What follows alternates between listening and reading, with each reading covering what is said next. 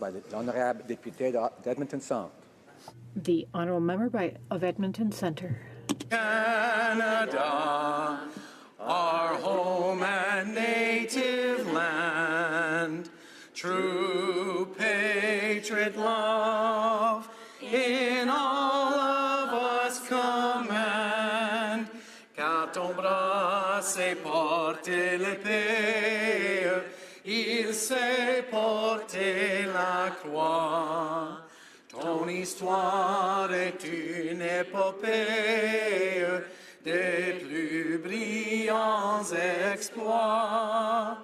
God keep our land glorious and free. O Canada, we stand on guard for thee. O Canada, we stand on guard for thee. L'on ouvre les portes, let the doors be open.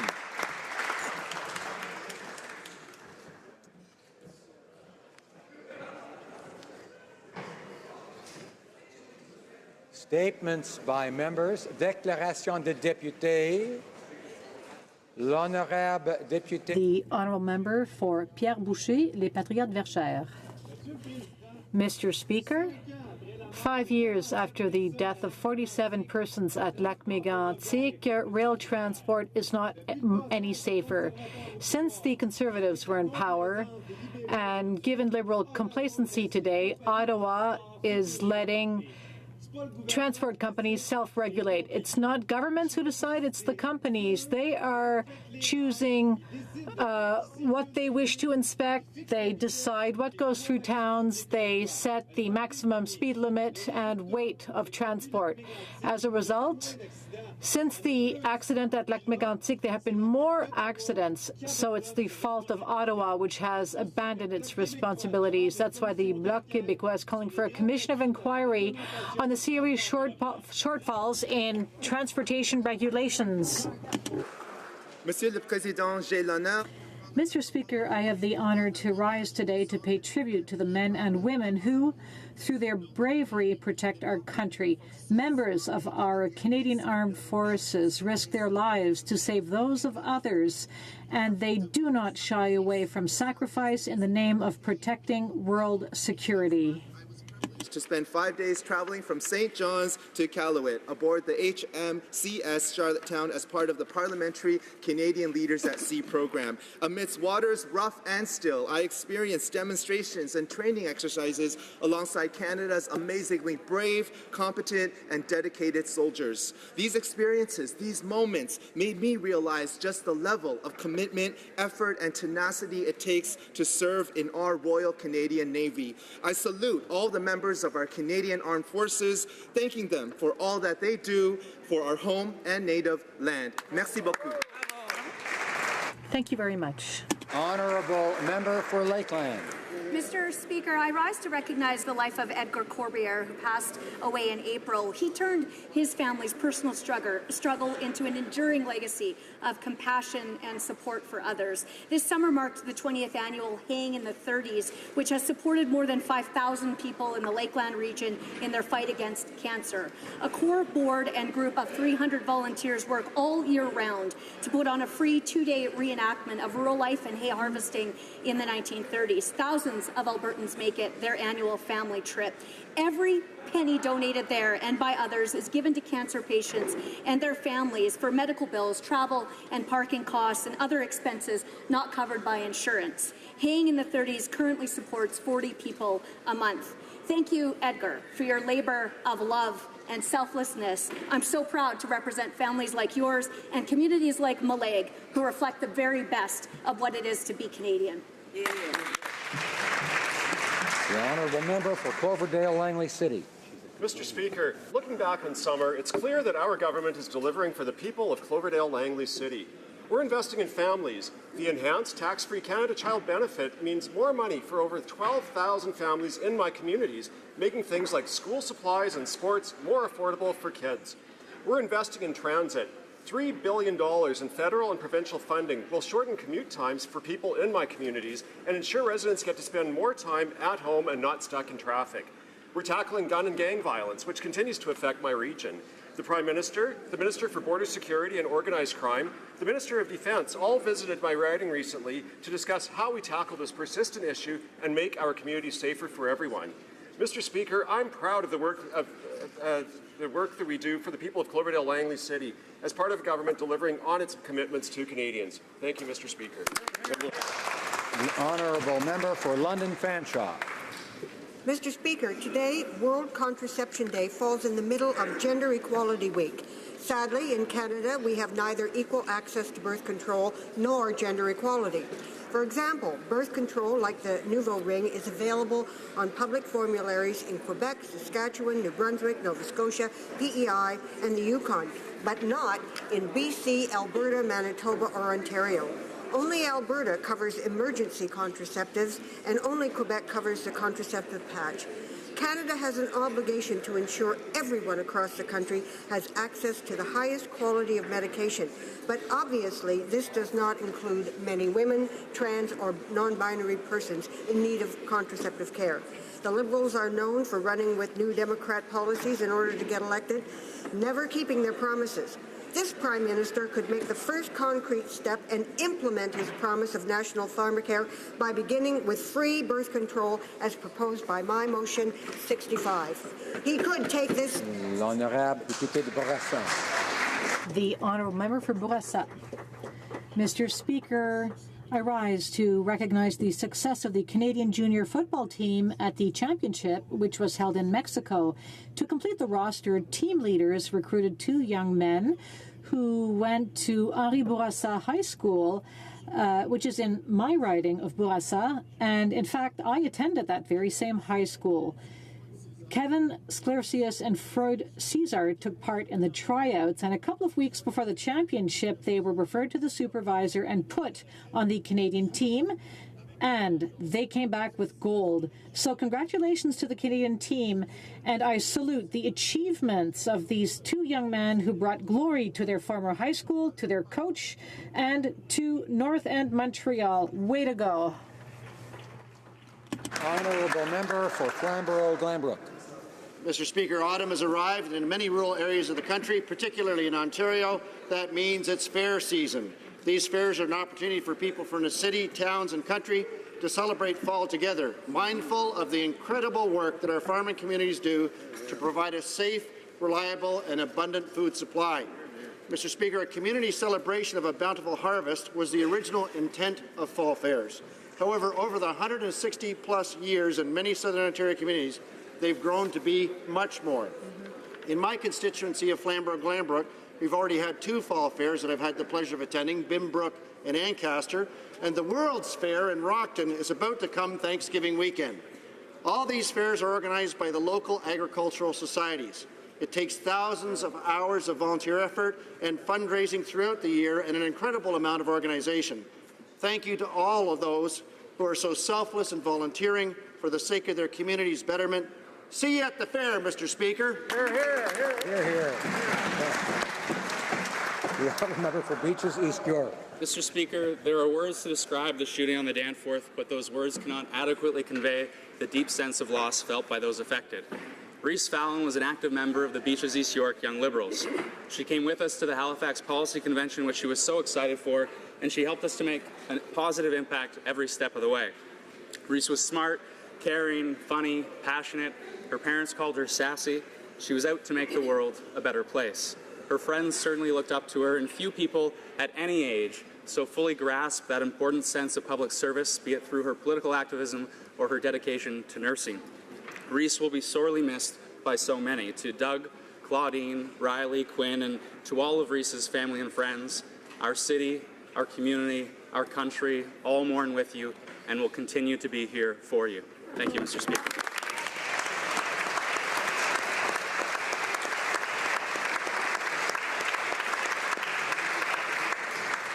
L'honorable député de Laval-les-Îles. The honourable member for Laval-les-Îles. Mr. Speaker, as with you, I was shocked last Friday by the horrific tornado which struck Gatineau and Ottawa. The tornado damaged thousands of buildings and left hundreds of victims behind. Today, no single community anywhere can escape extreme weather events, which are due, there's no doubt about it anymore, to planet-wide climate change. The number of victims and the scope of damage have given way, after general consternation, to feelings of compassion and pulling together. So to the victims, please know that Canadians stand with you during this difficult time. In our words and in our actions, we are moved and we are with you. We share your pain and will do what it takes to make sure that any aid will restore your dignity and your pride in being Canadian. Thank you, Mr. Speaker. The honourable member for Dufferin-Caledon. Mr. Speaker, 3 cultural organizations in my riding are each celebrating 25 years next month. Theatre Orangeville is one of Ontario's best local theatre companies. Under Artistic Director David Nairn, its commitment to the community is legendary, offering diverse productions and programs for those with developmental disabilities through their partnership with Community Living Dufferin. The Museum of Dufferin also has just had a grand reopening after significant renovations. Showcasing the history of Dufferin County's pioneers, the Museum of Dufferin is also dedicated to connecting with our youth to make history a living part of the community. In the Hills magazine highlights country living in the Headwaters region. This independent, locally owned publication focuses on telling stories about our region's cultural highlights, making it a must-read for locals and visitors alike. To honour their 25th, Theatre Orangeville, In the Hills, and Museum of Dufferin are recognizing 25 amazing Headwaters youth under age 25 who will be our future. The honourable member for Brampton North. 3 weeks ago, I joined Interim Place for their annual Steps to End Violence Against Women walk. With each step, I thought about the countless victims killed by their male partners across Canada. I thought about the 5 women in Peel Region who lost their lives just this year, including my residents Baljeet Tandi and Avtar Kaur. My community refuses to stand idly by and see another name added to this ever-growing list. We must commit to provide support and protection to these women who so desperately need it. Brampton urgently needs improvements to capacity at our shelters so that women and their children affected by violence can have a reliable and secure place to go. Thank you, Mr. Speaker. The honourable member for Vaughan Woodbridge. Temple Grandin, an individual with autism and an advocate for those on the spectrum, once said, "I am different, not less."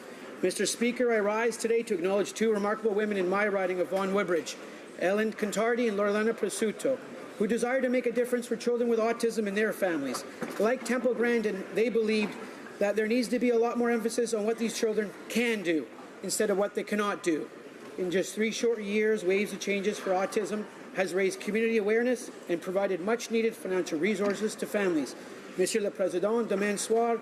Mr. Speaker, tomorrow evening I will join over 1,000 guests at the 3rd annual Waves of Changes Gala, but today, coincidentally, during Gender Equality Week, please join me in thanking Ellen and Loredana for their vision to ensure that children with autism spectrum disorder may reach their full potential. Thank you.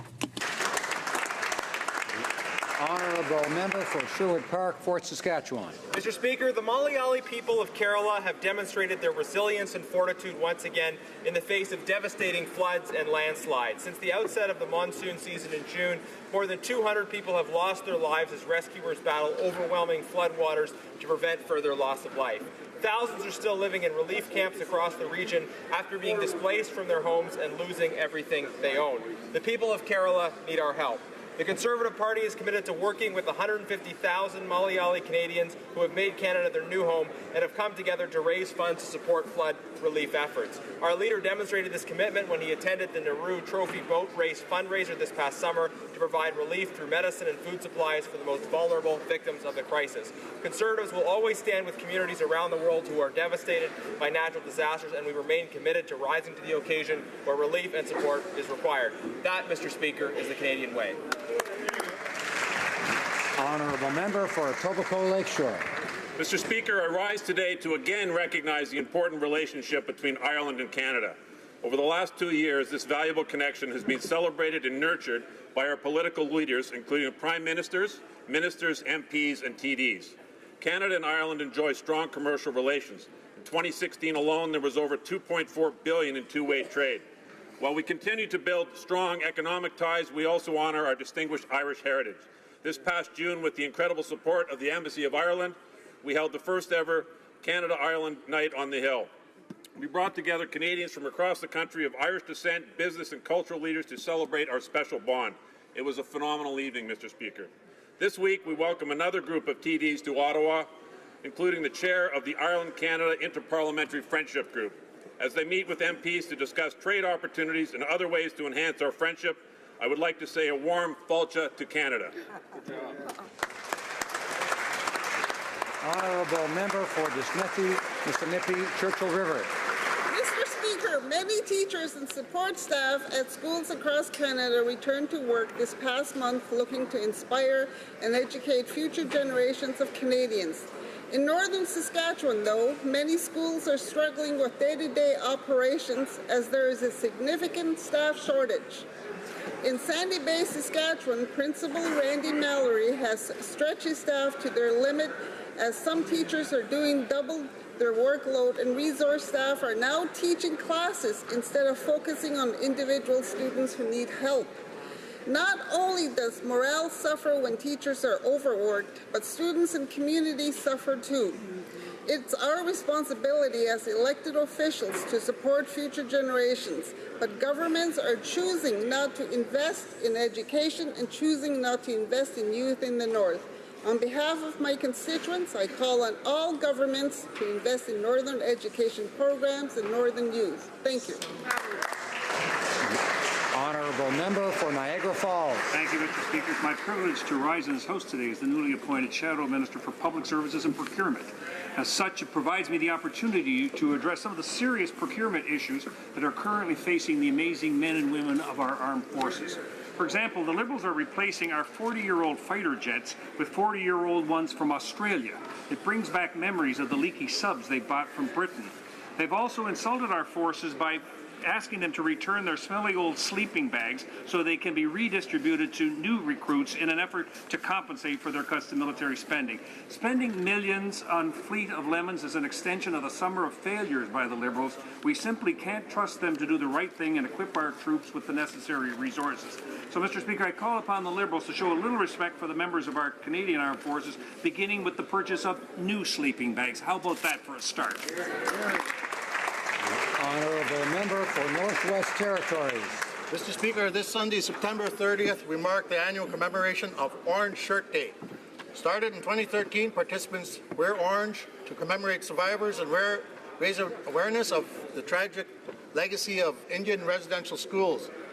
This day was inspired by the story of a 6-year-old girl named Phyllis Webstad, whose grandmother gave her a brand new orange shirt to proudly wear for her first day at the residential school in 1973. Phyllis's shirt was taken away on that day in an attempt to break the links to her identity, her family, and her community. We share her story so that all Canadians can better understand the legacy of residential schools. This Sunday, I encourage everyone to wear orange and come together to remember residential school survivors and their families in the spirit of reconciliation. Masicho, Mr. Speaker.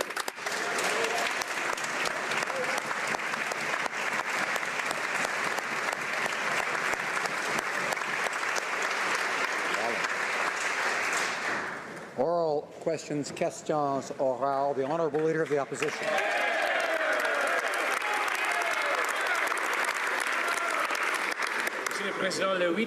Mr. Speaker, on April 8th,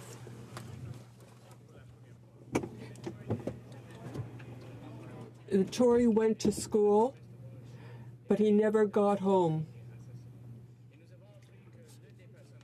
and was raped and killed.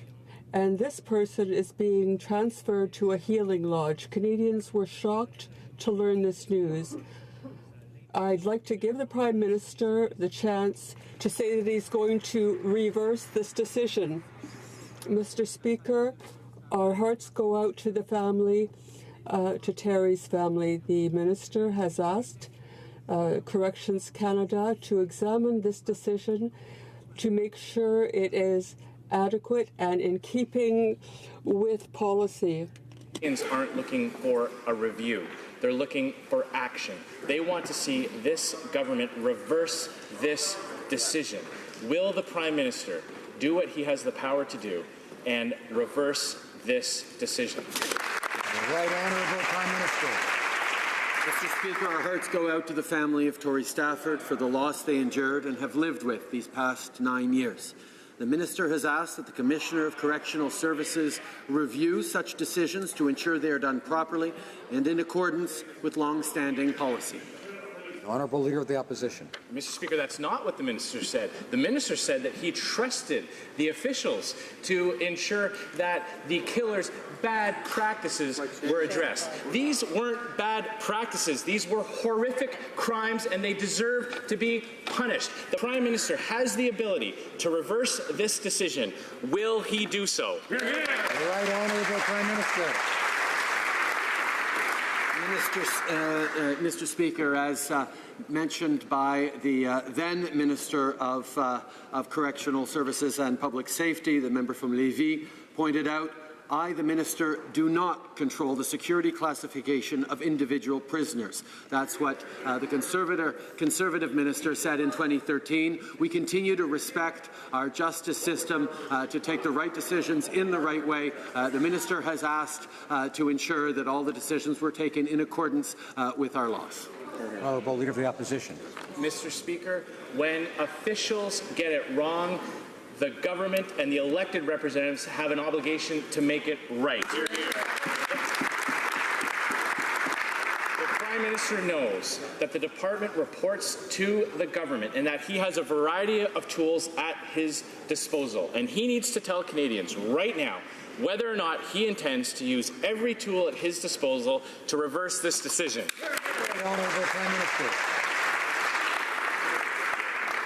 Mr. Speaker, the individual in question was classified as a medium security back in a number of years ago, continued to be classified in 2014 when she was transferred to this new facility as medium security. On this side of the House, we do not look to politicize tragedies like this. We expect people to do their jobs, and that's what we're ensuring happens. Honourable Leader of the Opposition. That's the whole point, Mr. Speaker. They're not doing their job. This is not a minimum security risk. This is a convicted killer who has been found guilty of the most horrific crimes, the types of things that all parents are so fearful of. And we, as elected representatives, and this Prime Minister has an obligation and a responsibility to make it right when officials get it wrong. He knows he has the power to do that. This person bragged about stomping on the face of a fellow inmate, bragging to her friends that she had committed hateful acts in prison. Will he do the right thing? The Right Honourable Prime Minister. Mr. Speaker, I will let Canadians make a determination of who is politicizing this situation. Mr. Speaker, the individual in question was transferred to a medium security facility in 2014. They are still in a medium security facility now. Honorable député de Berthier-Masquinon. The honourable member for Berthier-Masquinongé. Mr. Speaker, gender-based discrimination still exists in the Indian Act. The Superior Court of Quebec ordered Canada to deal with any exclusions that were gender-based, but Bills S3 only removes some obstacles. There are still inequalities between men and women, even now. During this Gender Equality Week, can the Prime Minister say that he's going to eliminate inequalities in S3? The Right Honourable the Prime Minister. Mr. Speaker, this week we're celebrating people's equality, gender equality. We know that much remains to be done. We're continuing to work in partnership with Indigenous peoples on reconciliation and on equality and putting an end to marginalization. We will continue to work with various approaches to deal with problems of inequality between men and women. We've taken great steps, but there remains a great deal to be done. Dr. Lynn Gell is an outspoken advocate for removing sex-based discrimination in the Indian Act and was herself impacted by an unstated paternity policy that still remains today. Dr. Gell went to court to win her battle against the hierarchy that shouldn't even exist. Mr. Speaker, it is 2018. Courts ruled that the federal government needs to remove all discriminatory clauses in the Act. Charter rights must be respected. The Indian Act still discriminates against women. When will this Liberal government do something about it? Right Honourable Prime Minister. Mr. Speaker, sex-based equity is a fundamental human right. The recent incorrect media reports containing inflated, unstated paternity numbers has now been corrected. Bill S3 eliminated all sex-based discrimination from the Indian Act registration provisions, including enshrining additional procedural protections for unstated paternity. Mr. Speaker, we recognize that there are a number of flaws within the Indian Act. That is why we've committed to work with Indigenous peoples across this country to move forward beyond the Indian Act. We look forward to that path towards reconciliation with them over the years and decades to come. The Honourable Member for Churchill, Kiwetinoong-Askey. Mr. Speaker, this summer I visited Red Sucker Lake, the home of the late Elijah Harper, an isolated community northeast of Winnipeg, where I met Rhonda. We talked about her two beautiful kids. We talked about being moms. But as I was leaving, she told me how happy she was it was summertime because she could stay in her house, a house that was covered partially by a tarp and without a bathroom, in Canada in 2018. So, Mr. Speaker, my question is to the Prime Minister. Why is his government failing First Nations people like Rhonda and so many First Nations women across this country, failing to act on the housing crisis that exists in Canada today? The Honourable Prime Minister. Mr. Speaker, we recognize the need for all Canadians, particularly Indigenous Canadians, to have safe, affordable housing. The situation is one that we have moved forward to correcting. In our first years in government, we moved forward with $8.6 billion towards Indigenous communities, particularly housing, amongst other things. But we recognize there are still significant needs, which is why we've moved forward with a $40 billion national housing strategy that will have many different aspects and components. We will ensure that more Canadians have affordable and safe places to live. L'honorable député d'Hochelaga. The honourable member for Hochelaga. Mr. Speaker, Indigenous peoples living in isolated communities live in third world conditions. The story my colleague just related is simply shocking. The mother of 2 children who lives in a house without a roof and without a toilet. In 2018, this is unacceptable. The Liberals should, I'm sure the Liberals hear stories like this. When will they stop ignoring this housing crisis? Mr. Speaker, no government has taken so seriously its commitment towards reconciliation. We're working seriously, working together to open new schools, provide new housing. We know that there's still a great deal of work that remains to be done, but we're putting real investment Canada-wide to make major changes in various communities. We'll continue to work with Indigenous peoples to make sure that they have equality of opportunity and also safety and security for the families you talked about. Was found guilty of first-degree murder and rape and torture of 8-year-old Tori Stafford. She was sentenced to life in prison. 8 years into her prison sentence, she is being moved to a healing facility. Mr. Speaker, this is a bad decision by officials. On any calculus, this is a bad decision. And when bad decisions were shown to us as a government, such as we intervened to stop rapist and murderer Paul Bernardo from receiving conjugal visits. We blocked child killer Clifford Olson from receiving pension benefits. Mr. Speaker, when confronted with bad decisions, a good government acts. Why is this Prime Minister not acting? Right Honourable Prime Minister. The previous government, in 2014, transferred this individual to a medium security facility. She is still in a medium security facility now. The level to which the member opposite is playing politics with a terrible tragedy is yet again an example of the depths to which the members opposite continue to stoop. Order. Order. The honourable member for Milton. Mr. Speaker, when the opposition or when the government applauds the way they do that incredibly despicable answer, what they're applauding is the victim not getting her justice. And today we speak here for Tori Stafford, and I'm going to tell you why. Mr. Speaker, Canadians understand. I'm sorry. Order. We'll need to hear the question and, of course, the answer after that, but we'll need order.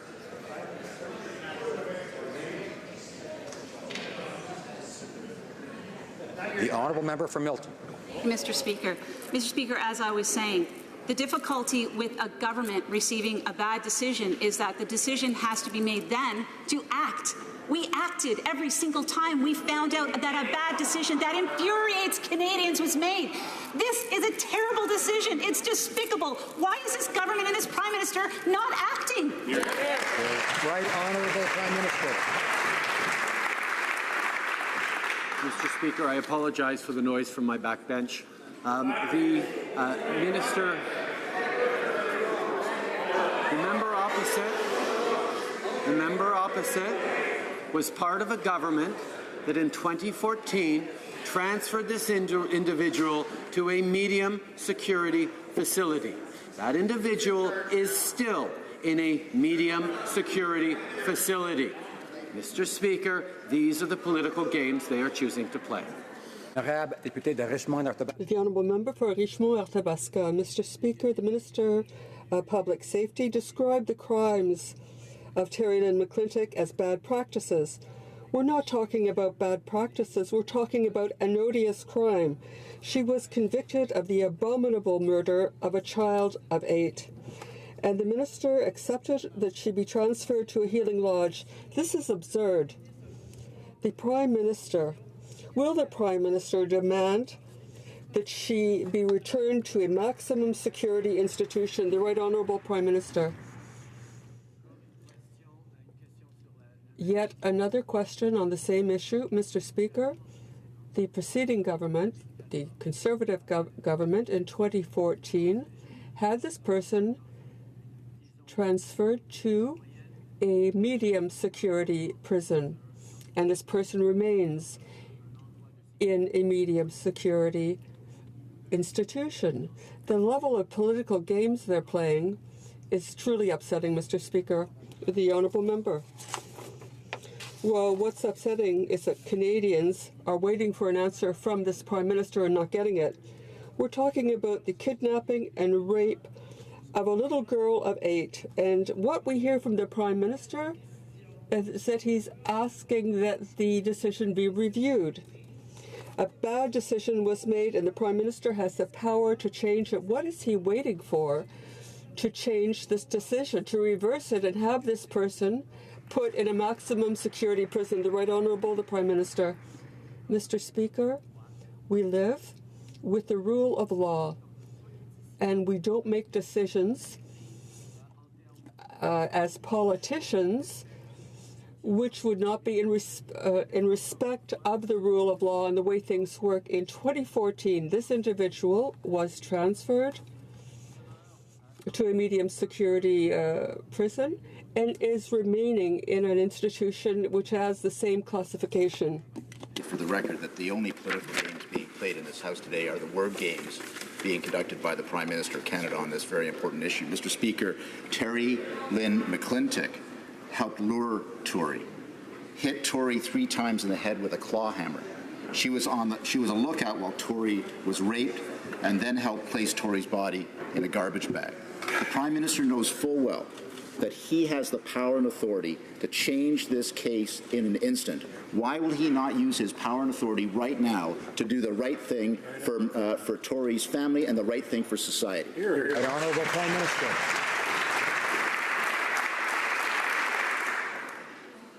I hope Canadians pay attention to that question and this answer. In 2014, the individual was transferred to a medium security facility under the previous government. This individual is still in a medium security facility today.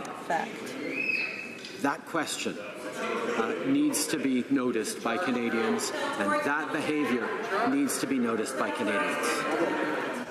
The Honourable Member for Parry Sound, Muskoka. Mr. Speaker, this facility doesn't even have a fence, but it does have cooking classes, Mr. Speaker. The fact of the matter is that the Minister of Public Safety characterized the killer's conduct as, quote, bad practices. When is the Prime Minister going to do the right thing, admonish his minister, and do the right thing for people who care about justice in our society and make sure that this killer is put right back behind bars? The Right Honourable Prime Minister. Mr. Speaker, one of the things we see in politics these days is a level of polarization, as a level of populism that is creeping into our discourse. On this side of the House, we choose to anchor our decisions in fact, in the rule of law, and in due process. This is what we will continue to do. Mr. Speaker, the individual was transferred under the previous government to a medium security facility. She is still in a medium security facility. The Honourable Member for Nanaimo Ladysmith. Mr. Speaker, the Conservatives' exploitation of this little girl's death is sickening.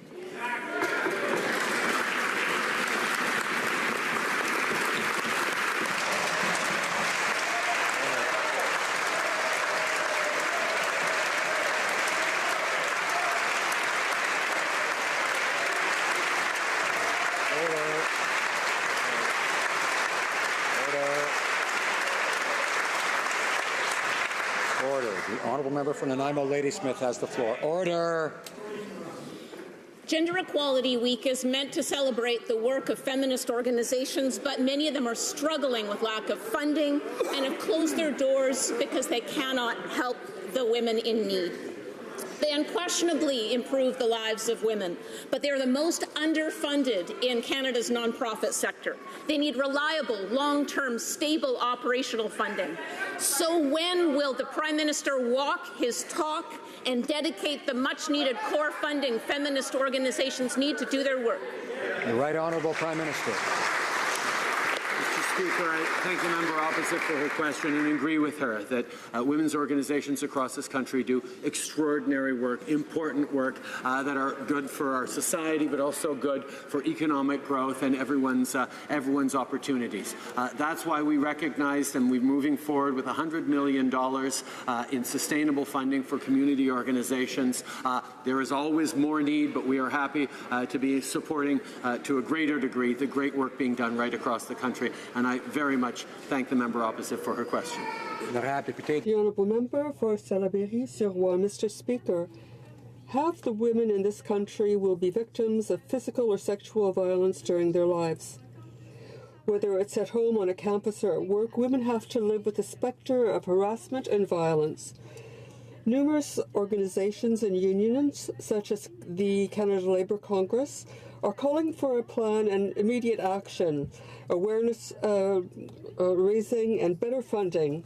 Instead of initiating never-ending consultations, will the Prime Minister finally act so that violence against women ends? The Right Honourable the Prime Minister. We are acting. We're investing $100 million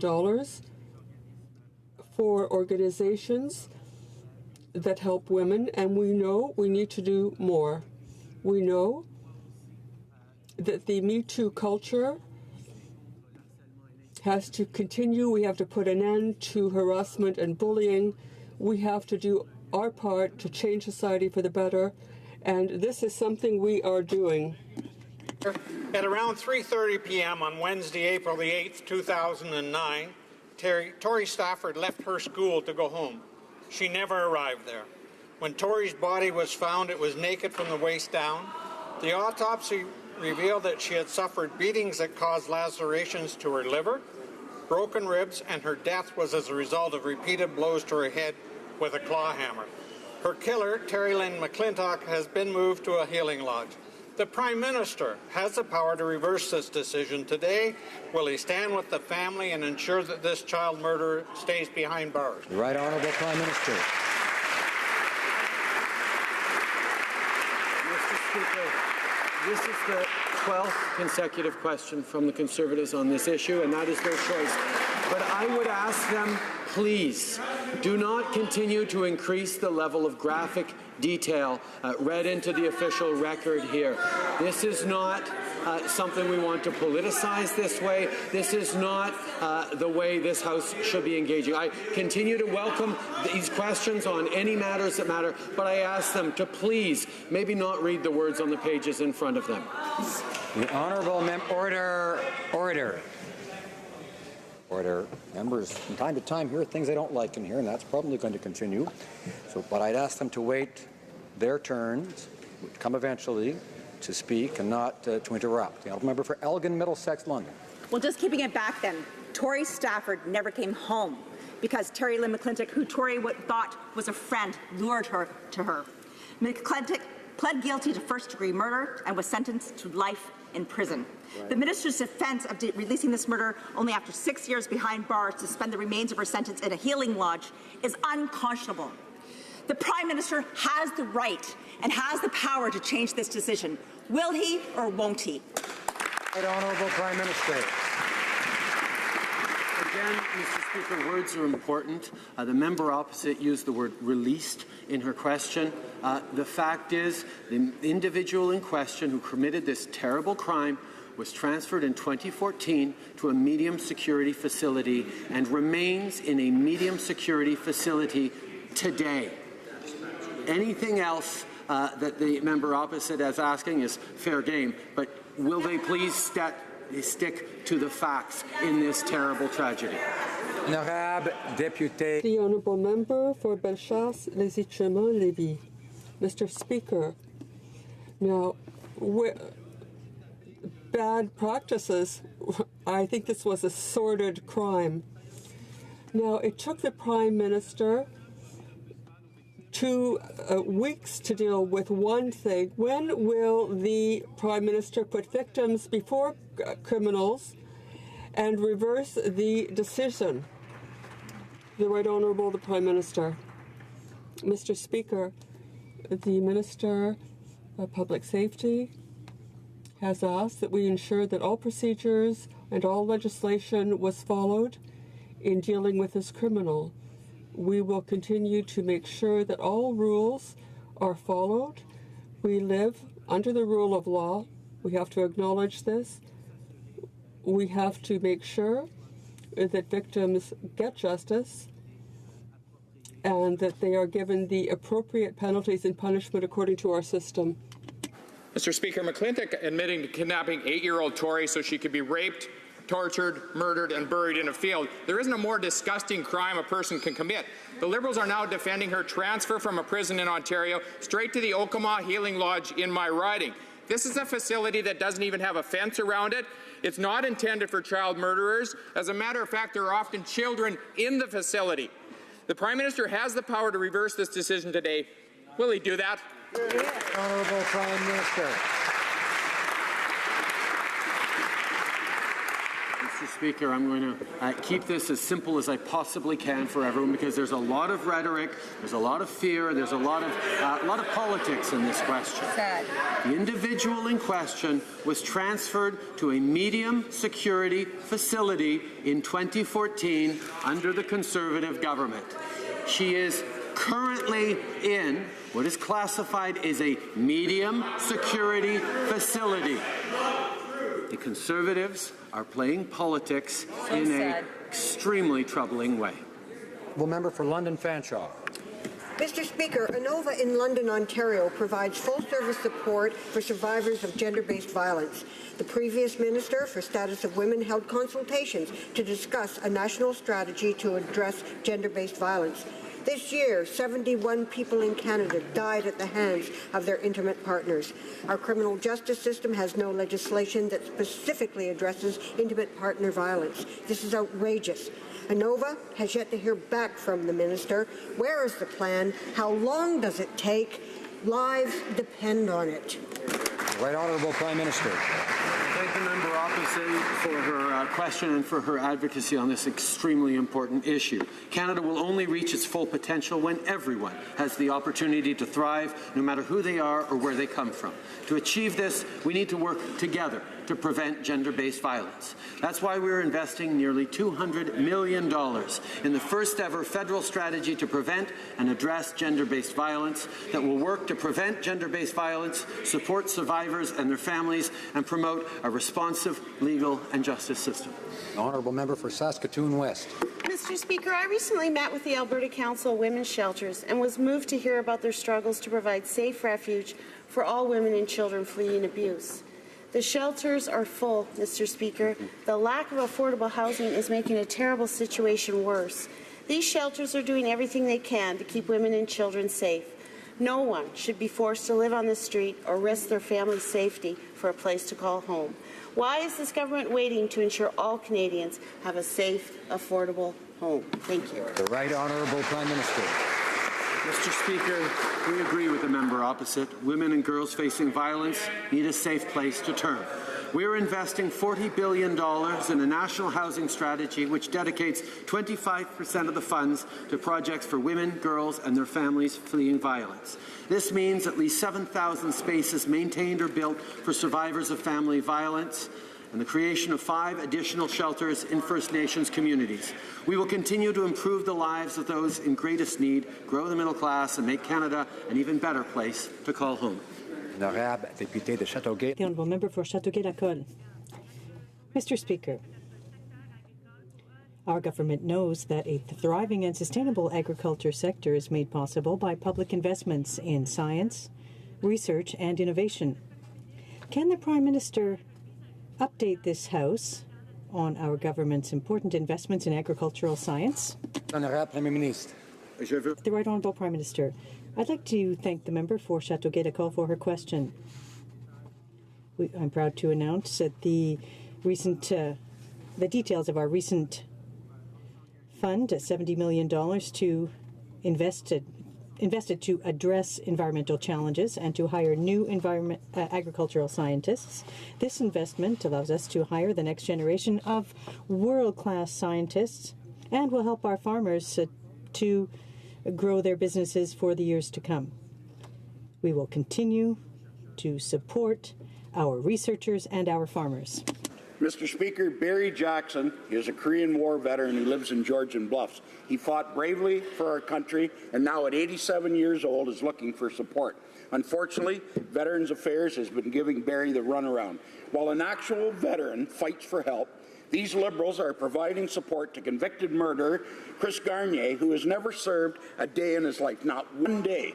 In 1951, Barry Jackson answered Canada's call. Will the Prime Minister today now answer his call and quit giving the resources that he earned to murder Chris Garnier? Right, Honourable Prime Minister.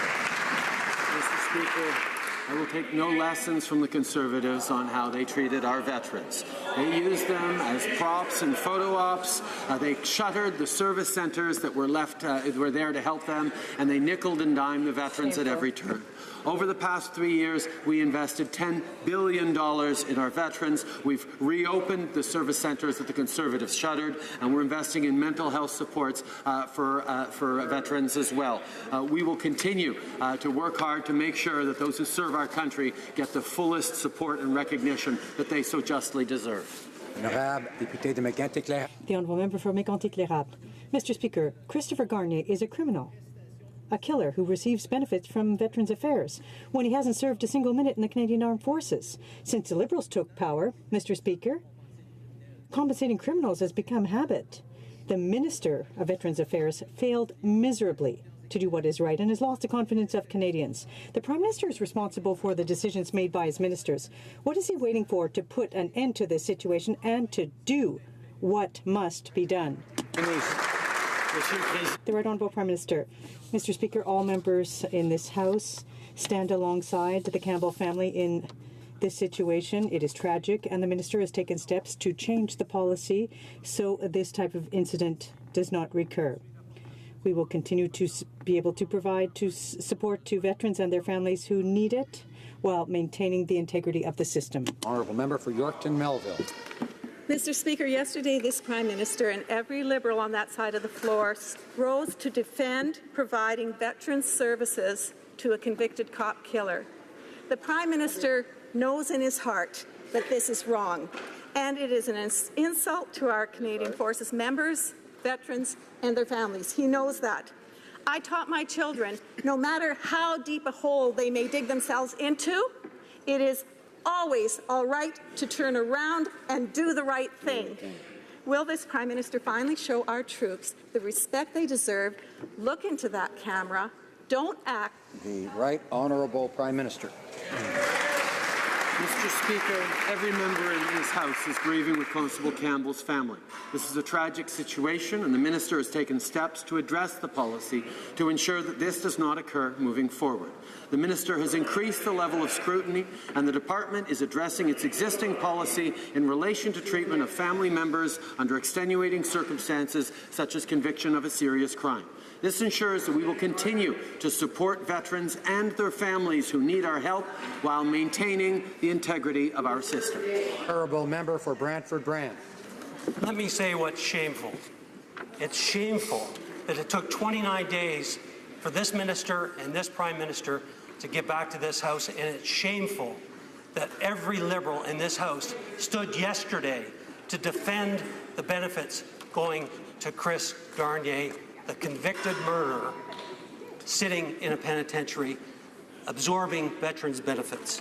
Will the Prime Minister tell this House why he thinks convicted murderer Chris Garnier is entitled to benefits meant for veterans? The Right Honourable Prime Minister. Mr. Speaker, this is obviously a tragic situation, and the Minister has taken steps to address the policy to ensure that this does not occur moving forward. This ensures that we will continue to support veterans and their families who need our help while maintaining the integrity of the system.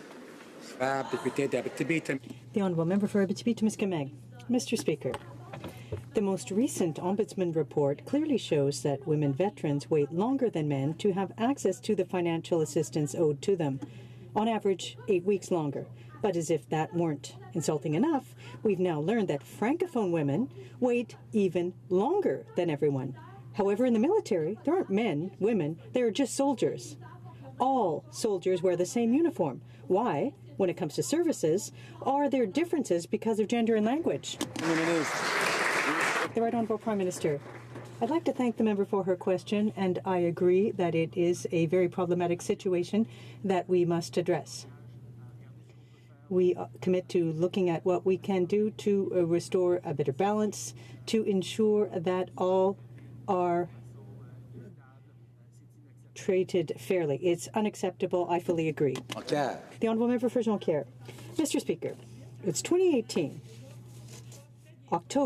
Almost October 2018, and Canada continues to lag behind when it comes to pay equity, according to the OECD. For work of equal value, women earn less than men. And a lower income, well, that means less money in retirement. And if they lose their jobs, that means less employment insurance. Will the government table legislation as it promised between now and the end of 2018? The Right Honourable Prime Minister. Yes, Mr. Speaker. We will be tabling it. We know that pay equity, employment equity means doing the right thing the right way. We are going to create economic growth while ensuring that everyone has an equal opportunity for success and receives what they deserve for the work they do. This is something that is very important to us, and that is why we will be taking action shortly on this bill. The Honourable Member. Mr. Speaker, Trans Mountain is some $5 billion, and it's in suspense. Now, when the decision came down from the court, instead of appealing it, the government was happy with the delay once again.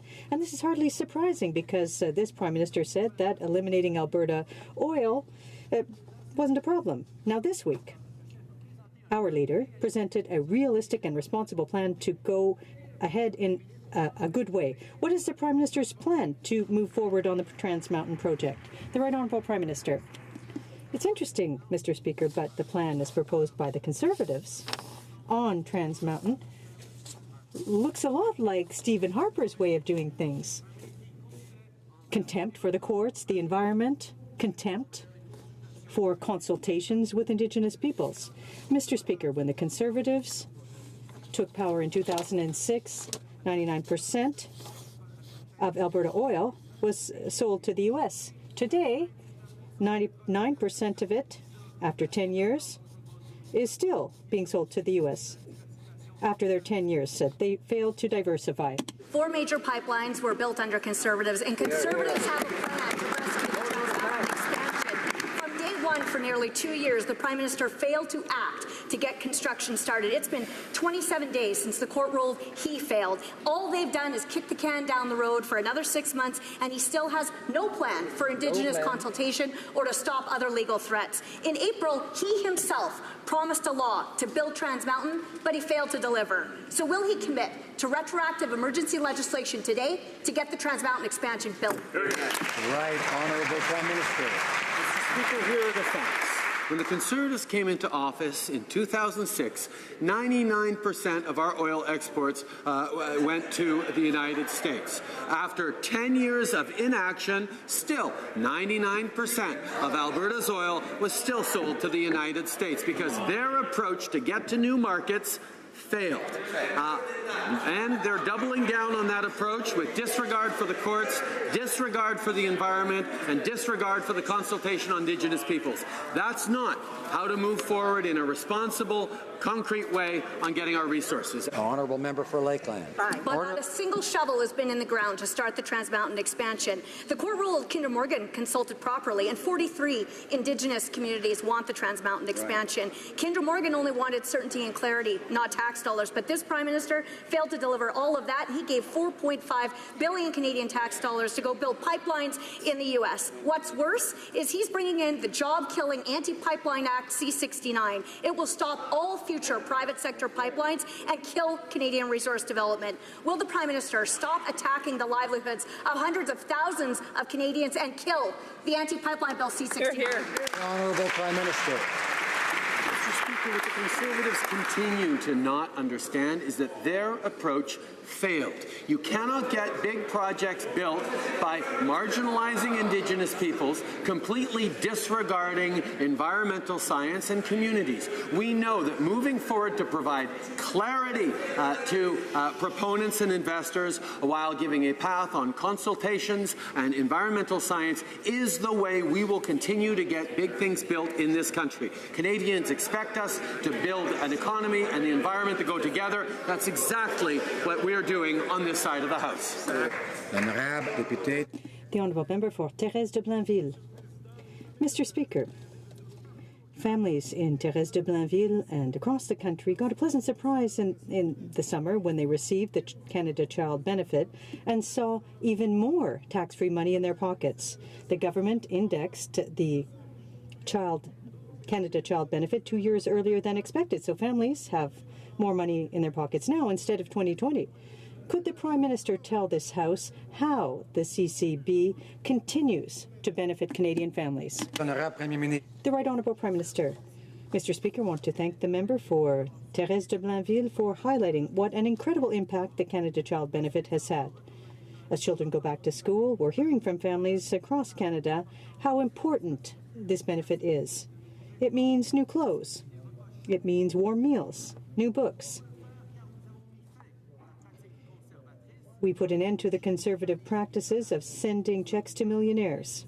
We are proud to invest in Canadian families because it means investing in our communities and in Canada's future. For St. Albert, Edmonton. Mr. Speaker, yesterday 9/11 widow Maureen Besnicki appeared before the Justice Committee where she criticized this government's $10.5 million payout to al-Qaeda terrorist Omar Khadr.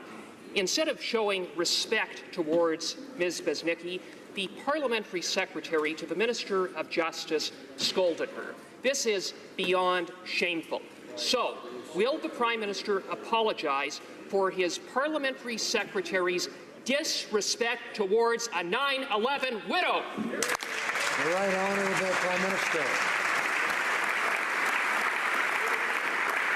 Mr. Speaker, we recognize that Canadians are frustrated with the court settlement, the out-of-court settlement that was made. I agree. We should all be frustrated with that because no government going forward should ever think it's okay to violate the fundamental rights of anyone, regardless of how heinous their crime was. That is a principle that Canadians can understand, and hopefully governments today and of the future will heed this lesson carefully.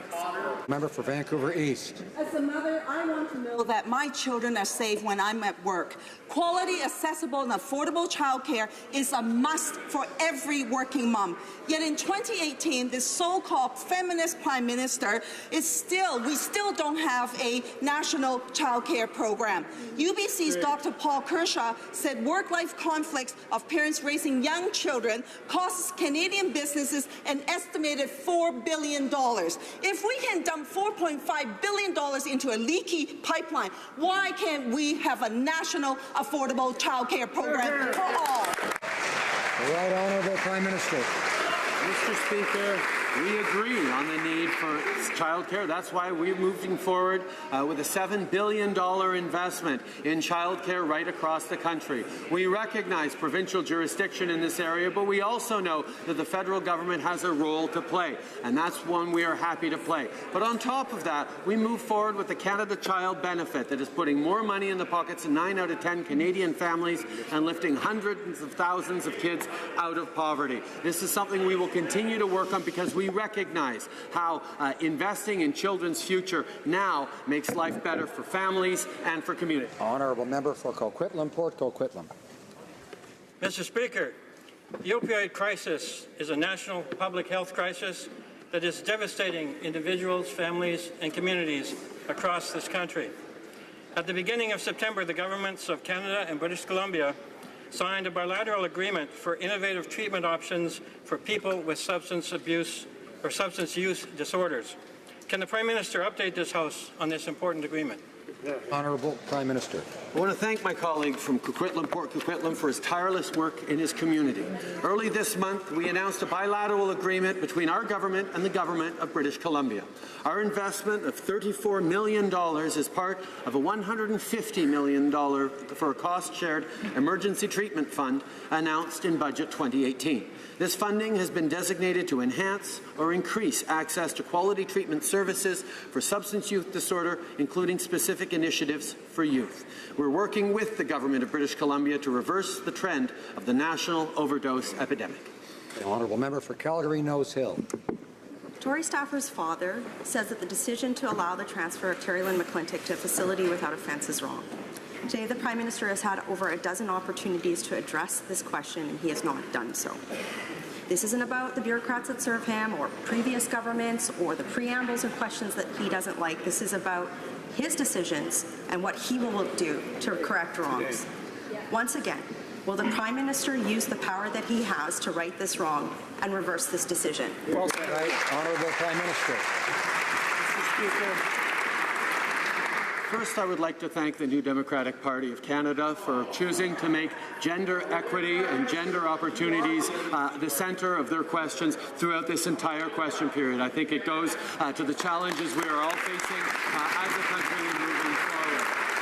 Secondly, to the member opposite's question, the previous government transferred the individual to a medium security facility in 2014, and the individual in question is still in a medium security facility today. The Honourable Member for Repentigny. December of 2018 marked the 5th anniversary of the Lake Megantic tragedy, where 47 people lost their lives.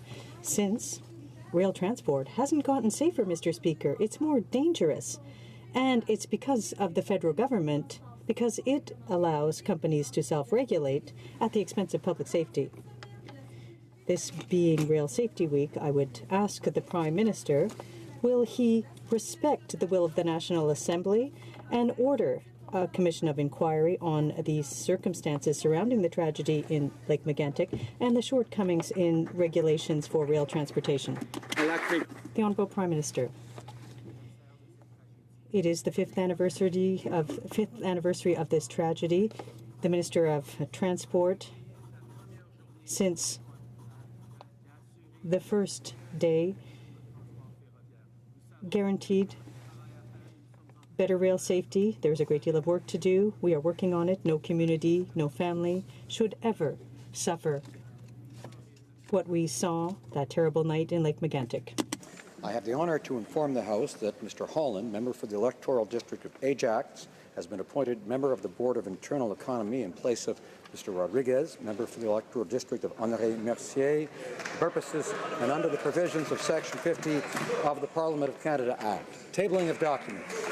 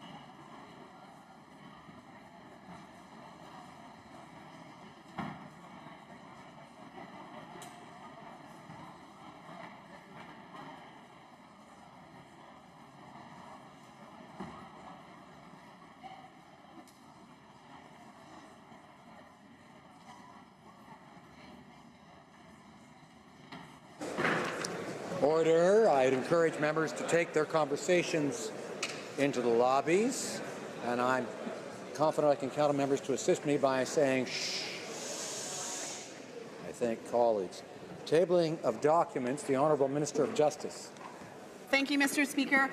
Pursuant to Standing Order 32, Sub 2, I have the honour to table in both official languages a document entitled Legislative Background, an Act to amend the Divorce Act, the Family Orders and Agreements Enforcement Assistance Act, and the Garnishment, Attachment and Pension Diversion Act, and to make consequential amendments to another Act, Bill C-78. The Honourable Minister of Natural Resources.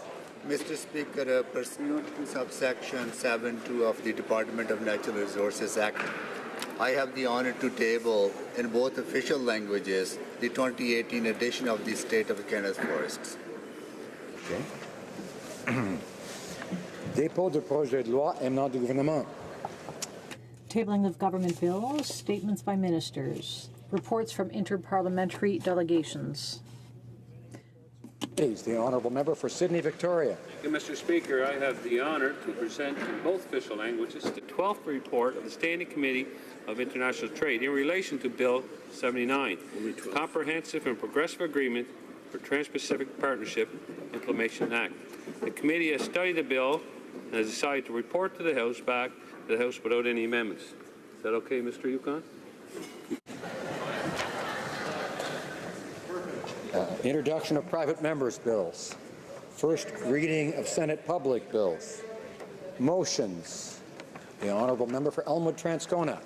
In a moment, I'm going to ask for unanimous consent for a motion that would help bring a fair and lasting solution for Canadian nuclear laboratories workers who are facing the loss of their pension. Bill C-414 would provide another year for the government to provide and find a solution in conjunction with these workers. So that's why, Mr. Speaker, I'm hopeful that if you seek it, you'll find unanimous consent for the following motion. The notwithstanding any standing order or usual practices of this House, Bill C-414, an act to amend the Jobs and Economic Growth Act, Canadian Nuclear Laboratories Limited, be deemed to have been read a second time and referred to a committee of the whole, deemed considered in committee of the whole, deemed reported without amendment, deemed concurred in at the report stage, and deemed read a third time and passed. Thank you. Honourable Member have the unanimous consent of the House to propose the motion. There is no unanimous consent. Motions.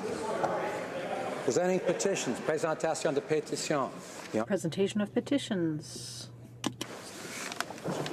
I'm pleased to present a petition signed by Canadians from several ridings, including Markham-Stouffville, King Vaughan, and Richmond Hill.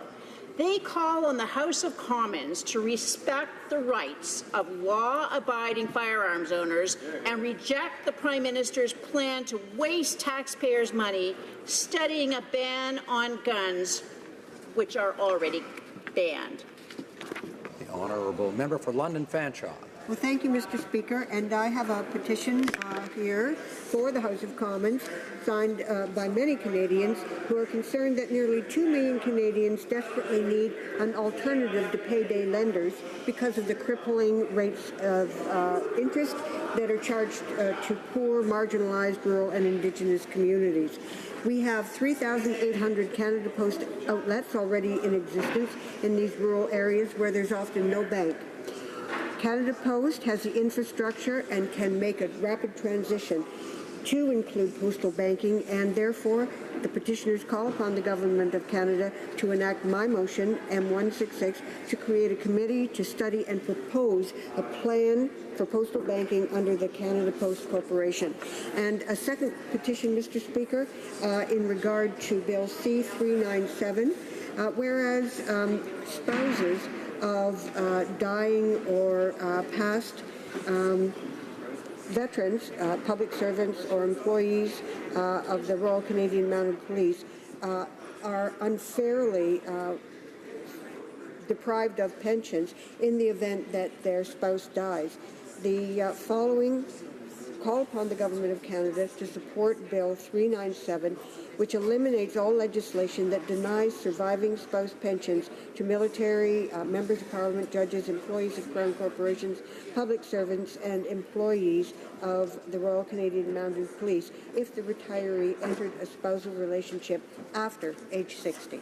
Thank you, Speaker. Cloverdale, Langley City. Mr. Speaker, I'm pleased to present to table e-petition 1597, labeling of food products. In part, the petition notes that recent studies all concluded that a moderate amount, 3 to 5 grams daily, of sodium is an optimal population-wide recommendation. Below this amount, an increased risk of disease and death is seen. It goes on to note that saturated fats were condemned in the 1950s based on weak and unreliable data. The evidence since then has failed to support the diet heart hypothesis. Limiting saturated fats may cause harm. The largest observational study to date found low consumption of saturated fats was associated with higher rates of mortality and stroke. And finally, the good science is the best way to inform good public health policy. Thank you, Mr. Speaker. Honourable Member for Battleford's Lloydminster. I rise to table a petition signed by Canadians from across the country and many of those from my riding of Battleford's Lloydminster. The petitioners assert that the Liberal government's Canada Summer Jobs attestation discriminates against faith-based employers and that it infringes on their constitutional rights. The petition highlights a serious concern with the precedents that it sets in our country and calls on the House of Commons to oppose the discriminatory Canada Summer Jobs value test. Thank you, Mr. Speaker. The member for Courtenay Alberni. Mr. Speaker, it's an honour to table a petition on behalf of my constituents from Courtenay in the Comox Valley. They're calling on the government to address the opioid crisis, with over 4,000 Canadians dying in 2017 due to preventable opioid overdose fentanyl poisoning. This is more deaths than any public health emergency in the last 20 years, including SARS, H1N1, and Ebola. They're calling on the Government of Canada to declare the current opioid crisis and the fentanyl poisoning crisis a national public health emergency under the Emergencies Act, to reform drug policy to decriminalize personal possession and create with urgency and immediacy a system to provide safe, unadulterated access to substances so that people who use substances experimentally, recreationally, or chronically are not at imminent risk of overdose due to a contaminated source. They're doing this, Mr. Speaker, also calling on the government to adopt models based on the Portugal model, where they only had 40 overdose deaths in 2017. The honourable member for Souris Moose Mountain. Thank you, Mr. Speaker. I have the pleasure of presenting petition number 421. This petition, signed by many of my constituents, calls upon the Prime Minister to defend the freedoms of conscience, thought and belief, and to withdraw the attestation requirement for applicants for the Canada Summer Job Program. The honourable member for Nanaimo Ladysmith. Thank you, Mr. Speaker. On World Contraception Day, signatories from Gabriola, Nanaimo, and Duncan urged this government to support the NDP motion M65, which calls on the federal government to work with the provinces to cover the cost of prescription contraceptives. 15% of Canadians use no contraception at all. 24% of Canadians don't have access to a subsidized drug plan, meaning that they have to pay out of pocket, and this hits women harder than men. And subsidized contraceptives in the eastern U.S. and in Great Britain greatly reduce the costs of unintended pregnancy. We urge the government to follow the advice of the petitioners. Thank you.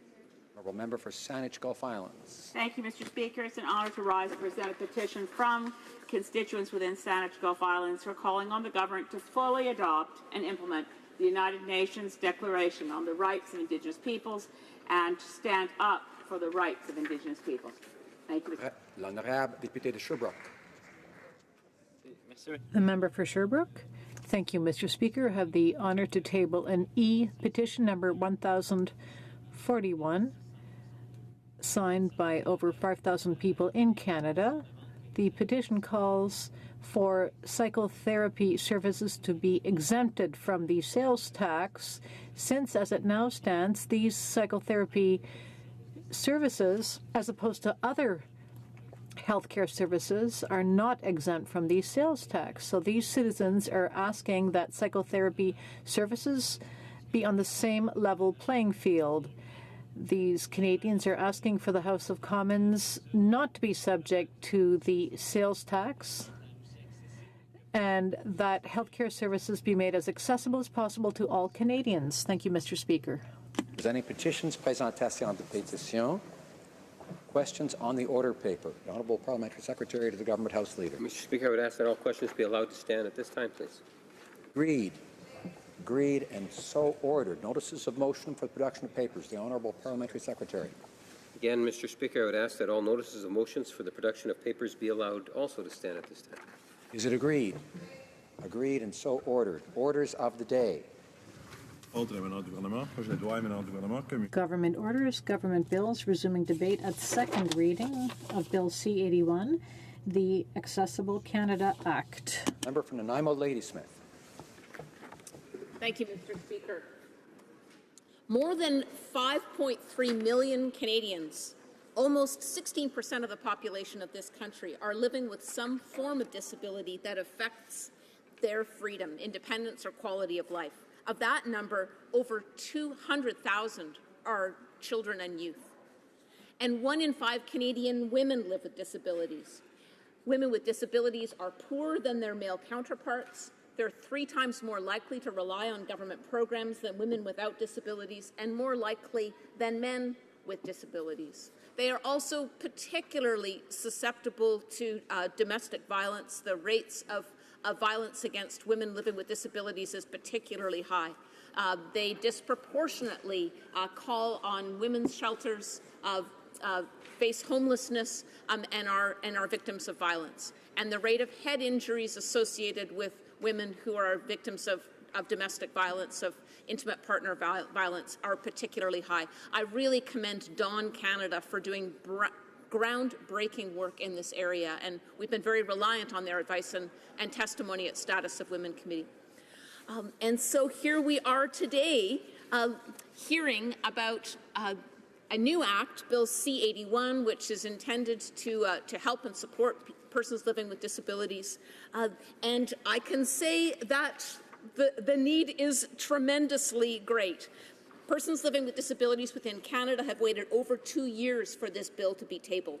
And I want to mention particularly my constituent Jack Ferrero, who has been most insistent that this legislation be tabled and that it come as soon as possible to this House. It is with regret that I say here we are 3 years into this term and only debating it now.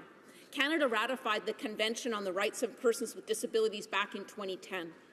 That convention elaborated a human rights framework for addressing the exclusion and the lack of access that persons with disabilities have encountered in Canada. This is both physical access to buildings, but also access to services. It was intended to establish a society where, quote, persons with disabilities are viewed as full citizens with exactly the same rights and responsibilities as other citizens of Canada.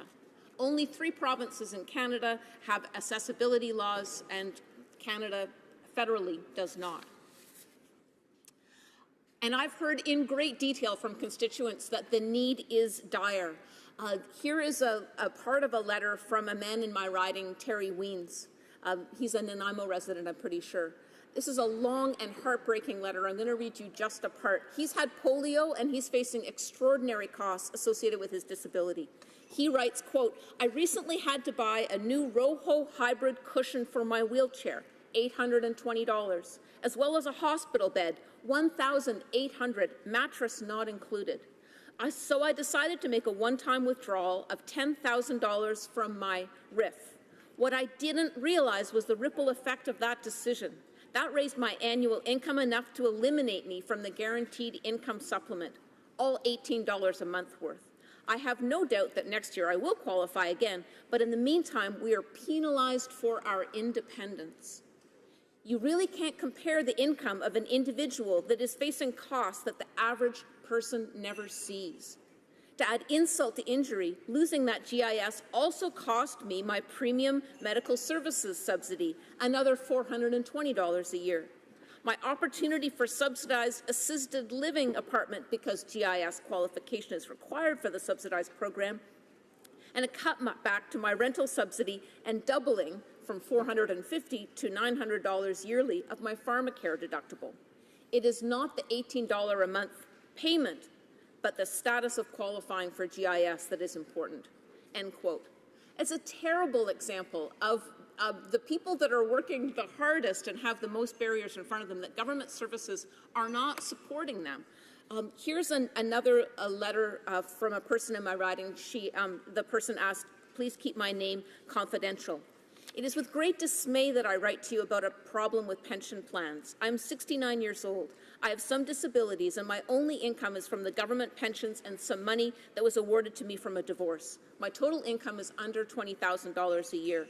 I've recently been informed that because I receive $250 per month from my divorce judgment, that I am losing $1,000 per year on my pension. This is a clawback if I have ever seen one. How can a government do this to the very people that for 50 or more years of working and being the backbone of the country do this to their seniors? In BC, the provincial government, the previous one, did this to welfare recipients until they complained, and now they can't claw back those monies. I've personally seen local seniors going through garbage cans, looking for cans and bottles just to make ends meet.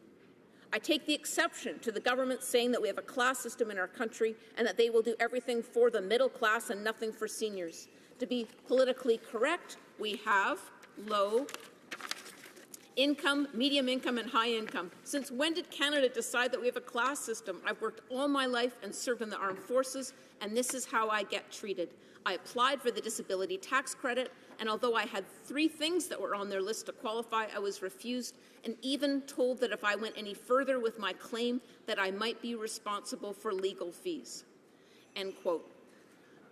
And I have got a dozen letters like this that describe the people that the social safety net in Canada is meant to be supporting, the people that are meant to be getting help from these government programs, and they are thwarted again and again. I'm going to read a description, or else this is a summary from my fantastic caseworker, Hilary Eastmere, who helps a lot of people out at our front desk. She says, Canadians accustomed to getting reliable service are becoming quickly disillusioned with our system, which is getting increasingly difficult to navigate. The shift to online platforms is also a major stumbling block for Canadians of all ages, including those who don't have regular access to a computer or printer, or those who are not computer literate. Being told to access or submit a form online is a major source of frustration for people with disabilities, seniors and low-income Canadians, the very people who often require the most support from government agencies. And so, we have in front of us legislation C-81, which is meant to remove those barriers, but I just have to emphasize again so much. It's the design of the civil service, it's the design of the interface between the people that the system's meant to serve and their ability to access these programs. C-81 empowers the government to create an accessibility standards or regulations, but it does not require the government to do that. We like the idea of the Accessibility Commissioner in charge of enforcement, and New Democrats are going to support this legislation at this first reading so that we can get it to committee and make as many constructive amendments as we can to serve the people with disabilities that need this to really work well. But we couldn't support it if it comes back in this form. This bill will not bring us into conformity with our obligations to the United Nations Convention on the Rights of Persons with Disabilities. The touchstone civil rights legislation for persons living with disabilities is really the Americans with Disabilities Act, which is dated 1990. So we've got a good model out there, and Canadians should be at least meeting the standard set by the Americans. My New Democrat fellow MP from New Westminster in 2007 tabled legislation in this House. My fellow MP in this Parliament, the MP for Windsor-Tecumseh, has been very strong as our critic for the NDP on this bill, saying any accessibility bill tabled has to be seen as enabling legislation for Canada's commitments to the United Nations. And so we're going to be pushing in committee for mandatory timelines for implementation. Without those, the implementation process and even its startup process could drag on for years. We will be pushing to require that all federal government laws, policies, and programs be studied through a disability law lens. We will be asking that it not continue its error that it has right now of giving several public agencies or officials too much power to grant partial or blanket exemptions from important parts of the bill. And we'll be asking that the bill separate enforcement and the bill right now separates enforcement and implementation in a confusing way over 4 different public agencies. And in committee, the NDP will be arguing that instead Bill C-81 be providing people with disabilities with a single service location or a one-stop shopping so that they can access the services, the dignity, and the support that they need. Thank you, Mr. Speaker. Before I go on to questions and comments, I should ask the member if she was splitting her time with someone. I don't think we heard whether she was splitting her time with someone. Perhaps she could indicate if that were was to be the case. The honourable member for Nanaimo, Ladysmith, was she splitting her time? I am splitting my time, sure, but I wonder who that is with. No indication. Then I am... Yeah, I have finished my speech. Thank you. Very good. Questions and comments? The Honourable Parliamentary Secretary to the Minister of Science and Sport. Thank you very much, Mr. Speaker, and thank you to my honourable colleague for her intervention. And I agree. I think the honourable member has underscored the importance of moving this from second reading on to committee, because obviously there are some questions that the opposition, that the NDP want to ask. The honourable member also raised issues about seniors, and we are so pleased that we now have a Minister of Seniors Issues who will be working closely with the Minister of Accessibility to move some of those concerns forward. So I really do suggest that the honourable member get in touch with the ministers and express her concerns in that level or at committee. I look forward to that. Thank you. Honourable member for Nanaimo, Ladysmith. Thank you, Mr. Speaker. I've, in fact, written to the Prime Minister directly on this. I've outlined to him the multiple ways that I'm hearing from every sector of my riding, whether it's business people trying to access CRA, the tax agency, whether it's seniors trying to navigate Canada Pension Plan and GIS, whether it's families waiting for key answers from immigration about whether their family members might qualify for reunification, anything. I mean, I've raised this a number of times in the House, and then this summer I wrote to the Prime Minister directly because I was so dismayed at what I was hearing from people once I was back in the riding of Nanaimo Ladysmith this summer. I've had no answer. It's clear that the government has chosen not to restore the public service and the frontline people that are meant to be serving. And to have people kicked off phone lines or left on hold interminably, or else to have to call 20 times even to have the privilege of being put on hold, says that everybody is being challenged by a broken system. Questions and comments? L'honorable député d'Hochelaga. The honourable member for Hochelaga. Thank you, Mr. Speaker. First of all, if I'm not mistaken, I think we have speeches of 10 minutes plus 5 minutes, so my colleague will not be sharing her time. My question, there are often people who come and present a problem linked to the fact that there is a lack of services, but whether it's federal or provincial, people are confused. They come to my office and they come with and present a problem under provincial jurisdiction. People have to know who they're dealing with if they're going to get services. If they have to go, besides that, to 4 different departments or ministries, what kind of effect does that have on these people? This was a particularly discouraging situation when my fellow New Democrat member of Parliament, the MP for Windsor-Tecumseh, her bill C-348, it called on this House. I mean, if it had been passed, if it had been supported by the government, it would have provided that single point of entry for persons living with disabilities to be able to access federal programs. As it is right now, a person living with disabilities has to apply to 6 different programs in 6 different ways, whereas what was proposed by my fellow New Democrat member of Parliament was that they just have to prove that they have a disability once, and then that same proof and same application could have them as an entry into the multitude of government programs that are available to them. That was unfortunately voted down by the government. They suggested that we should wait for this accessibility legislation, 381, and unfortunately the remedy that was in C-348 was not replicated here. It's a real disappointment because the people that are the most vulnerable, need the most help, should not have to work the hardest. And I do honestly hear a number of them just say, I'm just giving up. And that means they're living in poverty and in terrible circumstances. This country, as rich as this, that should not be so. Resuming debate, the honourable member for Brandon Souris. Thank you very much, Mr. Speaker. Today, I am pleased to speak to Bill C-81, an act to ensure a barrier-free Canada. Almost every Canadian family either has or knows someone with a disability. Either it be someone who was born with it or become disabled sometime throughout their life. I have long advocated for the rights of those with disabilities, as I know firsthand the challenges and barriers that they face on a daily basis.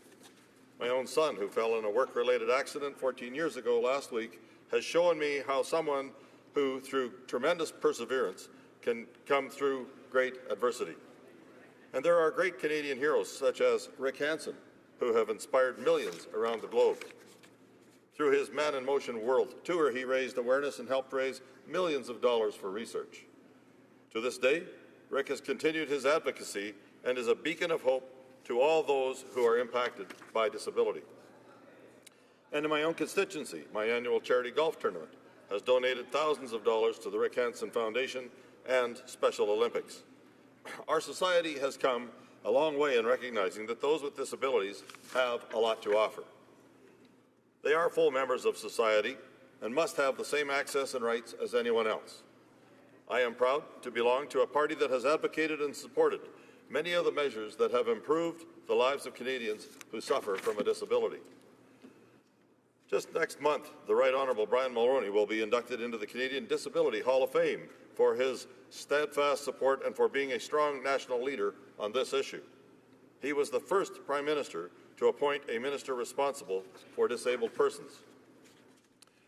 This ensured that there was an advocate for the disabled around the cabinet table. His government also created the Disability Persons Participation Program, which dramatically increased support for organizations involved with disabled people. And it was his government that expanded disability-related deductions for income tax purposes. And let us never forget that it was the Honourable Jim Flaherty who implemented the Registered Disability Savings Plan and heavily invested into the Opportunities Fund to help persons with disabilities get the necessary training to obtain employment. These are just some of the tangible actions that have dramatically improved people's lives. We know the first step of breaking down barriers involves education and helping people better understand the everyday challenges that those with disabilities face. Since elected as the Member of Parliament for Brandon Souris, I have been a staunch advocate for the Enabling Accessibility Fund, which has supported projects that have made buildings and community infrastructure more accessible. Just this summer, I worked with a community-led organization in Ninette, Manitoba, to make it easier for those in wheelchairs to access Pelican Lake. I have worked with communities to secure the necessary funding to renovate bathrooms in places like the Deloraine Theatre so they can be accessible for seniors. I worked with the Brandon Legion so that veterans can now access all parts of the Brandon Legion, so that the veterans can access all parts of their building now as well. These are just a few of the projects that have happened in my neck of the woods, but they are a good reminder that you don't have to reinvent the wheel to make buildings or workplaces more accessible. I am encouraged that this legislation is establishing proactive, compliant measures. Making buildings and workplaces accessible should never be an afterthought. It should be at the forefront of any architect's or engineer's plans. It's important that we actually have common accessibility standards across the board. While I note that this legislation only impacts federally regulated workplaces, it is my sincere hope that it leads to a much broader conversation within provinces and territories. I believe there is willingness across the country to get this done. There is such opportunity for businesses and organizations to encourage as many people as possible to either be employed, volunteer, or to shop. I have been inspired by my colleague from Brantford Brant, who passed his motion in the last Parliament that called on Canadian employers to take action on hiring persons with disabilities. He started a much-needed conversation about the benefits of hiring people with disabilities and improving their quality of life. I also want to highlight my colleague from Carleton, who led the charge earlier this year with his Opportunities for Workers Act. I strongly support his efforts to reform government policies that financially punish people with disabilities when they get a job, earn a raise, or work more hours, forcing them to remain jobless and in poverty. He had widespread support for his legislation, and I know that he will continue to be a strong advocate for disabled Canadians. And to provide one more example, my colleague from Tobic-Mactaquac championed his Motion 157, which encourages builders and contractors to adhere to visitability guidelines and to be proactive when constructing new buildings. I believe his motion helped inspire many of the elements contained in C81, and I applaud him for all that he has done in this area. As with any new regulation or law, we must always be mindful about the costs that will be borne by those who will be impacted. The other element we have to look at is what it will cost taxpayers to implement, enforce, and measure. It costs money to hire people and to perform the day-to-day operations of a new federal entity. I think all members would agree that we should measure the success or the deficiencies of a particular program or organization. The question at the end of the day is, does the federal government need to set up completely new bodies, or can we find ways to harness existing resources? While the fine details will be worked out at a later date, I would urge the government to focus squarely on tangible outcomes and projects that will improve accessibility. It would be disappointing if all the dollars allocated for this legislation just created new full-time equivalents rather than going into bricks and mortar projects. These are the sort of questions that must be asked up front, as once a government entity is created, it is normally quite difficult to make the necessary changes down the road. Now, because this legislation only impacts federally regulated workplaces, most small businesses and community-led organizations will not be directly impacted. Saying that, the federal government must work hand in hand with federally regulated workplaces and the disabled community. For this legislation to have the impact that we all want, it cannot be drafted in a silo or entirely by the civil service. The regulations and standards must be written in easy-to-comprehend language. There must be crystal clear expectations, coupled with appropriate enforcement measures. I also encourage everyone involved to look for best practices in the various provinces, but also around the world. And we must make sure that we do not just create another bureaucratic institution. Building a new institution that just creates mounds of paperwork and has limited buy-in from workplaces will not be in anyone's best interest. I know that when this legislation goes to committee, there will be great interest. It would be prudent for the government to provide the committee with as much information as possible so there is meaningful dialogue. It is imperative that the minister spends the necessary time to get this right. And I will definitely be voting in favour of this legislation so that it gets the proper study and engagement it so rightfully deserves. Thank you, Mr. Speaker. Questions and comments. Questions et commentaires. The honourable member for London West. Thank you very much, Mr. Speaker, and thank you to my honourable colleague for his speech today on this very important bill. And I just wanted to say that there's no question the implementing and administering of the accessibility legislation is going to take resources and investments.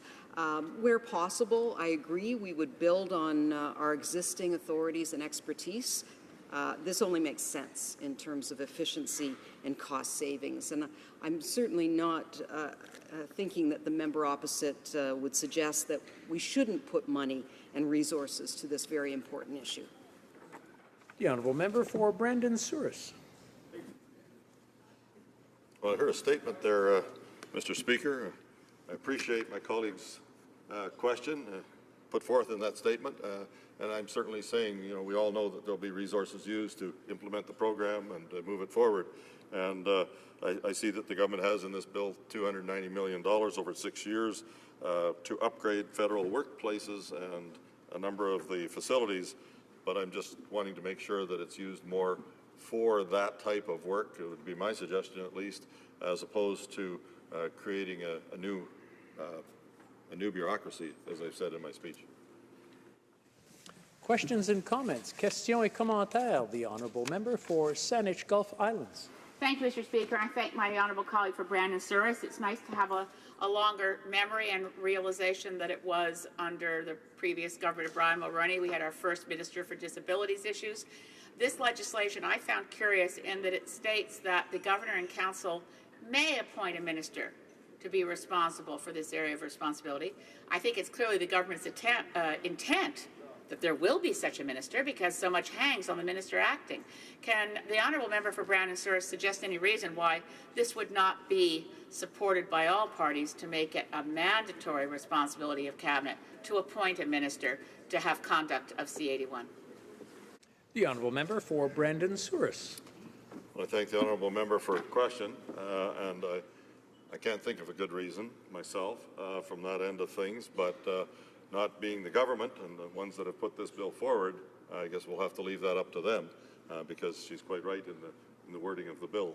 And so I wanted to make that very clear as well, Mr. Speaker, that they may have some reason for not using that and going forward with it, but you know, we want to make sure that that may even be amendments still come forward in this bill as it goes to second reading as well. Questions and comments. Questions et commentaires. Questions et commentaires. Questions and comments. Resuming debate. The honourable member for Fort McMurray Cold Lake.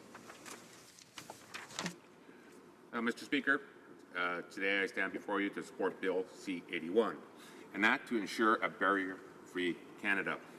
This bill is an excellent step in the right direction in reducing barriers for people living with disabilities. Millions of Canadians are impacted by some form of disability. Every day, more Canadians are either inflicted or diagnosed with life-altering disease, ailments, or injury. It is estimated that 3.5 million Canadians live with some form of disability, and 1.4 million Canadians live with a disability that requires daily care. Disabilities can be physical, mental, or episodic in nature. Unfortunately, Canadians with disabilities are, on average, underemployed, earn less, and are twice as likely to be victims of abuse. This is an issue near and dear to my heart. In 2004, my wife Kathy was diagnosed with multiple sclerosis, and ever since, my family and I have worked together to navigate the often difficult road for people with disabilities. My wife's disability, MS, is an unpredictable, chronic, often disabling disease of the central nervous system. When you or a loved one is diagnosed with a multiple sclerosis, life can change in an instant. Kathy suffers from what is called an episodic disability. This means sometimes her body functions normally, and then and sometimes stops working the way she needs it to. Canadian legislation should treat individuals living with all types of disabilities equally. A disability can happen to anyone, anytime, without warning, and so it is of interest to everyone to protect Canadians, citizens living with disabilities. Every Canadian deserves the same right as any other. However, most Canadians with disabilities are treated differently, not only by society, but by the very institutions put in place to protect them. It is true that there are thousands of pre-existing programs and funding options for people with disabilities, but we all know we can do more and we can do better.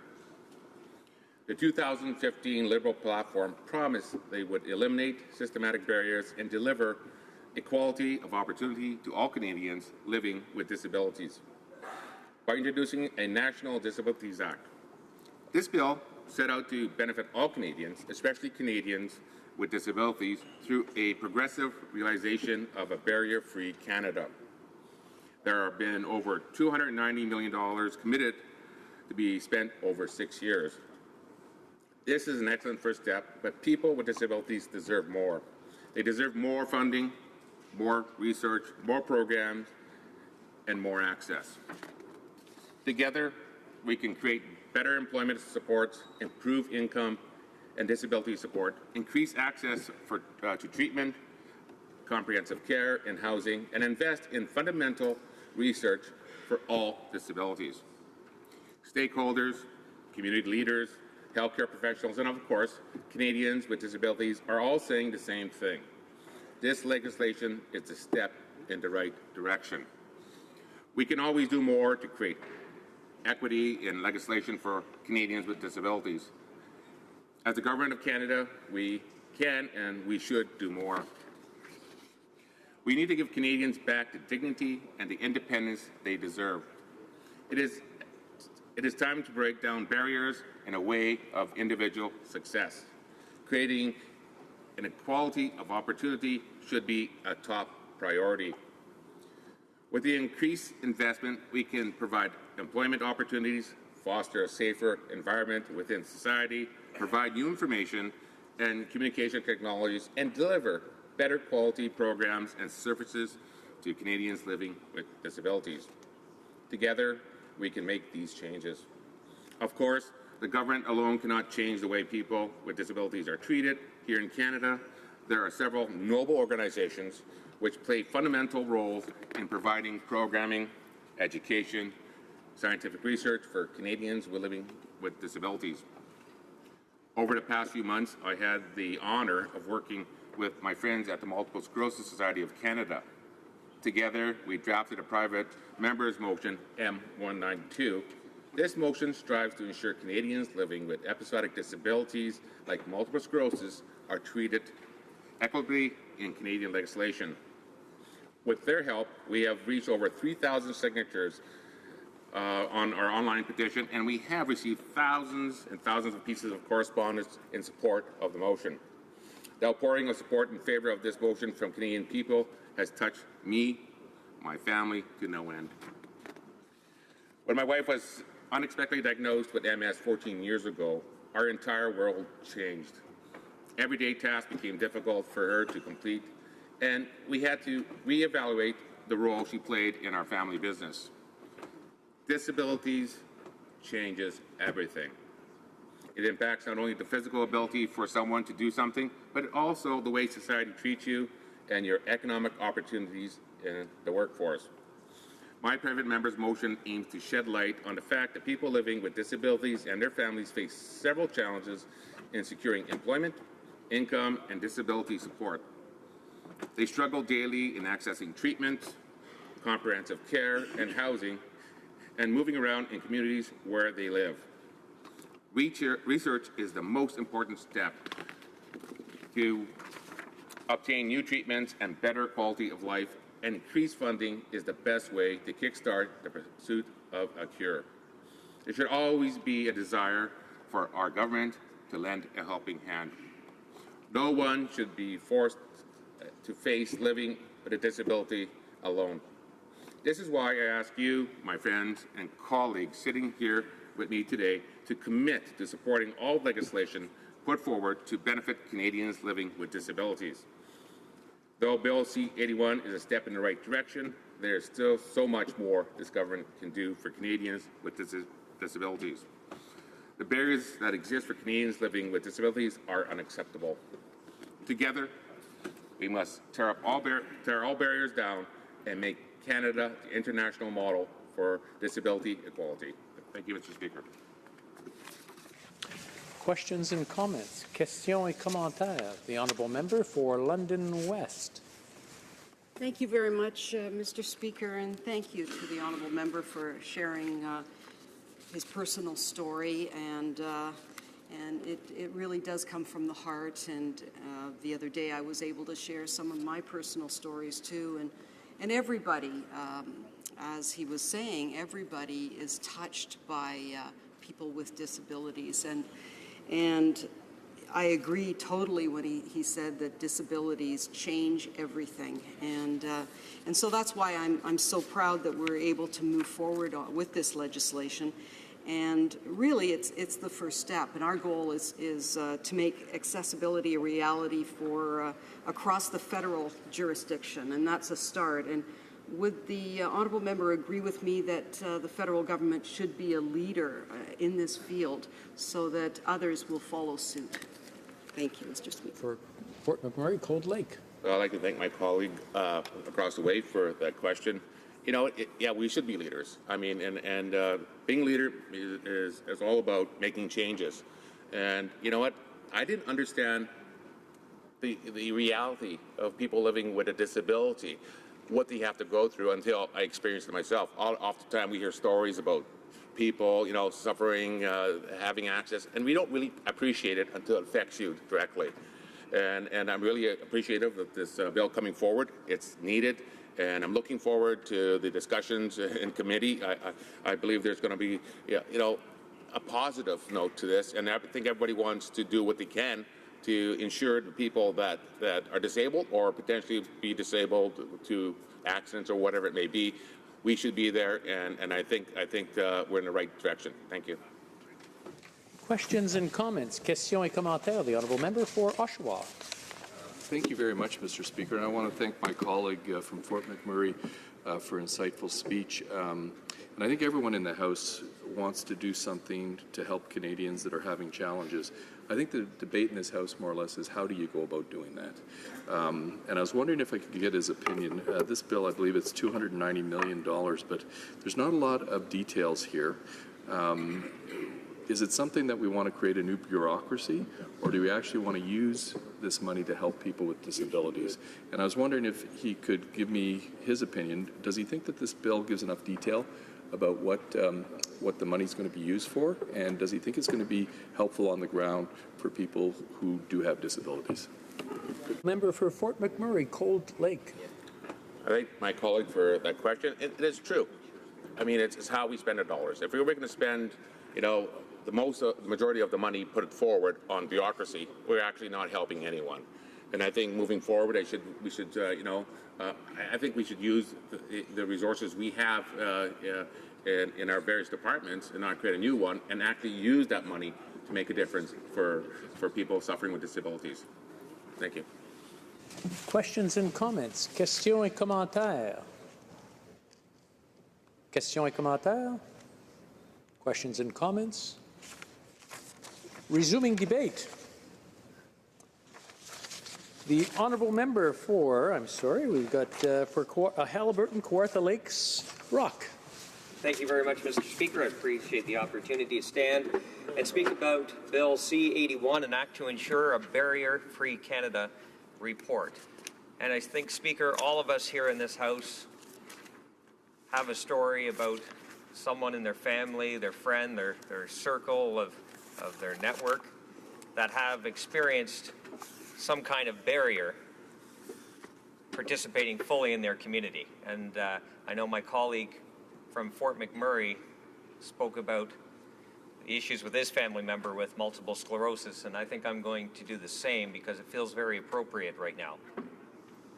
My mother had a very progressive form of multiple sclerosis and quickly went from a very thriving person, very full of life and active in the community, and slowly found herself not able to participate, not able to, even on some occasions, get out of bed. And that, for someone so active, was hard to take. For somebody who was used to getting up every day and going to work, coming home, going out to volunteer, that really took a toll. And obviously, when that happens, you start to realize that even the most, what seems like things we take for granted, you know, going into use the kitchen. Well, if you are having trouble standing that day, all of a sudden now you can't reach the cupboards on the top. Or even going into the bathroom, you can't step over the tub. So all of these challenges became very real very quickly and at many times very costly. And so thanks to the work of a number of organizations that are thankfully working to help remove barriers already, like the Multiple Sclerosis Foundation and many others, she was able to find ways to help her adapt to this new reality and to help us as a family come to terms with what is now the new reality. And I think that is something that many Canadians struggle with right across this country. And, you know, we all have friends that have been diagnosed with an illness that may start very quickly, may start very slowly and give them more time to react. And as I mentioned at the beginning of my speech, my mother's form of MS was very progressive and did move quite quickly. So as a family, first when you hear news of that, coming to terms with that is one thing, and then trying to figure out what the next steps are and kind of trying to locate all the services that are available in our communities was very tough. And it can be quite overwhelming for even the family members as well as we try to go about our daily lives as well and deal with this new reality. And over time, as I mentioned, unfortunately, she wasn't able to walk anymore. So she was confined to a wheelchair. And even then, just going outside her front door, she needed a ramp. And that was a very extensive ramp because the house was built on a bit of a hill. So that was a challenge for us as a family too, coming together. But even just going along the sidewalk in our municipality. And of course, being from Ontario, winters can be long in some cases, so sidewalks aren't cleared as often as usual. That becomes a problem.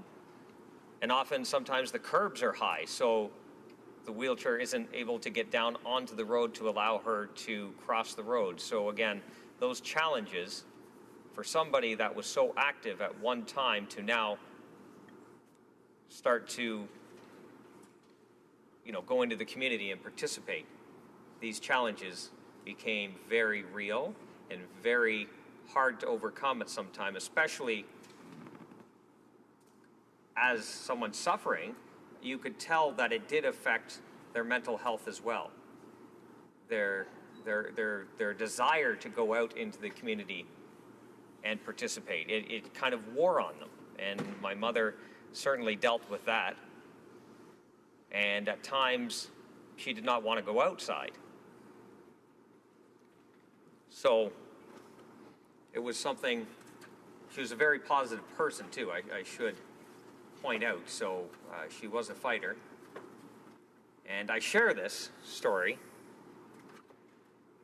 like my colleagues on both sides of the House did, to talk about the importance of creating a barrier-free Canada in which everyone can participate fully in their communities.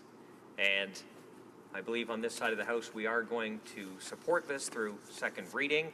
We thank the government for bringing this forward, and I think this does allow all of us to have a robust debate in committee and in the House and talk about how we can make Canada a more accessible community in all our communities for everyone, not just those that don't have mobility issues at all. So I want to thank everyone who participated in this debate. I know for some of us it could be challenging to bring this in, but I think as we bring circumstances for real life for all of us.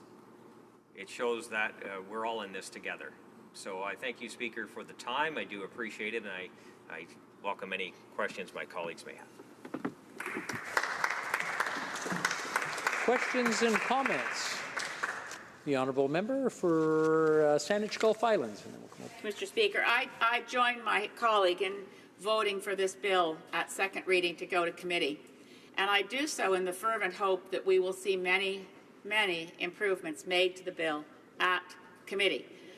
I don't understand why at this stage we would bring, after having years of consultation, why we would bring forward legislation to achieve a barrier-free Canada that uses language like progressive realization of.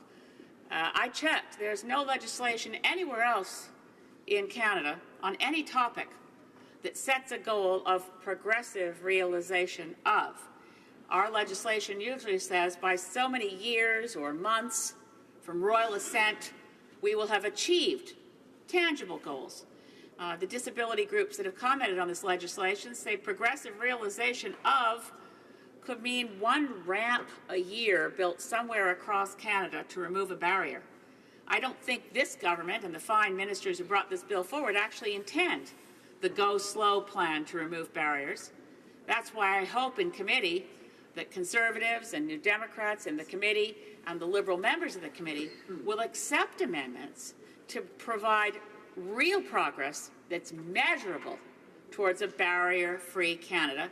I invite his thoughts on this as we go to committee.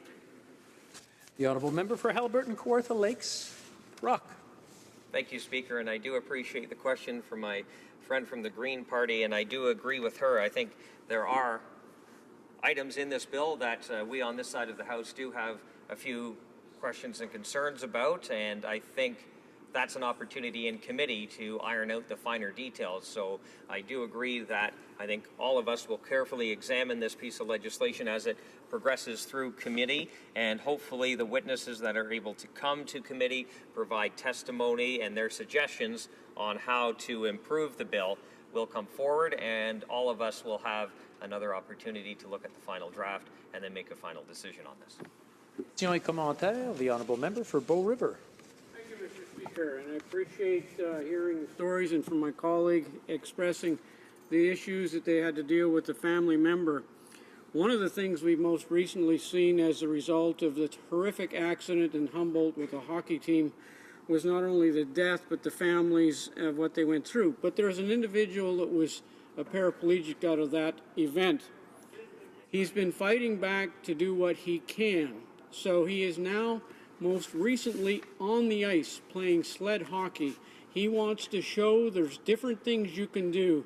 It's been just fantastic out of that tragedy to see what he's bringing to the public, to show what you can do and the barriers that may be out there that you can break through, but it takes us as a governing body to help that. And I wondered if the colleague might be able to mention maybe an example of a barrier, in a sense that they had to overcome. He's mentioned a few, but maybe there's another one that might come to mind that we as a government could eventually work to break down some of that barriers.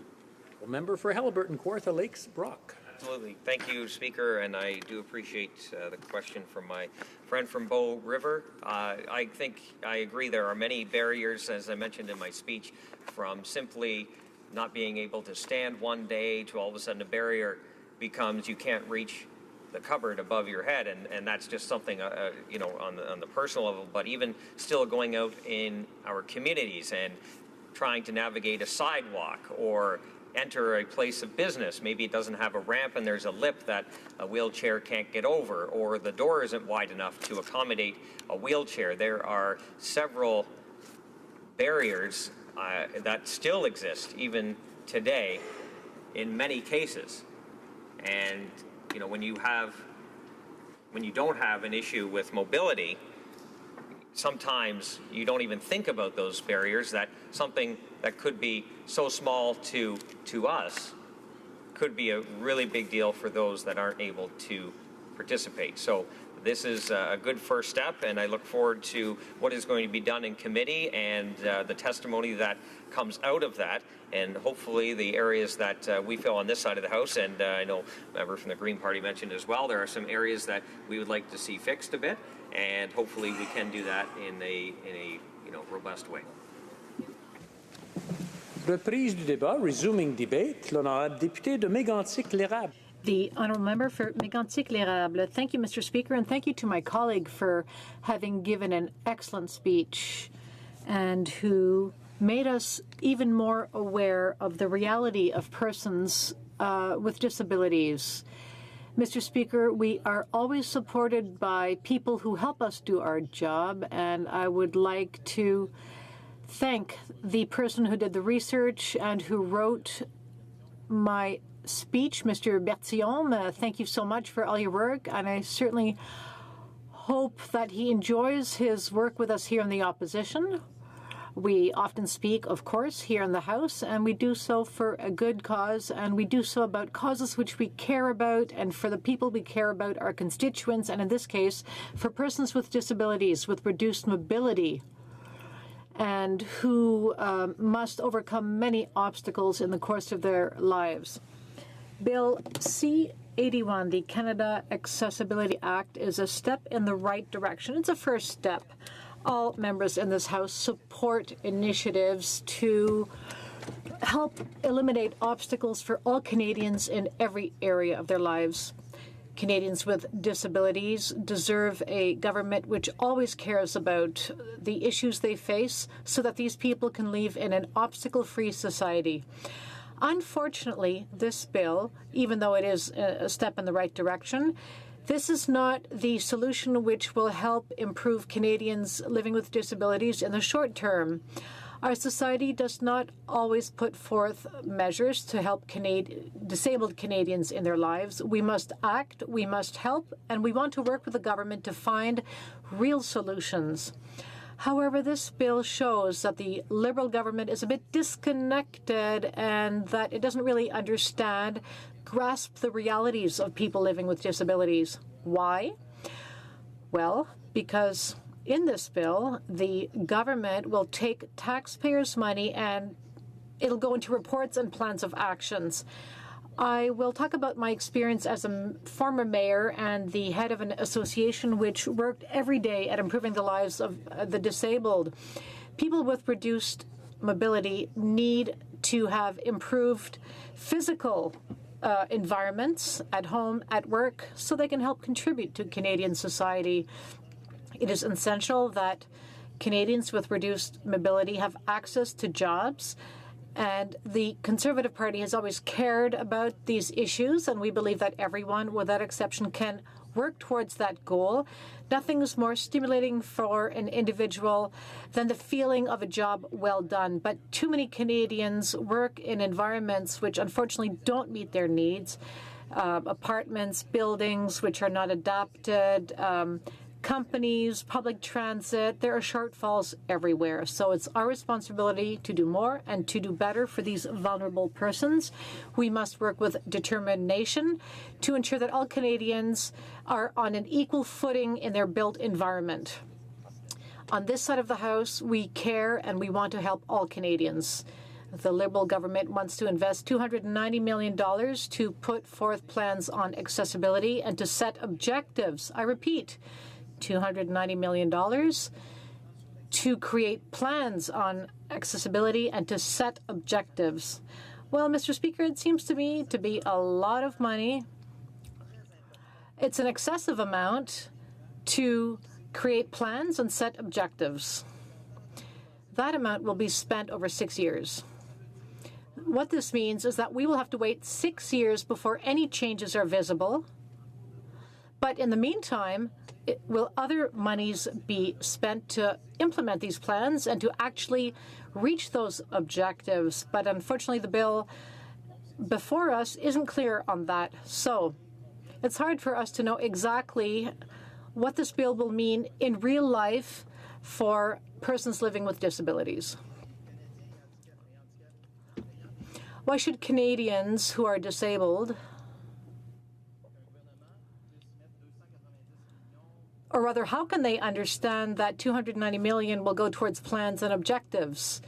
Well, disabled Canadians want improvements now, today. They want increased accessibility to their workplaces so they can be full-fledged participants in our economy. These people don't need a government that invests in bureaucracy, but they need a government that will invest in physical infrastructure. I'd like to remind this House that the Conservative government under Mr. Harper, that in 1987, he signed the UN Convention on the Rights of Handicapped Persons to give full and equal access to all human beings, including persons living with disabilities.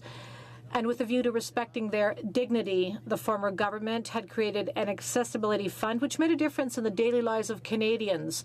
This fund improved the infrastructure around the country, and this did make the lives of disabled persons better. In my writing, for instance, and in the writings of some of my colleagues, real changes were made. So we don't need another 6 years to study whether a two-story building is accessible or not. Liberals are champs when it comes to deficits and increasing the tax burden on future generations. At the end of the day, this money is going to go to plans and committees and goals, but the money is not going to go towards those who really need it. We have several questions. We know that the Liberal government wants to create an Accessibility Standards Council. This sounds good, but will the government actually work with groups representing disabled people? Why wait before real change will be made? Why spend all these millions of dollars? I certainly hope that the people this bill is aimed at will actually be consulted. As I mentioned, there are too many unknowns in this bill. But allow me to reiterate that with this $290 million, we will really have to make a difference in the lives of people. $290 million. Just imagine what local associations helping handicapped people, just imagine what they would be able to do with $290 million over 6 years. These organizations live on crumbs. They perform miracles with very little money. They help to adapt private sector buildings, municipal buildings. They are they educate the public, and they do all of this with very few means. So $290 million, that's great. If it's needed, that's great. But if the money will go towards reports, which will be shelved, well, then we have questions and concerns. We truly believe this will not be the case. We have many concerns. Not so long ago, let me remind you that we had to that tax credits for diabetics had been withdrawn, and we picked up on that. Thankfully, our actions made the government back down, and we helped fix that situation.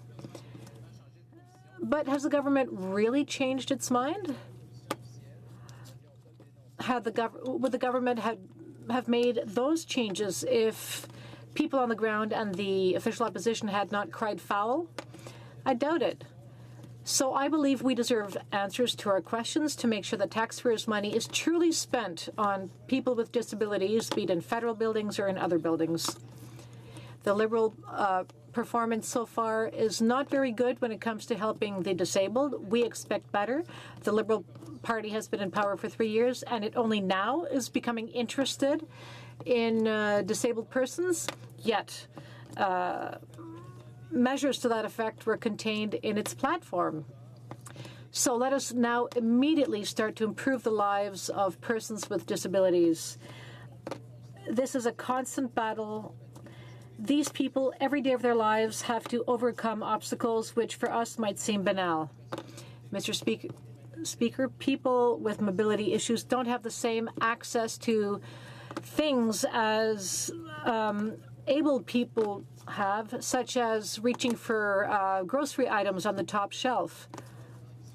We must be ambitious. The proposed plan, which will only put in place bureaucratic measures and will not affect real change in the lives of disabled people. We have to be more conscientious.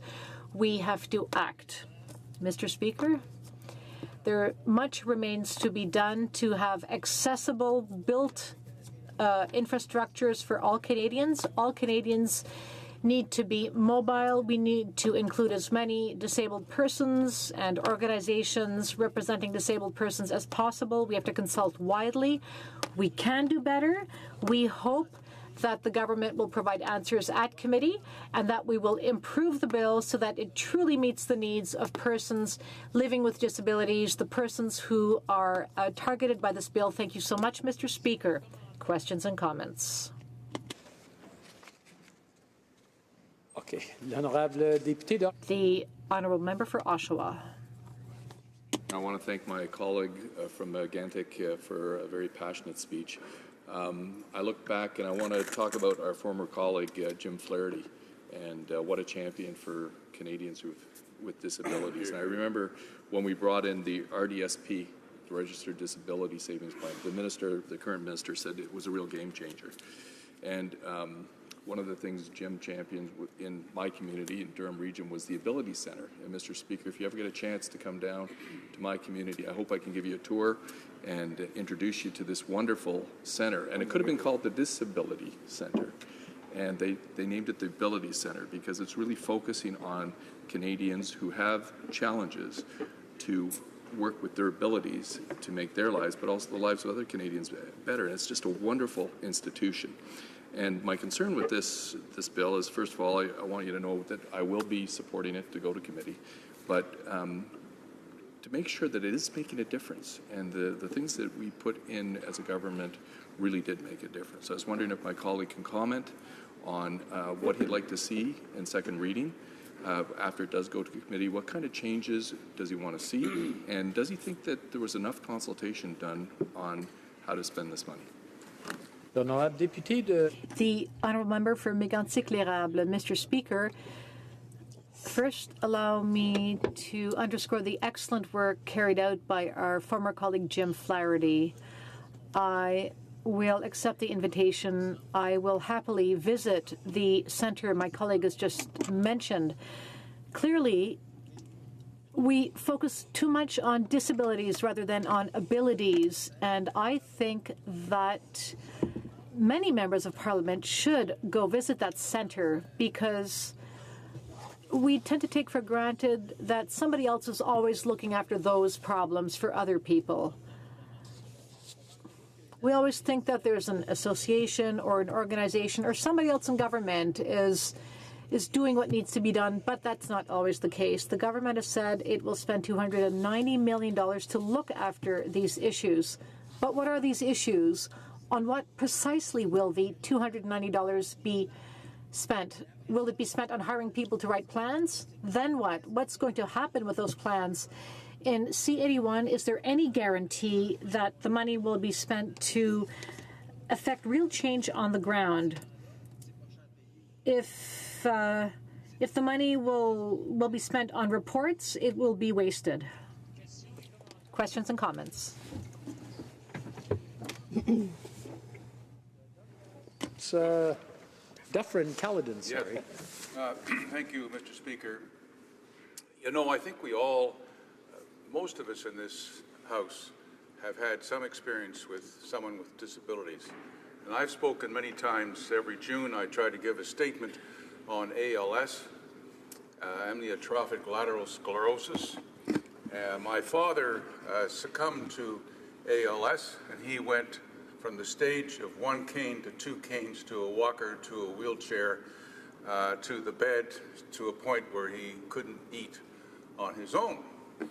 So this is obviously it was very difficult for my family, but we learned a lot of things. We learned, for example, that not all doors, you could put a wheelchair through all doors, where in business or in people's houses. We learned the difficulties, just simple things, going to the bathroom, the assistance that people need going to the bathroom. One of my colleagues talked about ramps. Other simple things, how do you go into an elevator with a wheelchair? So I don't really have a question of my colleague other than to congratulate the government for bringing this forth. I know I could sit and talk about the many things that the Conservative government has done, and others can do that, but I just simply want to congratulate the government in making an effort to deal with people with disabilities. L'honorable député de Mégantic-Lérable. The honourable member for Mégantic-Lérable, under 30 seconds, please. Mr. Speaker, with each step we take, whether it's the present government or the preceding, we're trying to make Canada an example so that people with reduced mobility can fully participate in Canadian life.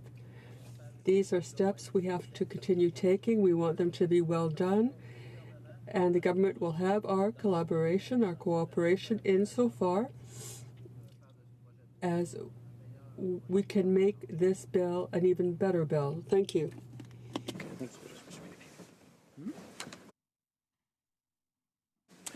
Resuming debate. Reprise du débat. La Chambre est-elle prête à se prononcer? La question est la suivante. The question is as follows. Moved that Bill C-81, an act to ensure a barrier-free Canada, be now read a second time and referred to the Standing Committee on Human Resources, Skills and Social Development and the Status of Persons with Disabilities. Plaît-il à la Chambre d'adopter cette motion? Is it the pleasure of the House to adopt the motion? Carried. Reading of this bill, deuxième lecture de ce projet de loi. Accordingly, the bill stands referred to the Standing Committee on Human Resources, Skills and Social Development and the Status of Persons with Disabilities. Orders of the day. Government orders, government bills, commons, consideration and second reading of Bill C-78, an act to amend the Divorce Act, the Family Orders and Agreements Enforcement Assistant Act, and the Garnishment, Attachment and Pension Diversion Act, and to make consequential amendments to another act. Ms. Wilson-Raybould, seconded by Monsieur Duclos, moves that Bill C-78, an act to amend the Divorce Act, the Family Orders and Agreements Enforcement Assistant Act, and Garnishment, Attachment and Pensions Diversion Act, and to make consequential amendments to another act, be now read a second time and referred to the Standing Committee on Justice and Human Rights. Debate. The Honourable Minister of Justice. Well, thank you, Mr. Speaker, and it is with great pleasure that I rise today to speak to Bill C-78. This bill, which I tabled on May 22nd of this year, will help support and protect families, especially children, from the negative outcomes and conflicts that are the sad reality of separation and divorce. Our government has taken great strides to strengthen the Canadian family justice system. In Budget 2017, we created ongoing funding for federal, provincial, and territorial family justice activities through the Canadian Family Justice Fund. In the same year, we also signed 2 international family law conventions. This year, in Budget 2018, we announced funding to expand unified family courts, fulfilling one of my mandate letter commitments. Yet, despite all this progress, we still need to do more. Mr. Speaker, separation and divorce can be difficult for families, especially for children. We know that the impact can be wide-reaching. Over 2 million children live in families with separated or divorced parents. There is no other area of law that touches as many Canadians. Federal family laws should help families resolve their disputes quickly and effectively. But these laws have not been substantially updated in over 20 years, and we're in desperate need of modernization.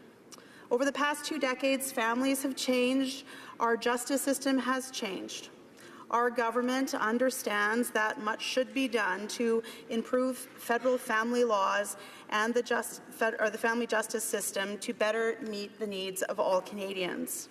Bill C-78 advances 4 critically important goals: promoting the best interest of the child, addressing family violence, reducing child poverty, and improving the efficiencies and accessibility of the family justice system. And I will address all of these in turn. I will begin with the best interests of the child. The best interests of the child test is the cornerstone of family law.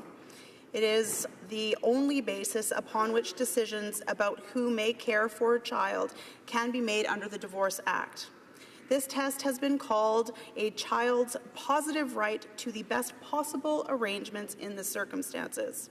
It allows courts to consider how to best foster the child's overall development and protect the child from conflict and the disruptive effects of divorce at such a vulnerable point in the child's life.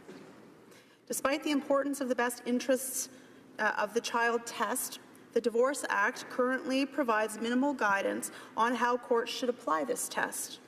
Bill C-78 will change this. It proposes an extensive, though not exhaustive, list of criteria for courts to consider when making decisions in the best interest of the child. The criteria we have proposed include elements such as the child's needs, given the age and stage of their development, the child's relationships with important people in their life, especially parents, but also others such as grandparents, and the child's culture and heritage, including Indigenous heritage. One criteria in particular, the requirement that courts consider the views and preferences of the child, given due weight to the child's age and maturity, demonstrates Canada's ongoing commitment to its obligation under the United Nations Convention on the Rights of the Child.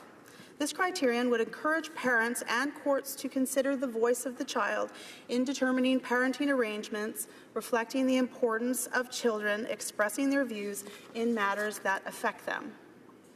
The most significant change that Bill C-78 will bring to the best interests of the child test and the lens through which all other factors would be examined is a provision that would be called the primary consideration.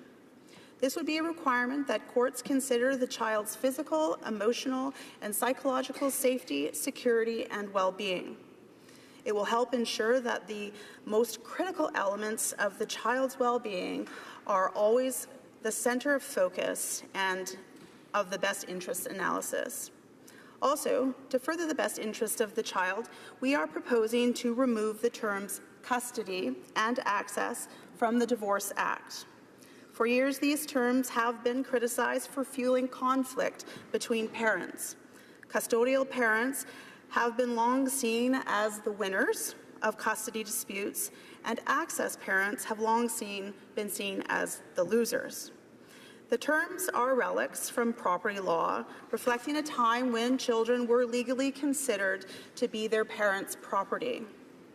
To help parents collaborate and focus on their child's best interests, we are introducing terms based on parents' responsibilities for their children. Instead of custody orders, courts will make parenting orders. Parenting orders will address parenting time and decision-making responsibility. Two provinces, Alberta and British Columbia, and many of our international partners such as Australia, New Zealand, and the United Kingdom have replaced property-based language with this sort of language, focused on the child-parent relationship. In Canada, even where custody and access are still on the statute books, many judges, lawyers, and other family justice professionals have already begun to abandon property-based language in their orders and agreements about children, favoring language focused on the parent-child relationships. Another major change in Bill C-78 proposes, with the best interests of the child in mind, is the creation of a relocation framework in the Divorce Act. Relocation, or moving with children after separation and divorce, is one of the most litigated areas in family law. The stakes are often very high, particularly when a proposed move would involve a significant geographic distance. The bill creates notice requirements for parents proposing to move, best interests, criteria for courts to consider in relocation cases, and rules for courts to apply depending on the parenting arrangement in place for the child. This will help courts and parents make informed, child-focused decisions. Canada has recently taken steps to advance the interests of Canadian children in international family law disputes. On May 23, 2017, Canada signed 2 international family law conventions. One of these conventions, the 1996 Convention on the Protection of Children, would make it easier for Canadian parenting orders to be recognized and enforced in other countries that are also party to the convention. This would provide better assurance to families that travel or relocate to another convention country that their Canadian court order will be respected. Bill C-78 also includes amendments that are necessary for Canada to become a party to the convention. The other convention is the 2007 Child Support Convention, which would help with poverty reduction, as I will discuss a little further on. The next aspect of Bill C-78 that I would like to address, Mr. Speaker, is family violence, an issue of great importance to our governments and I know all Canadians. Most provincial and territorial family laws address family violence in separating couples, but federal family laws are conspicuously silent. It is long past time to address this silence. Although separation may be a means of escaping an abusive relationship, evidence shows that spouses are at an increased risk of violence at the time of separation. We are also learning about the lasting effects of trauma, such as family violence, on children's developing brains. The impact can be debilitating and lifelong. More can and must be done to prevent this from happening. Bill C-78 includes 3 amendments to address family violence in the Divorce Act, and one in the Family Orders and Agreements Enforcement Assistance Act. First, we have proposed an evidence-based definition of family violence in the Divorce Act that highlights common indicators of abusive behavior. Coercive and controlling behavior, which is known to be particularly dangerous, is highlighted. Second, we have proposed a distinct set of best interests of the child criteria to help courts make appropriate parenting orders when there has been family violence. These include considerations such as the nature, seriousness, and frequency of violence. Third, we have a provision that would require courts to consider whether there are any child protection or criminal orders or any other proceedings that could influence an order under the Divorce Act. This provision would help prevent conflicts between court orders, such as a family law order that gives a parenting time with the child in a manner that conflicts with a criminal restraining order.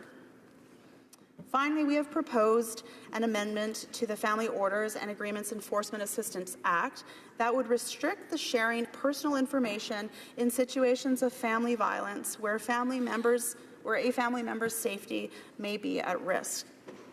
Together, these measures will help courts better address family violence at a time when family members are particularly vulnerable and help prevent family violence as families adjust to their new post-separation arrangements.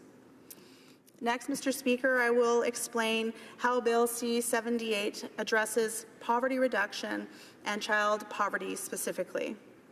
Many families that go through separation and divorce experience a dramatic increase in expenses. The transition from a single-family home with separate expenses to 2 homes with duplicate expenses can be a great burden. Shifting childcare responsibilities can affect parents' ability to find and maintain employment. These changes make many families vulnerable to poverty. It is therefore critically important that families receive the child and spousal support owed to them and that these amounts be fairly and properly calculated, reflecting accurate financial information.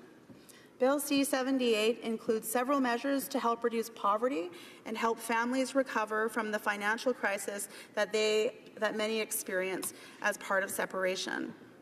First, we have proposed changes to the Divorce Act that would make it easier for families to determine and change child support without going to court, saving them money and potentially complication and stress. We have also proposed measures to introduce a new application-based procedure to establish or vary a support order when parties reside in different jurisdictions. Earlier, I mentioned the 1996 Convention on the Protection of Children. Canada also signed the 2007 Child Support Convention. The 2007 convention will help families by providing a low-cost and efficient way to obtain or change support orders across international borders. As with the 1996 convention, amendments to federal laws are proposed as an essential step for Canada to become a party to the 2007 convention.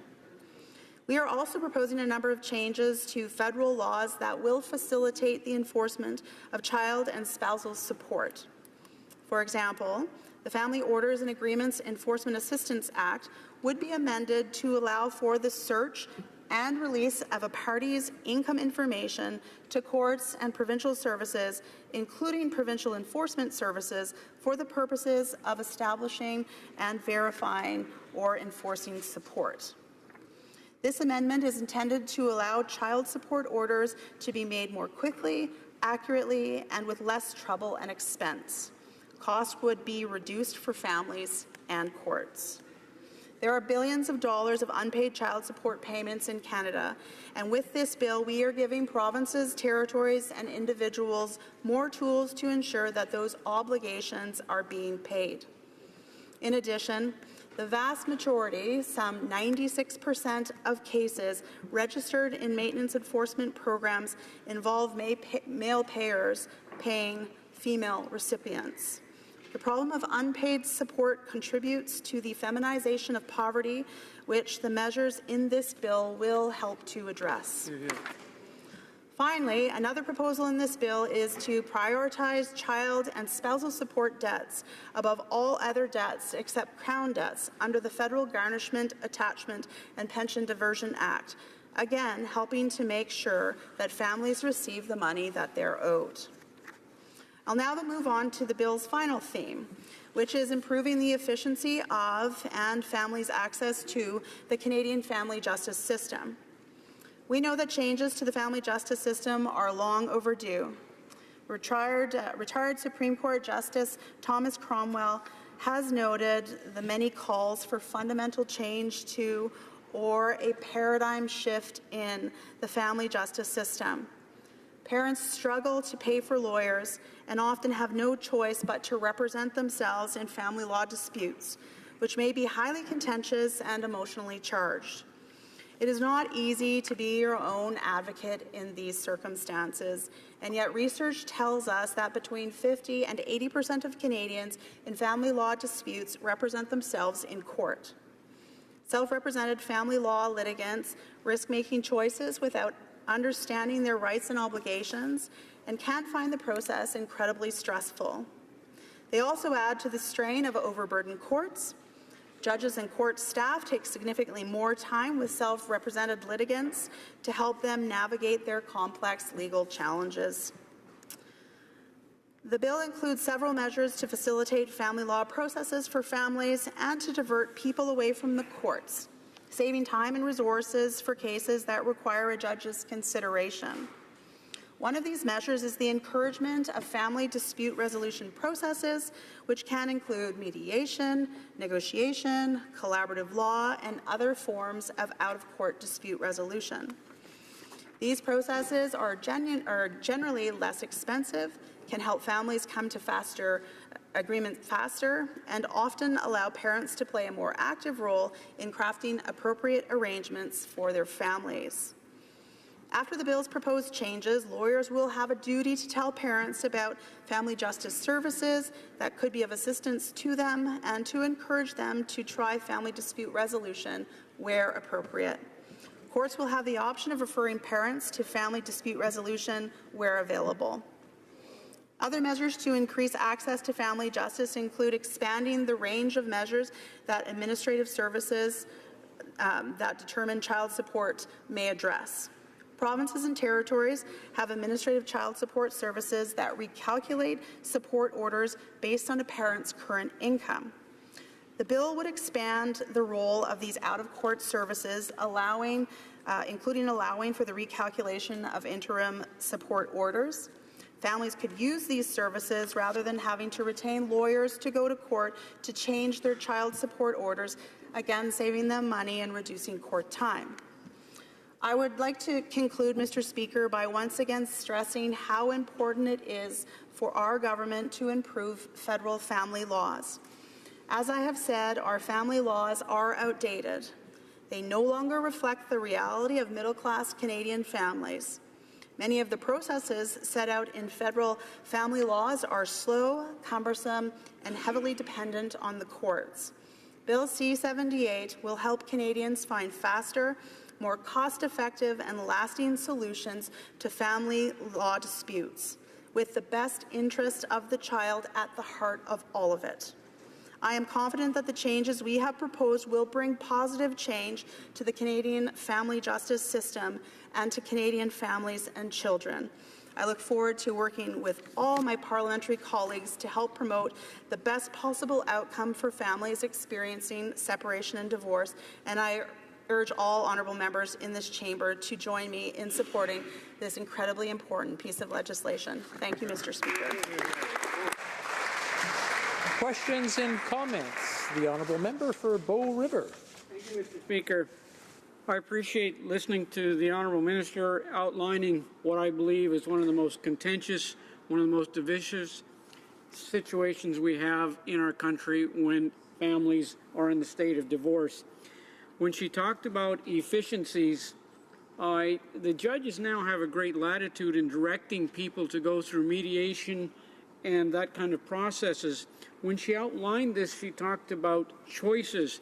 Is it her intention that the judges would still have the ability to direct people to go through processes where one of them may want to, one of them may not? Will the judges still have direction by which they can go through these new processes you're outlining? Because it's one of the most contentious processes we have and one of the challenges for judges to deal with. But yet, if they don't agree, the people in the divorce process, do the judges still going to be involved in the process you're talking about? Thank you. The Honourable Minister of Justice. Well, thank you, Mr. Speaker, and certainly thank you to my colleague across the way for the really important question and stressing that parents and children in particular that face separation and divorce, it can be really challenging, and there are and have to remain many ways to resolve these really contentious issues in complicated cases. The focus, in terms of my remarks, was to focus on out-of-court processes where appropriate that parents that are going through separation or divorce could take advantage of, and putting positive obligation on lawyers and legal agents to advise parents of these alternative dispute resolution processes. This does not in any way take away the ability of these important matters to be heard before a judge. He or she will maintain the ability to determine what is appropriate in the particular circumstances. And again, the focus of this legislation is putting the focus on the best interest of the child, and that will be paramount in out-of-court settlements as well as in terms of judge-delivered settlements. Questions et commentaires. Questions sur l'honorable député. The Honourable Member for Saint-Hyacinthe-Bagotte. Thank you, Mr. Speaker. I'd like to thank the Minister for having tabled this important bill. As she pointed out, the Divorce Act has not been amended in 20 years, so some improvements were necessary. We support amending the Act, which deals with placing children first, dealing with family violence, and addressing poverty. I'd like to go back to something that the Minister mentioned in her conclusion and to ask her a question, Mr. Speaker. She said in her conclusion that she hoped, in fact, that we would help promote this bill. And in preparing for consideration of this bill, we consulted with a number of experts and organizations that welcomed the changes, but which saw other changes, other aspects that could be incorporated. So my question for the Minister is this. On her side, on the government benches, and among members who will sit on the committee, will there be an openness to listen to amendments brought by the various members participating on the committee in light of evidence provided by experts who have offered suggestions for additional changes that could be made to the Act, in addition to the changes being proposed by the Minister. Yes. The Honourable Minister. Thank you, Mr. Speaker, and thank you to a colleague across the way for the really important question. And I recognize and acknowledge and appreciate the support that you have expressed with respect to Bill C-78. And I also recognize and acknowledge that there have been many individuals, family law practitioners and others that have expressed support for this legislation. But I, too, like you, have had a number of discussions about where potentially this piece of legislation could be improved. I hope that we all share, one, the understanding that the Divorce Act is outdated, needs to be modernized. It hasn't been done for over 20 years, so I am very open to hearing how this piece of legislation can be improved. I have received some letters, and I am happy to continue to have discussions with all members of this House. I look forward to this, hopefully this piece of legislation going to committee so we can actually do the work and make sure that we get it right. Thank you for the question. Questions and comments. Questions et commentaires. The Honourable Member for Saanich Gulf Islands. Thank you, Mr. Speaker. And I thank the Minister and commend her for her work on this legislation. As she has said, divorce proceedings have been combative, adversarial, and often the children are treated as though they're the spoils of war, and with devastating consequences for the whole family. I welcome the focus on the best interest of the child and the way threats to children and protecting children from harm is given more clarity. The list is not exhaustive, but it is good. My concern is in what the courts do, and of course the Minister is familiar, of course, with her Act, that Section 7.82 gives information to the court to be aware of when they're making orders. I very briefly, Mr. Speaker, because I know questions are brief, I know two mothers who have suffered the loss of their children because a court didn't believe them. Alison Azer is a friend of mine, she became a friend through the trials and tribulations of her non-custodial ex-husband taking 4 children out of her reach and secreting them in Iraq and then Syria and then different locations. She begged the court not to let her ex-husband have passports for the children. He convinced the court they were only going on vacation to Europe. Even more tragic is Sarah Cotton's case. I met her at her daughter's funeral. 2 daughters killed Christmas Day. She had tried to convince the court that her non-custodial former partner was not sufficiently stable and could be a threat to the children. But because he hadn't ever shown any signs of being about to hurt them, they were given Christmas Day visitation to their father. I don't know that this legislation could not be improved in this area. A positive obligation on the court, almost the way we would describe the precautionary principle, that even, and it's difficult because it's adversarial, that a former partner might invent claims that their ex-partner represented a threat to the child. But I think we might want to strengthen the obligations of the court under 7.82 to do more than consider whether there's a civil protection order or a child protection order or likely to be one, and direct the court, not just to make inquiries, but to direct the court to specific things the court must consider, such as the possibility of a former partner taking children out of the vicinity, out of Canada altogether, or worse, doing serious violence or killing their own children. Honourable Minister of Justice. Well, thank you, Mr. Speaker, and I thank my honourable colleague for her commentary and speaking about some personal cases and situations that she is familiar with. And I would say, and I don't believe there was a specific question there, but in terms of what we're doing broadly with respect to this piece of legislation is we're wanting to put in as much information as we can to provide the courts with specific, with judges with specific factors to consider when they're looking at the best interests of the child. I think one of the primary considerations or factors would be for a judge, for he or she to listen to the child in appropriate circumstances in terms of where the child wants to go. We're working, as I indicated, in terms of the international conventions and their I mean, it's currently underway, and we're working with the provinces and territories with respect to that around the protection of the child and how that will assist in terms of enforcement in across international jurisdictions. But I hear my colleague on that. I hear of individual circumstances and cases that are egregious, and if there is a way that we can have a conversation about how that can be addressed, I'm not sure. I'm thinking about it right now, but I'm happy to continue to have that conversation so we make sure that individual children do not, as much as possible, fall through the cracks. And obviously every case is different, but I'm happy to have that conversation to see how we can protect children in the face of violence and being taken out of jurisdictions and the consequences that result of some of those situations. Alors, conformément à l'article. Pursuant to Standing Order 38, it is my duty to inform the House that the questions to be raised tonight at the time of adjournment are as follows. Refugees citizenship.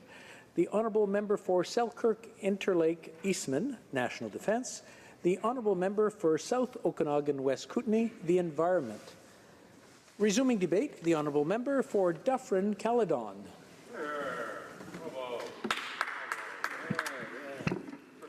Thank you very much, Mr. Speaker. I think I'll rearrange myself here.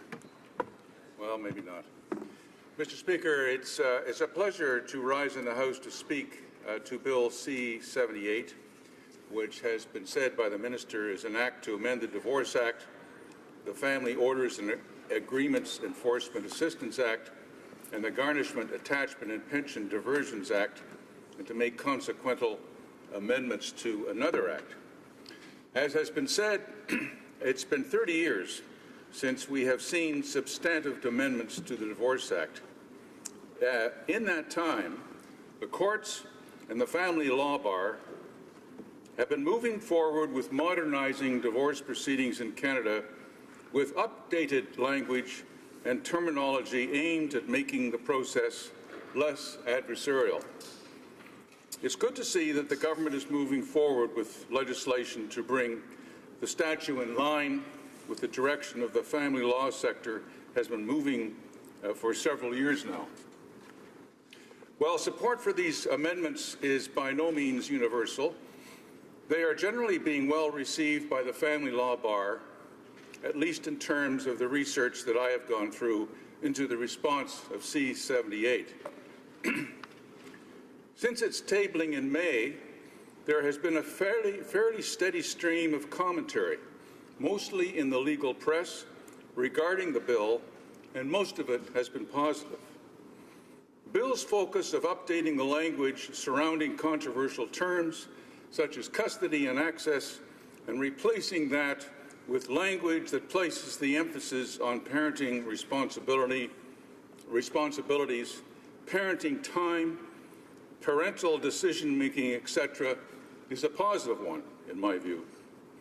Mr. Speaker, the language of the current statute is clearly adversarial and establishes a winner and loser scenario in which one parent wins custody of the child over the other. In the already emotional situation of divorce, this adds to the tension and is clearly not in the best interest of the child. With this change in language, my hope is, should the bill make it to committee, the ramifications beyond the courts and involve parties with the new terminology will be looked at closely. While many judges and family law practitioners have been using this less adversarial language for years now, other parties who have less direct involvement in divorce and custody proceedings are still rooted in the 30-year-old terminology this bill seeks to replace. I'm thinking of children's aid societies, schools, law enforcement, and others who may be called to intervene in dispute. They are operating under the existing language of custody and access. How will they react to this new language? Will their own enabling legislation or internal rule sets require changes as a result? How will they adopt? My hope is that the Justice Committee will take a long and detailed look at these potential rough spots. The road to this set of reforms has been a while in coming. In 2013, the Action Committee on Access to Justice and Civil Family Matters, which is known as the Cromwell Committee, published its final report calling for meaningful change in the family justice system. Specifically, the committee report called for particular emphasis on increasing the use of consensual dispute resolution methods. They also recommended the language of custody and access be replaced by the language of parental responsibility and contact. So, Mr. Speaker, in preparing for this debate, I reviewed some of the case law that is of significant importance to the bill. In particular, I'd like to quote a 2015 case from the Court of Appeal of Ontario, known as M versus F, 2015 ONCA at page 277.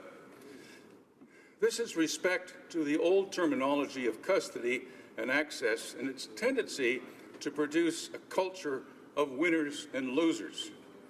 From paragraphs 38 to 40 of the decision, the appellant justice wrote, and I quote, "The Ontario legislation does not require the trial judge to make an order for custody. Section 28(1)A of the Children's Law Reform Act is permissive, not mandatory. The court by order may grant the custody of or access to the child to one or more persons. For over 20 years, multidisciplinary professionals have been urging the courts to move away from the highly charged terminology of custody and access. These words denote that there are winners and losers when it comes to children. They promote an adversarial approach to parenting and do little to benefit the child. The danger of this winner-loser syndrome in child custody battles has long been recognized. It was therefore open to the trial judge to adopt the parenting plan proposed by the assessor without awarding custody. It was also in keeping with the well-recognized view that the word custody denotes winner, so consequently the other parent is the loser, and this syndrome is not in the best interest of the child." And that's the end of that quote. So, Mr. Speaker, we see in this instance that the words custody and access have been causing trouble for a long time, and the bill's proposed move away from them should be viewed positively. How that plays out on the ground remains to be seen, of course. Divorce is by definition an emotional experience, and with children in the mix, reason sometimes escapes the participants. Another emphasis of the bill is to encourage those involved in divorce proceedings to use alternative dispute resolution mechanism rather than resort to litigation. Again, I view this as a positive step, Mr. Speaker. Litigation over children is very expensive and potentially very destructive. It is certainly almost never in the best interest of the child. Moving away from litigation and moving towards alternative dispute resolutions, such as the use of parenting coordinators, family justice counselors, mediators, or arbitrators, will go some distance in protecting children from the fallout of adult litigation. When choosing to go the litigation route, parents can often lose sight of the fact that their children stand to be adversely affected by the litigation process. Indeed, they can even become weapons used by one or both parties to the litigation to the great detriment of the child or children. Efforts to protect children against adult litigation are commendable, and it's a positive aspect of this legislation. Another aspect of the bill seeks to establish a framework for the relocation of a child. The bill establishes a shifting burden of proof when one parent wishes to relocate.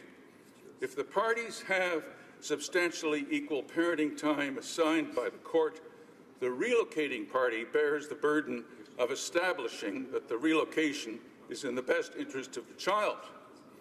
If the child spends the vast majority of their time with one party, the other party must establish that the relocation is not in the best interest of the child.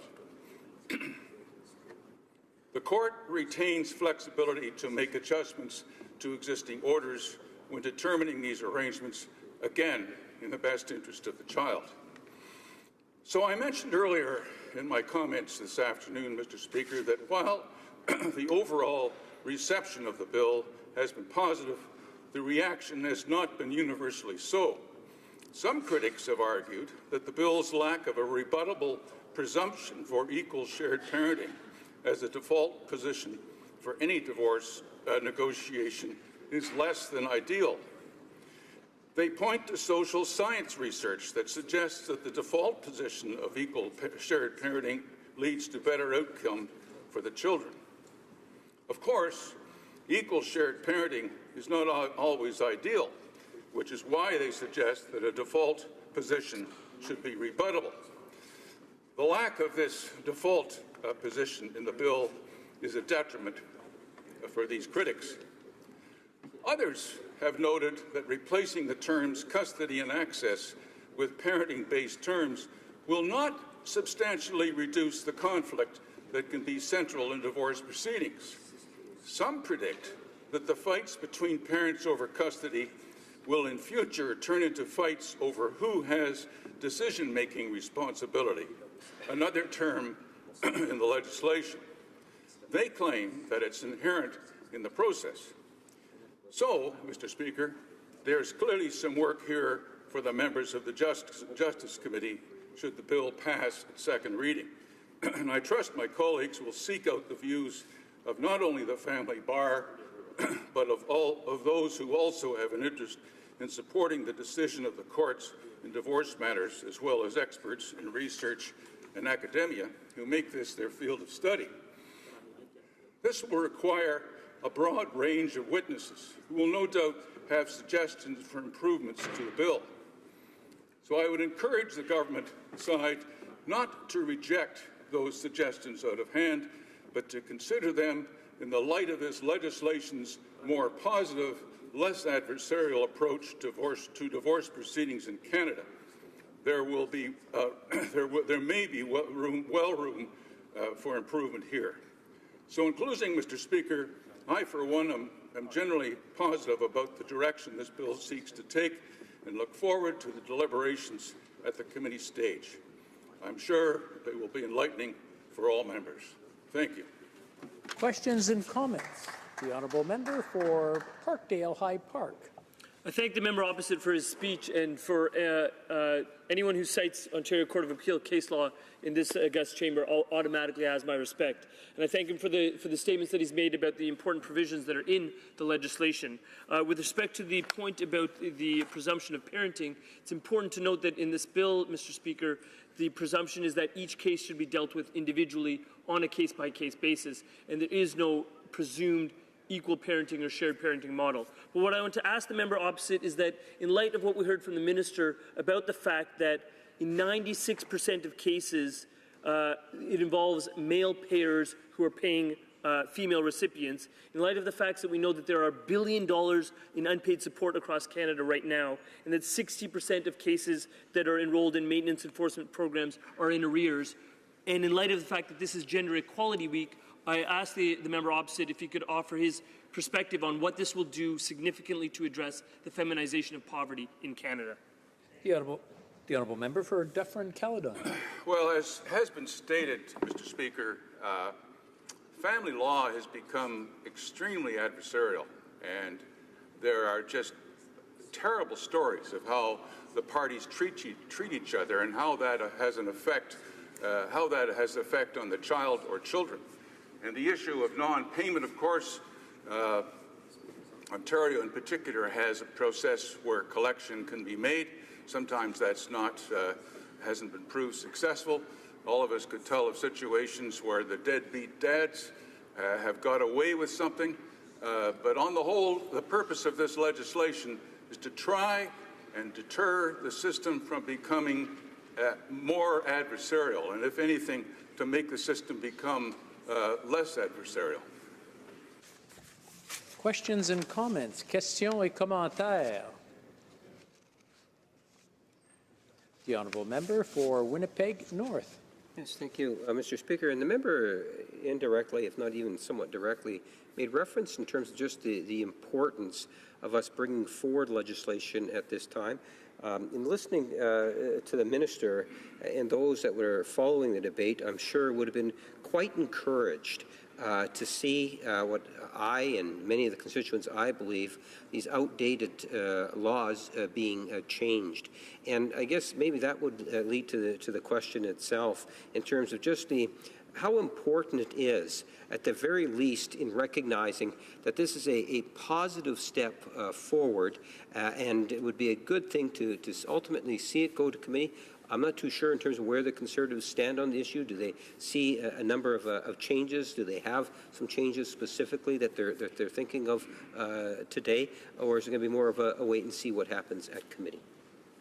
The honourable member for Dufferin-Caledon. Yes, Mr. Speaker, I think the member is going to have to wait and see how the debate goes in the House and the issues that are going to be raised at the committee. There are many people who are experts, people in the family bar, people in the police, people in Children's Aid Society, it goes on, who I know will be making representation. And again, I repeat, my view of what this bill is doing is to make it less adversarial. I know, for example, there are lawyers, including my wife, whose entire practice is family law. And I'm told that almost 50% of the population have gone through some form of separation or divorce proceedings which involves children.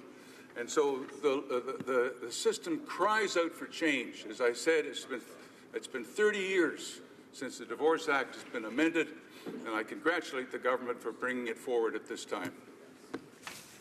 Questions and comments? Questions et commentaires. The honourable member for Parkdale High Park. I thank the member opposite again for his commentary, and I would ask him to address the issue about poverty, in particular child poverty and women's poverty, in light of certain important aspects that are in this bill. One, the fact that we are streamlining processes related to family support. Two, that we are ensuring that different parts of government are talking to one another, allowing the release of information from the CRA to help establish, vary, and enforce family support. And thirdly, by ensuring that a provision in the 2007 Hague Child Support Convention is implemented, which provides a low-cost and efficient way for people to get family support across international borders. In light of the member opposite's entire family's involvement in this very specific matter, I wonder if he could provide us with his views about those important provisions and how they relate to addressing child poverty. The honourable member for Dufferin-Caledon. Well, as we all know or can well imagine, when couples separate with children, their joint income is split in half, and it causes poverty in many cases. You can't live the life that you used to live. And in many cases, it's women that suffer. I suppose the statistics show that more women suffer than men, but there are some men that suffer as well. It's not all women that have this problem. So I think that's all going to reveal itself, and I hope the bill passes and that it goes to committee where some of these issues will be brought forward. The issue of cross-border, people taking children out of the jurisdiction, that's referred to in the legislation. And I know that there'll be a considerable amount of time that will be spent in the committee dealing with that as well. Questions and comments? Questions et commentaires? Resuming debate, reprise du débat, l'honorable député de Saint-Hyacinthe. The honourable member for Saint-Hyacinthe-Bagotte. Thank you, Mr. Speaker. Thank you for giving me the opportunity to speak to Bill C-78, the Divorce Act. To begin, I would like to say that we will support this bill, which will greatly amend the current Divorce Act. The NDP supports the objectives contained in the bill on family justice, in particular the promotion of the best interests of the child, and because the bill also takes into account domestic violence in decisions regarding parental agreements. This bill has not been changed for over 20 years, so it's high time that the Divorce Act be amended. My colleagues and I carefully read the 190 pages of the bill, and we're happy to see that it is primarily based on the interests of the child. I was also pleased to hear the Minister of Justice say that the bill will have to apply on a case-by-case basis because every divorce is unique, every situation is unique, and every couple has its own history. We believe the bill must be studied further with the help of experts in order to improve it, because there's always room for improvement, and we have ideas to propose to the government. We believe that by studying the bill and by consulting experts, we will come up with an accurate and fair point of view. By speaking with legal academics, with lawyers, with divorced parents, and other experts, we heard the same thing every time. Everyone will have to see how this bill will be applied by the courts. A lawyer from Manitoba, Mr. Lawrence Pinsky, said the same thing in an interview on the CBC. He said it was too soon to see how this bill would change things on the ground. He also said that everything will depend on how judges or the courts will interpret the legislation, and we share that point of view. Now, with regard to the parenting plan contained in the bill, a law professor from the University of Ottawa said that a negotiated parenting plan is a very good idea. However, this type of parenting plan should not be systematically imposed because it cannot become an obstacle to a court order in cases where it's difficult to negotiate this type of plan or when it cannot be used because domestic violence is involved. The professor added that adding more criteria to define what the best interest of a child is codifying the criteria, and that it will be taken into account in jurisprudence. However, we must always remember that the interests of the child are always based on each individual situation, and we cannot blindly check off boxes on a list. Mr. Speaker, we also believe that at all times we must consider the best interests of the child, and therefore we would like to see a provision which includes a representative or spokesperson for the child. So we suggest that this kind of provision be included in the bill so the child has their own lawyer and that services and resources be made available to that end. When I talk about resources, I mean psychological support, because divorce causes upheaval within a family, and children are at the heart of this upheaval. And so children must be represented in order that the children's interests be defended and protected. When the bill was tabled, the government said that courts must also take into account the views and feelings of children.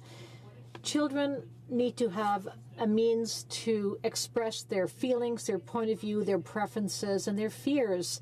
We believe that placing children at the heart of this reform is very important, and that children be heard, considered, and respected. As well, Senator Landon Pearson said that when parents separate, their children's lives change forever. Parents, family members, and professionals who are involved are all responsible to make sure that the change happens as gently as possible. Children have the right to treatment and to be protected against violence and excessive emotional stress. Children also have the right to maintain the significant relationships in their lives and to express their opinions. When these rights and other rights guaranteed to children under the UN Convention on the Rights of the Child It's only when all of these rights are respected that children will be able to accept their new situation and adapt to it. These wise words show to what extent it's important to protect children, but also to let children express their emotions, speak their mind, and therefore it's important to us that children also be fairly represented if need be. Let us remember that Ms. Landon Carter Pearson was appointed to the Senate in 1994. She retired in 2005. Senator Pearson was vice chair of the Standing Committee on Human Rights. Mr. Speaker, access by families to fair and accurate representation is often limited, and family courts' rulings on shared custody are rarely fair, proportional, or take the parties' financial situations into account. Take, for example, the case of a person fleeing a situation of domestic abuse, control, or violence. In that type of situation, often children are collateral damage when their parent does not get the support they deserve. The measures contained in Bill C-78 are a step in the right direction, but they don't adequately consider child support in shared custody situations. Ms. Jenny Woodruff, a lawyer, said that Bill C-78 should have included provisions on support to ensure that support is appropriate. Again, this is lacking in the bill. Indeed, it's important to ensure that the amounts paid in child support are adequate. And since the government claims that one of the objectives of C-78 is to reduce child poverty, we must include this type of provision in the bill to make sure that a parent in the type of situation I just described receives the right amount of child support. However, on the positive side, the government wants to share and transmit more tax information to provincial entities on parents who refuse to disclose their income. As it now stands, data shared by Revenue Canada give provincial courts only basic information such as the name and address of a parent and the name of this parent's employer. But the new measure will help us assess the situation of parents who refuse to pay support. The Divorce Act is federal legislation, but provinces enforce and apply court support orders. So provinces need all the support they need to ensure that child support is paid. Another element I would like to point out is that this bill will better regulate cases of relocation after a divorce. One parent will have to advise the other parent that they intend to move, and the tribunal will have to decide whether this relocation is in the best interest of the child. So this is a good idea, but still we have to be careful. I'll come back to this later on because an organization in my riding had interesting things to say, and to that point I'd like to recognize the work carried out by Ms. Céline Coulombe from an organization called Clés sur la Porte. Ms. Coulombe is an expert as she works with women who have been victims of domestic violence. She said that this bill includes important safeguards or benchmarks and also brings new and necessary measures, but that we all have to be careful when it comes to situations of domestic harassment or violence. In these types of situations, the victim, of course, wants to flee her aggressor. Sometimes she wants to flee to another city or to another province. So we have to make sure that in these types of situations, the courts will be discreet and diligent in the interest of protecting the child and the victim. Mr. Speaker, I want to point this out because when you read the bill, this is what it says. A person who has parenting time or decision-making responsibility in respect of a child of the marriage and who intends to change their place of residence or that of the child shall notify any other person who has parenting time, decision-making responsibility, or contact under a contract order in respect of that child of their intention. The legislation now says, in considering the impact of any family violence under paragraph 3J, the court shall take the following into account: the nature, seriousness, and frequency of the family violence and when it occurred. This is all very all very suggestive. I understand that much discretion is given to the courts, but we have to be vigilant to make sure that a child is safe when a parent flees a situation of domestic violence. Mr. Speaker, I'm proud to point out the work of organizations in my riding who are doing extraordinary work on a daily basis with respect to divorcing parents and for women in a violent situation. The Petit Point organization in Saint-Hyacinthe and Longueuil is a community organization allowing for the creation and maintenance of the parent-child relationship in a neutral environment, which is both a family environment and a harmonious one. It intervenes in the homes of parents in order to not allow any possibility of other various interpretations, and so that everyone is treated in a fair and equitable manner. There are places, there are various rooms that are adapted for all ages and allow for a daily routine, and this helps to reduce stress. We consulted this organization within the framework of Bill C-78. I'd like to share the enlightened opinion of its chair. We believe that the child's best interests are of utter importance. As we discussed, this would mean having a say in things like custody, visits, access, pension, separation of goods, moving, relocation, education, and children. Instead of determining these important features when the relationship has deteriorated and become conflictual. As is the case of married people and common law couples, they should have an agreement for family planning and clauses in case there is a separation. I think all this is very appropriate, and I thank Mr. Tessier for his recommendations. I'd like to thank him for all his work. In my riding, we have the privilege of being able to rely on the professionalism of the organization La Clé sur la Porte. It has been around for 37 years. It welcomes women from all regions of Quebec. It has service centers in Saint-Hyacinthe and two others at Actonville and Belleuil. This is a place where women can receive assistance and shelter. And since 1981, it has welcomed more than 4,000 women and as many children.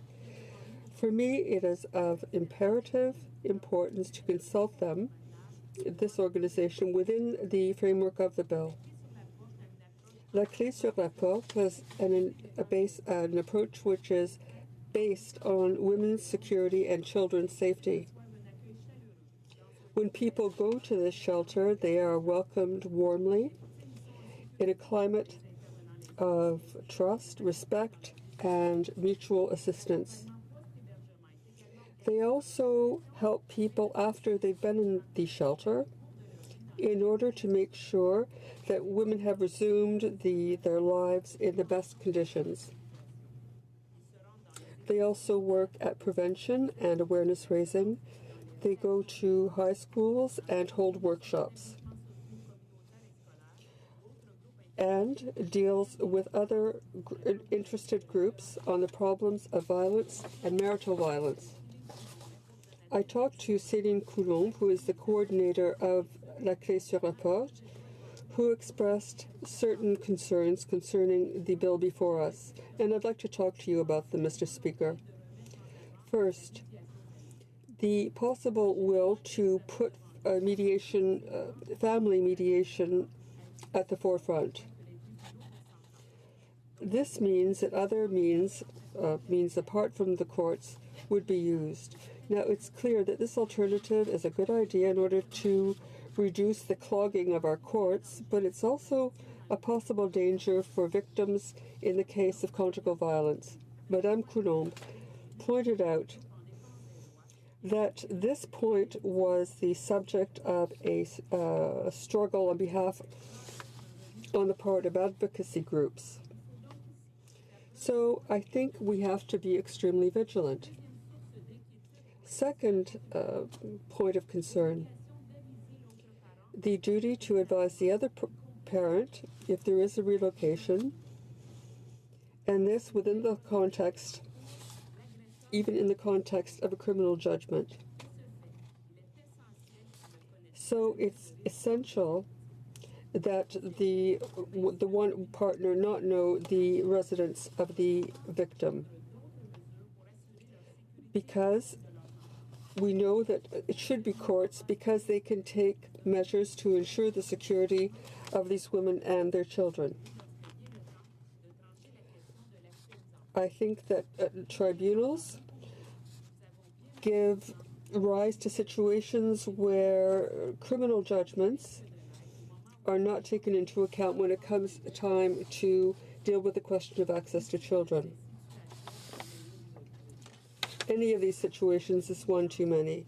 Again, we have to be vigilant and make sure that women and children are protected. And once again, the coordinator of La Clé sur la Porte pointed out, talked about her concern, and with reason, her concern about trauma that is caused for children.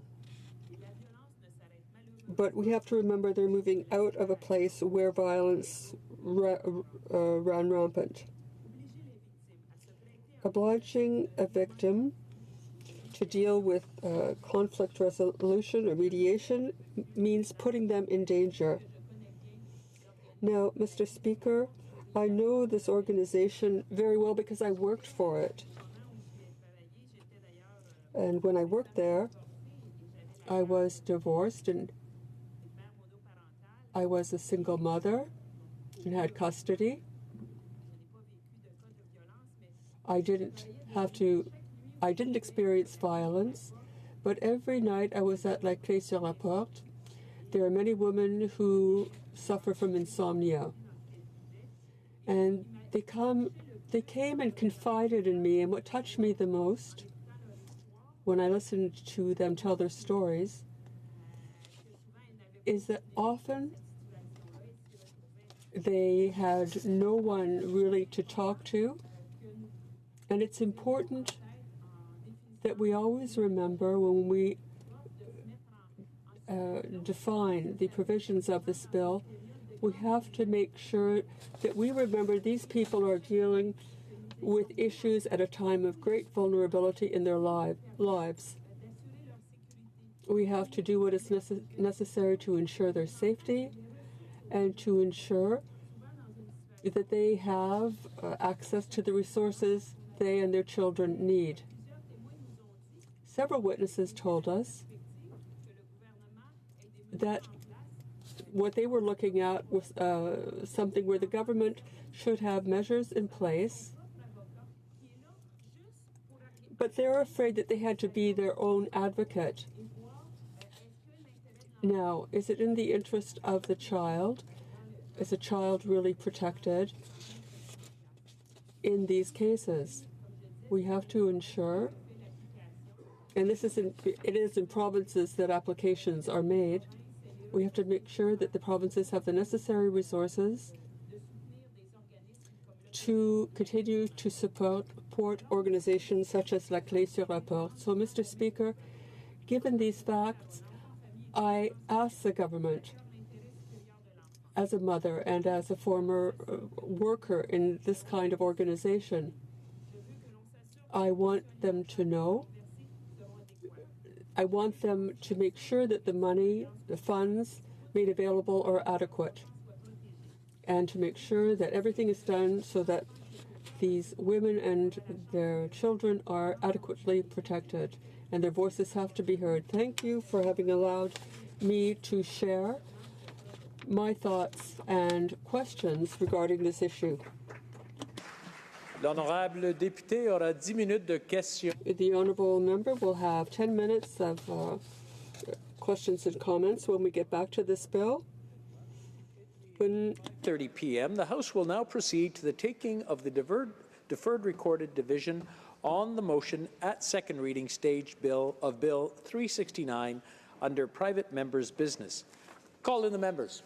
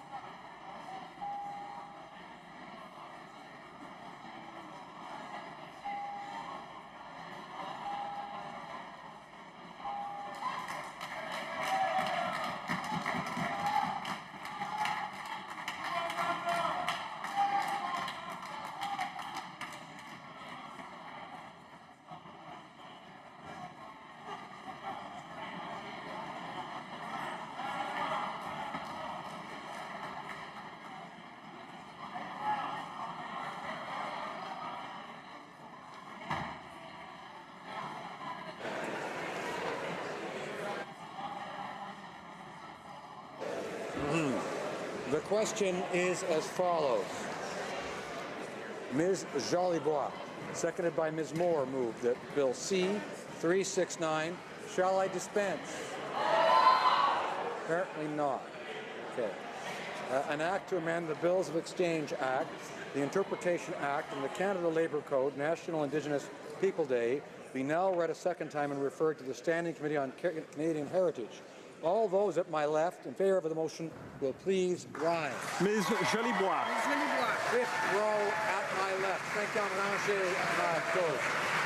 Mr. Rogers. Mr. Rogers. Ms. Yip. Ms. Yip. Mr. Weir. Mr. Weir. Monsieur Sainte-Marie. Monsieur Sainte-Marie. Monsieur Thériault. Monsieur Thériault. Monsieur Beaulieu. Monsieur Beaulieu. Madame Posé. Madame Posé. Madame Gill. Madame Gill. Monsieur Barcelou-Duval. Barcelou Duval. Ms. May, Saanich Gulf Islands. May, Saanich Gulf Islands. Fourth row at my left. Mrs. Zaid. Mrs. Zaid. Madame Fortier. Madame Fortier. Mr. Hogue. Mr. Hogue. Mr. Duval. Mr. Duval. Mr. Stetsky. Mr. Stetsky. Mr. Cannings. Mr. Cannings. Mr. Johns. Mr. Johns. Mr. McGregor. Mr. McGregor. Ms. Benson. Ms. Benson. Madame Trudel. Madame Trudel. Madame Sanssouci. Madame Sanssouci. Ms. Hardcastle. Ms. Hardcastle. Madame Hughes. Madame Hughes. My left. Mr. Tan. Mr. Tan. Ms. Vandenbeld. Ms. Vandenbeld. Mr. Whalen. Mr. Whalen. Monsieur Nantel. Monsieur Nantel. Ms. Malcolmson. Ms. Malcolmson. Monsieur Saganache. Mr. Saganache. Ms. Ramsey. Ms. Ramsey. Ms. Kwan. Ms. Kwan. Madame Quash. Madame Quash. Mr. Blakey. Mr. Blakey. Madame Moore. Madame Moore. Row at my left. Mr. Tibera. Mr. Tibera. Mr. Sorbera. Mr. Sorbera. Mr. Spengeman. Mr. Spengeman. Mr. Garrison. Mr. Garrison. Madame Boutin-Sweet. Madame Boutin-Sweet. Ms. Blaney, North Island Powell River. Ms. Blaney, North Island Powell River. Mr. Rankin. Mr. Rankin. Monsieur Dubé. Monsieur Dubé. Mr. Davies. Mr. Davies. Monsieur Boulris. Monsieur Boulris. Madame Laverdière. Madame Laverdière. Monsieur Dussault. Monsieur Dussault. Mr. Donnelly. Mr. Donnelly. At my left. Mr. Julian. Mr. Julian. Monsieur Caron. Monsieur Caron. Madame Brosseau. Madame Brosseau. Mr. Angus. Mr. Angus. Mr. Massey, Windsor West. Mr. Massey, Windsor West. Ms. Ashton. Ms. Ashton. Ms. Matheson. Ms. Matheson. Ms. Duncan, Edmonton, Strathcona. Duncan Emden Trascona. Mr. Christopherson. Mr. Christopherson. All those at my right in favor of the motion will please rise. Fifth row. Mr. Greywall. Mr. Greywall. Mr. Hardy. Sorry, Mr. Harvey. Mr. Harvey. Mr. Housefather. Mr. Housefather. Ms. Hutchings. Ms. Hutchings. Mr. Jahari. Mr. Jahari. Ms. Khalid. Ms. Khalid. Mr. Levitt. Mr. Levitt. Mr. Long. Mr. Long. Mr. Longfield. Mr. Longfield. Ms. Ludwig. Ms. Ludwig. Mr. Maloney. Mr. Maloney. Monsieur Massey, Avignon, le métis matin Matapédia. Monsieur Massé, Avignon, le Métis Matin, Matapédia. Mr. May Cambridge. Mr. May Cambridge. Mr. McDonald. Mr. McDonald. Mr. McKinnon, Coquitlam, Port Coquitlam. Mr. McKinnon, Coquitlam, Port Coquitlam. Mr. McLeod, Northwest Territories. Mr. McLeod, Northwest Territory. Mr. Morrissey. Mr. Morrissey. Monsieur Willett. Monsieur Ouellet. Mr. Peterson. Mr. Peterson. Monsieur Picard. Mr. Picard. Monsieur Rioux. Monsieur Rioux. Ms. Rudd. Oh, excuse, Monsieur Robillard. Monsieur Robillard. Ms. Rudd. Ms. Rudd. Mr. Rumi. Mr. Rumi. Ms. Rusnak. Mr. Rusnak. Mr. Rusnak. Ms. Sahota. Ms. Sahota. Mr. Saini. Mr. Saini. Mr. Sangha. Mr. Sangha. Mr. Sarai. Mr. Sarai. Monsieur Seri. Monsieur Seri. Madame Shanahan. Madame Shanahan. Mr. Sheehan. Mr. Sheehan. Mr. Sidhu, Mission Mascui, Fraser Canyon. Mr. Cedar Mission Masquerade, Fraser Canyon. Ms. Cedar Brampton South. Ms. Cedar Brampton South. Mr. Secan. Mr. Sican. At my right. Madame Mendez. Madame Mendez. Mr. Oliphant. Mr. Oliphant. Monsieur Dubourg. Monsieur Dubourg. Mr. Aldag. Mr. Aldag. Mr. Amos. Mr. Amos. Mr. Area. Mr. Area. Monsieur Ayoub. Monsieur Ayoub. Monsieur Bayless. Mr. Bayless. Mr. Boissonneau. Mr. Boissonneau. Mr. Bossio. Mr. Bossio. Mr. Bertina. Mr. Bertina. Monsieur Breton. Monsieur Breton. Mrs. Cesar Chauvin. Mrs. Cesar Chauvin. Mr. Bittle. Mr. Biddle. Madame Lapointe. Madame Lapointe. Mr. Chen. Mr. Chen. Mr. Brewson. Mr. Brewson. Ms. DeMoff. Ms. DeMoff. Ms. Dillon. Ms. Dillon. Monsieur Drouin. Monsieur Drouin. Ms. Zerowitz. Ms. Zerowitz. Mr. Assassi. Mr. Assassi. Monsieur El Kouri. Monsieur El Kouri. Mr. Ellis. Mr. Ellis. Mr. Erskine Smith. Mr. Erskine Mr. Smith. Ailson. Mr. Ailson. Monsieur Fergus. Monsieur Fergus. Mr. Finnegan. Mr. Finnegan. Mr. Fisher. Mr. Fisher. Mr. Fonseca. Mr. Fonseca. Mr. Fregascados. Mr. Fregascados. Mr. Fraser West Nova. Fraser Westnova. Mr. Fuhr. Mr. Fuhr. Mr. Gerritsen. Mr. Gerritsen. Mr. Graham. Mr. Third row at my right. Mr. Eiking. Mr. Eiking. Mr. Bagnall. Mr. Bagnall. Mr. McGinty. Mr. McGinty. Mr. Ananda Sangri. Mr. Ananda Sangri. Mr. Fillmore. Mr. Fillmore. Mrs. Jordan. Mrs. Jordan. Ms. Goldsmith-Jones. Goldsmith-Jones. Mr. Oliver. Mr. Oliver. Monsieur Lefebvre. Mr. Lefebvre. Mr. Mendocino. Mr. Mendocino. Mr. Duguid. Mr. Duguid. Mr. Lamoureux. Mr. Lamoureux. Mr. McKinnon-Gatineau. Mr. McKinnon-Gatineau. Mr. Beach. Mr. Beach. Monsieur Lightbound. Mr. Lightbound. Ms. O'Connell. Ms. O'Connell. Mr. Varani. Mr. Varani. Monsieur Poisson. Monsieur Poisson. Mr. Fraser Central Nova. Mr. Fraser Central Nova. Ms. Young. Ms. Young. Mrs. Schultz. Mrs. Schultz. Monsieur Vandal. Monsieur Vandal. Ms. Kara. Ms. Kira. Mr. DeCourcy. Mr. DeCourcy. Mr. Scarpalagia. Mr. Scarpalagia. Mr. Sims. Mr. Sims. Ms. Ratanzi. Mr. Ratanzi. Mr. Jesnevsky. Mr. Jesnevsky. Mr. Dollywall. Mr. Dollywall. Mr. Pescasolido. Mr. Pescasolido. Mr. Mr. North. Monsieur Lauzon, Enchanté, les Petites Nations. Monsieur Lauzon, Enchanté, la Petite Nation. Monsieur Cormier. Monsieur Cormier. Mrs. McCrimmon. Mrs. McCrimmon. Ms. Jones. Ms. Jones. Mr. Algabra. Mr. Algabra. Mr. Leslie. Mr. Leslie. Ms. Gould. Ms. Gould. Mr. Sohi. Mr. Sohi. Mr. Holland. Mr. Holland. Ms. Monsef. Ms. Monsef. Monsieur Garneau. Monsieur Garneau. Ms. Duncan, Etobicoke North. Duncan and Etobicoke North. Monsieur Duclos. Monsieur Duclos. Madame Le Boutillier. Madame Le Boutillier. Mr. Wilkinson. Mr. Wilkinson. Mr. Cuzner. Mr. Cuzner. Ms. Murray. Ms. Murray. Mr. Casey Charlottetown. Mr. Casey Charlottetown. Mr. Vaughan. Mr. Vaughan. Monsieur Lemetti. Monsieur Lemetti. Monsieur Miller, Ville-Marie, le Sud-Ouest et les Sœurs. Miller, Ville-Marie, le Sud-Ouest et les Sœurs. Mrs. Lockhart. Mrs. Lockhart. Monsieur Schiffke. Monsieur Schiffke. Mrs. Romanado. Mrs. Romanado. Monsieur Hebert. Monsieur Hebert. My right. Mr. Hare. Mr. Hare. Mr. O'Regan. Mr. O'Regan. Mr. Sajan. Sajan. Mr. Goodale. Mr. Goodale. Monsieur Rodriguez. Monsieur Rodriguez. Monsieur Leblanc. Monsieur Leblanc. Ms. Chager. Ms. Chager. Mr. Morneau. Mr. Morneau. Mr. Bryson. Mr. Bryson. Mr. Macaulay Cardigan. Mr. Macaulay Cardigan. Ms. Bennett. Ms. Bennett. Mr. Baines. Mr. Baines. Mr. Blair. Mr. Blair. Ms. Tassie. Ms. Tassie. Ms. Ing. Ms. Ing. Ms. Mahaichuk. Ms. Mahaichuk. Mr. Casey Cumberland Colchester. Casey Cumberland Colchester. Mr. Easter. Mr. Easter. Ms. Fry. Ms. Fry. Mr. McKay. Mr. McKay. All those at my left opposed to the motion will please rise. Fifth row. Mr. Stanton. Mr. Stanton. Mr. Van Kesteren. Mr. Van Kesteren. Mr. Shipley. Mr. Shipley. Mr. Glinsky. Mr. Iglinski. Mr. McKenzie. Mr. McKenzie. Mr. Urdega. Mr. Yurdega. Mr. Diot. Mr. Diot. Ms. Leach. Ms. Leach. Mr. Schmale. Mr. Schmale. Mr. Shields. Mr. Shields. Mr. Vierson. Mr. Vierson. Mr. Waugh. Mr. Waugh. Mr. Weber. Mr. Weber. Mr. Motz. Mr. Motz. Mr. Benson. Mr. Benson. Mr. Lloyd. Mr. Lloyd. Mr. Trost. Mr. Trost. Monsieur Bernier. Fourth row at my left. Mr. Calkins. Mr. Calkins. Mr. Falk Provencher. Mr. Falk Provencher. Monsieur Généreux. Mr. Généreux. Monsieur Gourde. Monsieur Gourde. Mr. Macaulay Edmonton West. Mr. Macaulay Edmonton West. Mr. Lobb. Mr. Lobb. Mr. Kitchen. Mr. Kitchen. Mrs. Gallant. Mrs. Gallant. Mrs. Falk Battleford's Lloydminster. Mrs. Falk Battleford Lloydminster. Mr. Albrecht. Mr. Albrecht. Mr. Zimmer. Mr. Zimmer. Mr. Hoback. Mr. Hoback. Mr. McGuire. Mr. McGuire. Mr. Cooper. Mr. Cooper. Mr. Arnold. Mr. Arnold. Mr. Godin. Monsieur Godin. Sir? Third row at my left. Mr. Tilson. Mr. Tilson. Mr. Warwa. Mr. Warwa. Mr. O'Bry. Mr. O'Bry. Mr. Sorensen. Mr. Sorensen. Mr. Carey. Mr. Carey. Mr. Reed. Mr. Reed. Mr. Lukiski. Mr. Lukiski. Mr. Nader. Mr. Nader. Mrs. Kuzi. Mrs. Kuzi. Mr. Broussard. Mr. Broussard. Mr. Sweet. Mr. Sweet. Mrs. Wagentall. Mrs. Wagentall. Mr. Anderson. Mr. Anderson. Ms. Alaslev. Mrs. Alaslev. My left. Mr. Nuttall. Mr. Nuttall. Mr. Barlow. Mr. Barlow. Mr. Doherty. Mr. Doherty. Monsieur Berthold. Monsieur Berthold. Monsieur Martel. Monsieur Martel. Mr. Albus. Mr. Albus. Mr. Chong. Mr. Chong. Mr. Richards. Mr. Richards. Mr. Workington. Mr. Workington. Mr. Strahl. Mr. Strahl. Mrs. Stubbs. Mrs. Stubbs. Ms. Harder. Ms. Harder. Mrs. Vecchio. Mrs. Vecchio. Mrs. Wong. Mrs. Wong. Mr. Abou Taïf. Mr. Abu Tayyip. Ms. Gladue. Ms. Gladue. Mr. Kelly. Mr. Kelly. My left. Ms. Finley. Ms. Finley. Mr. Clement. Mr. Clement. Mr. Allison. Mr. Allison. Mr. Bazan. Mr. Bazan. Ms. Rempel. Ms. Rempel. Mr. Kent. Mr. Kent. Mr. O'Toole. Mr. O'Toole. Monsieur Hayes. Mr. Hayes. Ms. Bergen. Ms. Bergen. Mr. Shear. Mr. Shear. Monsieur Deltel. Monsieur Deltel. Mrs. McLeod, Kamloops, Thompson, Caribou. Mrs. McLeod, Kamloops, Thompson, Caribou. Monsieur Blaney, Bellechasse et Saint-Germain-Lévis. Monsieur Blaney, Bellechasse et Saint-Germain-Lévis. Mr. McColman. Mr. McColman. All those at my right opposed to the motion will please rise. Fifth row. Fourth row at my right. Third row at my right. Second row at my right. First row at my right.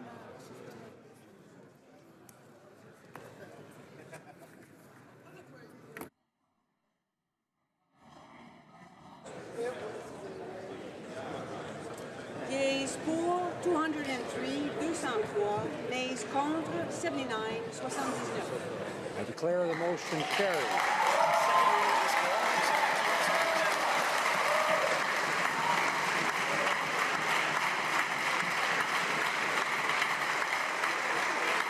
Accordingly, the bill stands referred to the Standing Committee on Canadian Heritage.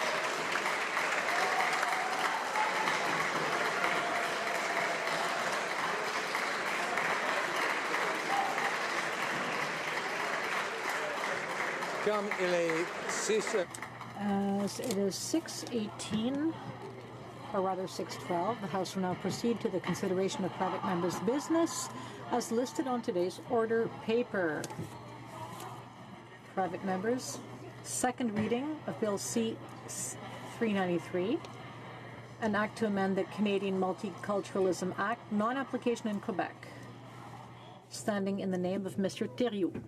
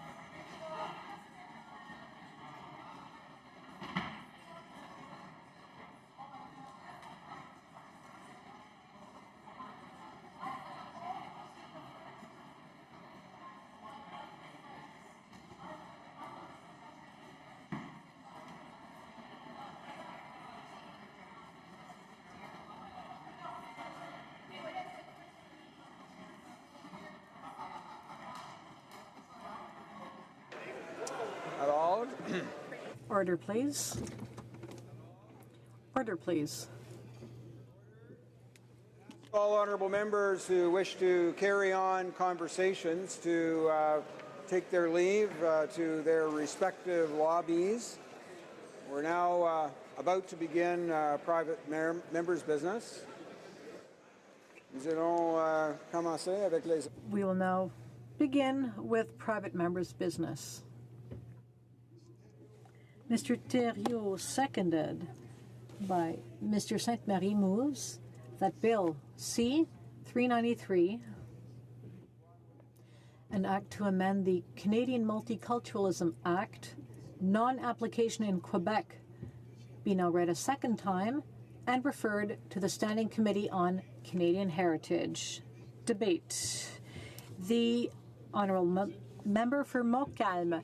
Mr. Speaker, I'm very pleased to rise today on this very important bill. I'm very pleased to table the bill on behalf of the Bloc Québécois, and I'm also very happy to begin the debate on the impact of multiculturalism on Quebec. First, this bill comes following the so-called recognition of the Québécois nation by this Parliament. I know, Mr. Speaker, that the Prime Minister does not believe in this and wants to make Canada the first post-national state in the world, which would imply the disappearance of Quebec's national identity, which is ridiculous. The Québécois nation is our community of belonging, the group we identify with, the group in which we discuss, in which we take decisions with regard to the organization of our society. And because a nation is the place where political decisions are made, recognizing a nation means recognizing a legitimate political body which comes with rights and aspirations. By recognizing Quebec as a nation, the House of Commons recognized that Quebecers have the right to control their own social, economic, and cultural development. By stating that the Québécois nation is made up of all Quebec residents, regardless of their backgrounds, their mother tongue, or where they live, the federal government recognized that the Québécois nation is based on the landmass of Quebec. In short, the recognition of Quebec as a nation is the recognition of the legitimacy of its repeated requests. Quebec doesn't need Ottawa's recognition to be a nation. On October 30th, 2003, the Quebec National Assembly unanimously adopted the following nation, that the National Assembly reconfirm that the Québécois people form a nation. It doesn't mean that Québécois are a nation only if Canada remains what it is or if Quebec becomes sovereign. Quebecers form a nation, full stop. The National Assembly reaffirmed the existence of the Québécois nation, and there was a reason why it did this. In fact, the resolution repeated what all Quebec governments have said for decades. Daniel Johnson Father in 1968 said, "The Constitution must not have as its only goal to federate territories, but also to place on an equal footing to linguistic and cultural communities, to founding nations, to societies, to nations. In 1980, René Lévesque said that Canada is made up of two equal nations. Quebec is the home of one of these nations. It has all of the attributes of a national distinct nation. It has the inalienable right to self-determination, and this is the most fundamental right which the Québécois as a whole have. Quebec is, in North America, the only Francophone society where most people speak French, and as Gilles Duceppe said in November of 2006, I will never say that Quebec form a nation only if they have a country. And I never accept that the only condition to be a nation is that we need the recognition from Canada. We are a nation regardless of the future we will choose. Therefore, it's important for Quebec to have all the tools it needs to develop and to define itself. In the bill, I included the following preamble. Whereas Quebecers form a nation and therefore possess all the tools needed to define their identity and protect their common values, including as regards the protection of the French language, the separation of church and state, and gender equality. I sincerely hope, Mr. Speaker, that this chamber will unanimously support that preamble. That said, Quebec is a nation which is unique in the world, a francophone people of 8 million citizens on a continent where over 400 million Anglophones live. Demographically, over the years, well, we should have disappeared, but Quebec is a historical anomaly, and so it needs all the tools it needs to survive, beginning with its independence. The federal government could have been an ally. In light of the Québécois phenomenon, even miracle, Ottawa could have used its powers to help Quebec develop its own distinct identity. Remember the Meech Lake episode? No. On the contrary, Ottawa stood in the way of Quebec and has only weakened the Québécois culture, which aims to bring people together. One of the greatest attacks by Ottawa against the Québécois nation, against what Québécois are collectively, well, it is its federal policy of multiculturalism. Multiculturalism denies the existence of the Québécois phenomenon and everything that brings its citizens together. On the website of the Government of Canada, it says, multiculturalism allows all citizens to preserve their identity, to be proud of their origins. In other words, it aims to integrate all citizens. In other words, multiculturalism is not a policy of integration. It is a policy of disintegration. It is a policy to fragment people from different cultures rather than to promote the development of a society which will integrate newcomers. In reality, multiculturalism goes against the idea of a common culture. It promotes the existence of many cultures side by side. It's a policy of cohabitation, if you will, which is based on indifference and tolerance rather than by the respect of differences, which leads to the ghettoization of different cultures. It fragments society in many solitudes, and therefore Quebec has always rejected the Canadian approach, which downplays the place of Quebec in Canada and rejects the existence of the Québécois nation. In 1971, Robert Bourassa said in a letter to Pierre Elliott Trudeau, this notion seems to be incompatible with the reality of Quebec. Well, that was true 50 years ago, and it's just as true today. Quebec, in fact, focuses on integration, cultural plurality, cultural diversity. This is wealth to be shared. We need to get to know each other. We need to speak to each other. We need to build together, and that's exactly what Quebec does. And this is why in Quebec we ask immigrants to recognize the French fact and to learn French, because it is the language of the common territory. And this is why Quebec also insists on the necessity of respecting the common values to all Quebecers, which include the separation of church and state, the equality of men and women, and the existence of a historic cultural heritage. This heritage is multicultural, not multiculturalist. Before 2003, there was talk of a civic pact. The Québécois model of integration does not aim for the lowest common denominator in citizenship. It wishes to integrate its newcomers into its society and to adopt the cultural symbols. Newcomers must learn French, the common language of Quebec, and must accept the fundamental principles of Quebec. The challenge of an intercultural society is to ensure harmony and to maintain the appropriation of values and principles which bring together citizens. This challenge happens when we respect each other's personal, cultural, and religious differences.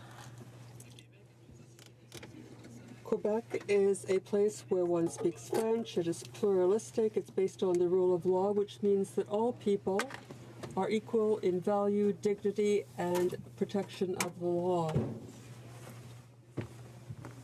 You can adapt, you must adapt to your new society and do so fully.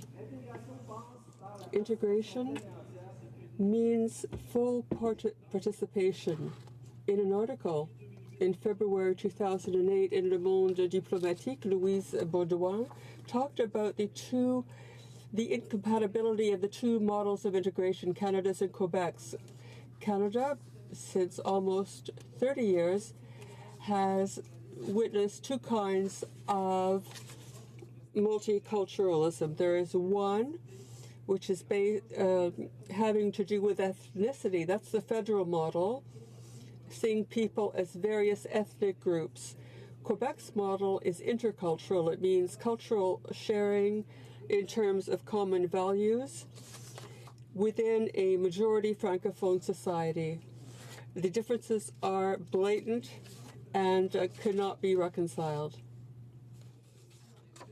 Now, Quebec is a French language state, but within a bilingual country that favors bilingualism. There are many basic values in Quebec, which also feels that French is the language. So, in testimony before the Bouchard-Taylor Commission, the Council of Intercultural Relations underscored this confusion. Efforts by the Quebec government to define and promote its own model of integration have hit up against the ideology of multiculturalism, often interpreted by certain groups as a possibility to live in one's own culture within a kind of separate development. Of course, these programs and practices of Canadian identity do not encourage a separate development and activities based on mono-ethnic groups. Now, Quebec feels that the message must clarify its message.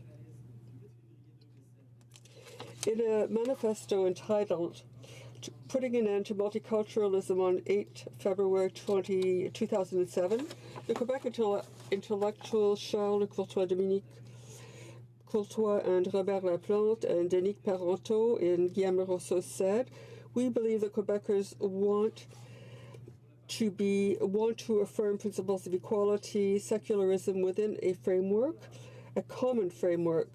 The Charter of the French language affirms this in part, but to do so completely, Quebec citizenship is essential." Quebec does not see inclusion the same way Canada does. Quebec needs the broadest possible leeway in order to enforce its integration and citizenship policy. In our opinion, only independence will give it what it needs to do so. This will put an end to confusion in messaging. Now, Quebec's multiculturalism, as I said, is not the same as Canada's. Quebec needs all of the freedom necessary to integrate newcomers. Quebec welcomes approximately 50,000 immigrants, and this is not even including refugees. It's essential that they have at hand the tools necessary to integrate these people and allow themselves to integrate in Quebec society. The Prime Minister's multiculturalism is completely disconnected from Quebec reality. Here's what he said on June 27, 2018. Being the first country in the world to adopt a policy, an official policy of multiculturalism, Canada has shown on several occasions that diversity and inclusion are our strength and are at the very heart of our success. Mr. Speaker, my bill, and I would invite all who have Quebec interests at heart, who care about Quebec culture and identity, my bill would allow Quebec to decide on its own model of multiculturalism. It's up to Quebec to decide and not up to Canada or another country, and not during voyages abroad. Thank you. Questions and comments? The Honourable Member for Pierrefonds-Dollard. Thank you, Mr. Speaker. I have a very hard time seeing myself in the Quebec that I know. The Quebec I know is quite different. It includes various cultures, for example, people from the West Indies, people from France, people from all over the world. I feel that Quebec is a very welcoming society, and it's an integral part of Canada in terms of the economy and other things. How is it that my colleague does not see all these people as a plus for Quebec, as an advantage? Mr. Speaker, I'm rather surprised by the comments of my colleague. I don't think he understood a word I said. What I'm saying is that the model of multiculturalism that we have is effective for Canada. It's not the one that Quebec would give priority to. And my colleague is a member of a Federalist Party which has never recognized the Quebec nation. It's for diversity and so forth. For him, multiculturalism is a policy that makes it such that Quebec cannot properly integrate its own immigrants, because when they get to Quebec, they hear two separate messages. They hear that they're going to be Canadians, and they're going to be Quebecers. We want respect of difference, and not just tolerance of difference. And Canada and its party only tolerate Quebec in Canada. Questions and comments? The Honourable Parliamentary Secretary to the Government House Leader. My colleague and friend across the way, my ancestors and family are rooted from Quebec. Quebec is a very important aspect of my own personal heritage. It's a province in which I'm very proud of. I live in Winnipeg's North End. I believe that Canada's greatest strength is our diversity, that people that live in Quebec are very much proud of their heritage. It's a heritage that is appreciated in every region of this country, that Quebec as a whole is well welcomed, loving, a province with great prosperity. It continues to support the Canadian society, just like every other provinces in a whole array of areas, especially contributing through its cultural activities. And Canada has so much to learn, or other regions of Canada have so much to learn from Quebec. My question to my friend across the way is, would he not recognize that there are many people across this land that have roots in Quebec and that are in fact very proud of their heritage? Individuals like me that often will talk about my family and where it is that my family come from. The Honourable Member for Montcalm. Mr. Speaker, if my distinguished colleague is so proud of his Quebec origins, then why not put the Quebec nation in the Canadian Constitution? Because the Canadian nation is recognized and has recognized Quebec as a founding nation, as a founder of Canada. Now, why are they simply saying that Quebec, as a distinct nation, as a minority, how should they be able to integrate people in Quebec? And the greatest multiculturalism experts say that this can only be done by a majority, but we are a minority. And we've also had our right to be recognized as a nation taken away. But with respect to cultural diversity, we recognize it, and I think that that they should recognize Quebec as a nation. And now the Parliamentary Secretary to the Minister of Canadian Heritage. To amend the Canadian Multiculturalism Act, non-applicable in Quebec. Mr. Speaker, it's well known that Canada is one of the most diverse countries in the world, and our country is a place where Indigenous peoples, including First Nations, Inuit, and Métis, live alongside people, including refugees from all corners of the globe who have chosen to make their lives in Canada, as well as with long-standing Canadian citizens. Ours is a land of many faiths, many languages, and many cultures. It's a place where Muslims and Sikhs and Buddhists, Hindus, Jews, Christians, and members of numerous other religious groups live in harmony. It's home to a proud Francophone tradition and Anglophone tradition and communities of such, and to native speakers of an array of Indigenous languages such as Mi'kmaq, Inuktitut, Ojibwe, Cree, and many others. Millions of other individuals have a mother tongue that is neither French nor English in Canada. Canada's capacity to prosper and grow within the context of this diversity is the result of the commitment that we have made to respect and protect our differences. As a result of this commitment, Canada has developed a broad and evolving legislative and policy framework that supports various elements of diversity and inclusion, including the Canadian Charter of Rights and Freedoms, the Canadian Human Rights Act, the Employment Equity Act, the Official Languages Act, and of course the Canadian Multiculturalism Act. Mr. Speaker, I'd like to remind the House that Canada's federal multiculturalism policy was adopted in 1971 following the Royal Commission on Bilingualism and Biculturalism. Significantly, it recognizes French and English languages on equal terms. In 1982, with the repatriation of the Canadian Constitution, the Government of Canada reaffirmed the value of multiculturalism in Section 27 of the Charter, which refers to the preservation and enhancement of the multicultural heritage of Canadians. Then, in 1988, the Canadian Multiculturalism Policy was enshrined in the Canadian Multiculturalism Act. The Canadian Multiculturalism Act gives the Minister of Canadian Heritage and Multiculturalism the mandate to develop and deliver programs and practices which, amongst other things, will recognize and promote the understanding that multiculturalism is a fundamental characteristic of Canadian heritage and Canadian identity. The Act promotes the full and equitable participation of individuals and communities of all origins in the continuing evolution and shaping of all aspects of Canadian society and assists in the elimination of any barrier to that participation.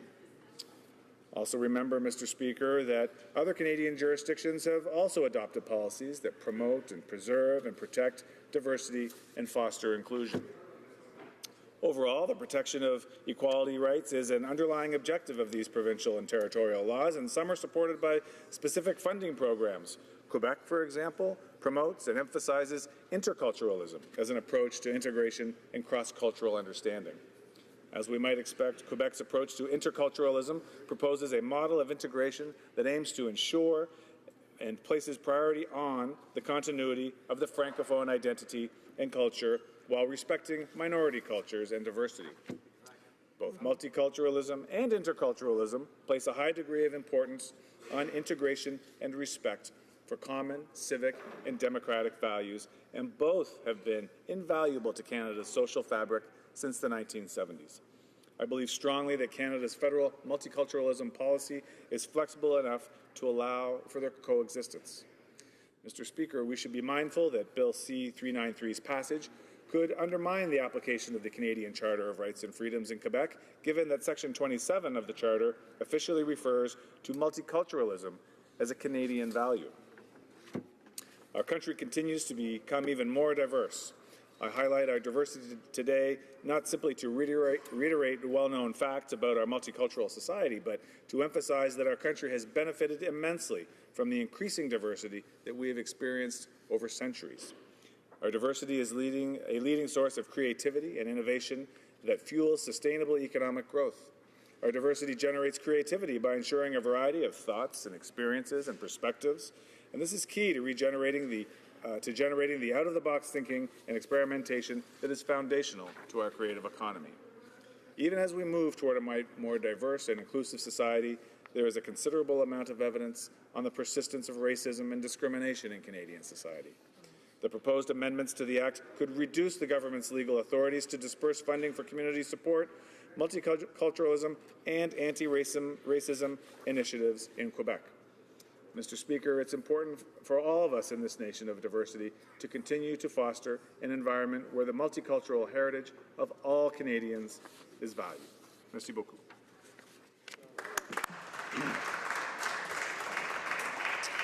Reprise de débat. Resuming debate. The Honourable Member for Richmond Arthabaska. Thank you, Mr. Speaker. Last February, Bill C-393 was introduced by the member for Montcalm, and it aims to exclude Quebec from the Canadian Multiculturalism Act. Now, I won't hide the fact that this proposal didn't impress me from the outset. Why would anyone want to opt out of such an inclusive and positive act? Why reject legislation that celebrates and protects our culture and makes it possible to share it? This reflection led me to do some research. I was already familiar with the Canadian Multiculturalism Act adopted some 30 years ago. I was already aware of some of its positive aspects. This research enabled me to learn more about its details. I did my homework, Mr. Speaker, and I can tell you that Bill C-393 doesn't impress me any more today than it did last February. I can confirm that the Multiculturalism Act, which is 3 decades old, has aged well. It's not perfect. We could perfect it and work on it, but it has aged well. It remains current and pertinent. Here are some examples. The Multiculturalism Act recognizes the importance of maintaining and promoting Canada's multicultural heritage. It aims to recognize the rights of Indigenous peoples of Canada throughout the country. It reflects the cultural and racial diversity of Canadian society and translates into freedom for members to maintain, promote, and share their cultural heritage. It aims to recognize that multiculturalism is a fundamental characteristic of Canadian identity and is an invaluable resource for our future. It promotes the full and fair participation of individuals and groups of all origins, from all sectors of society. And there's more. It aims to recognize the existence of communities that share the same origin and their contribution to this country, in addition to promoting their development. It seeks to encourage and help social, cultural, economic, and political institutions in Canada by taking into account our lovely country's multicultural nature. It promotes recognition and respect for diverse cultures in this country. And it promotes multiculturalism in conjunction with the national commitments as regards our two official languages, English and French, which are a great wealth to our country. And there's more. Much more. So, I repeat my question. Who would want to opt out of this cultural policy? Not only do I see any relevant reason for doing so, I could also say that, on the contrary, it's very important for all Canadians to adhere to this legislation.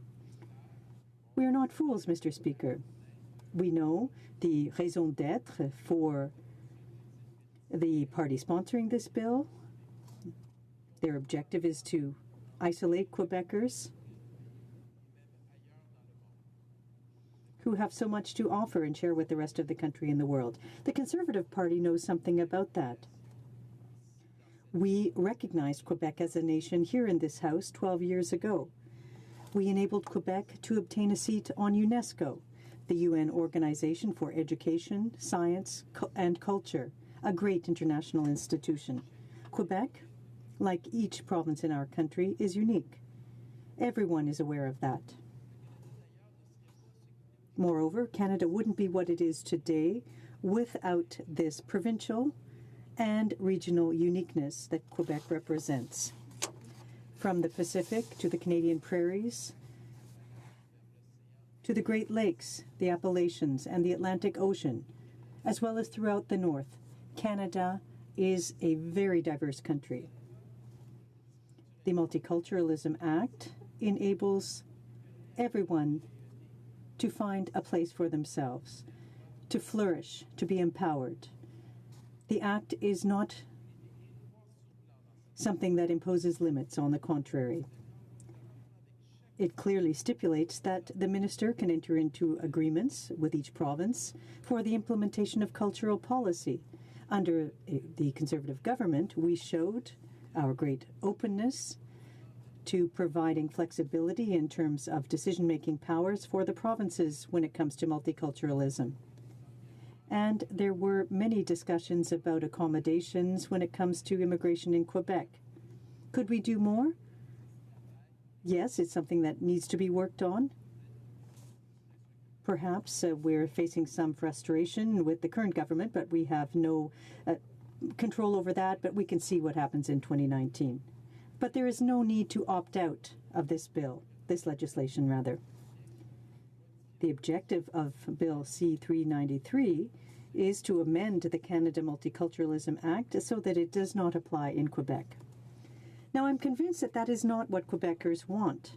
In fact, Mr. Speaker, in recent months, I have personally crisscrossed Quebec with my colleagues and my leader as part of our tour to listen to Quebecers, and that tour continues this fall. We met with hundreds of people from all regions of Quebec. I met people who love the province, passionate Canadians, proud members of First Nations, artisans, entrepreneurs with a vision, passionate people, very passionate people everywhere.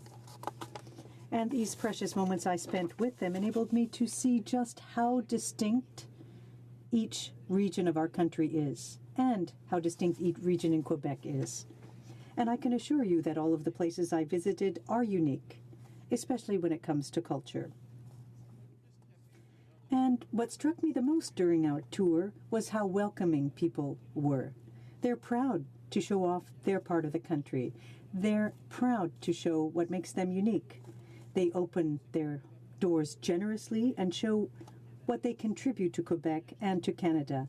And I could say throughout the world as well, because we have some extraordinary success stories in Quebec that are reproduced across the globe. Those people perhaps don't know, but by being that way, they are contributing to the spread and flourishing of Canadian multiculturalism. What I didn't see throughout our tour was people who wanted to opt out of legislation or not defend our multiculturalism. I saw their desire to tell the rest of the world what made them unique. And that's exactly the objective that we achieve with the Multiculturalism Act, which puts in place measures, policies, involves our institutions. The sponsor of this bill will likely say that Quebec needs to manage its multicultural policy on its own. And I can confirm that Quebec already has many powers and that the Conservative Party of Canada acknowledged those rights. The centralizing nature of the current government perhaps undermines the intergovernmental relations in the Canadian Federation, and we have seen these problems. But Quebec isn't the only province that is encountering obstacles with the current government.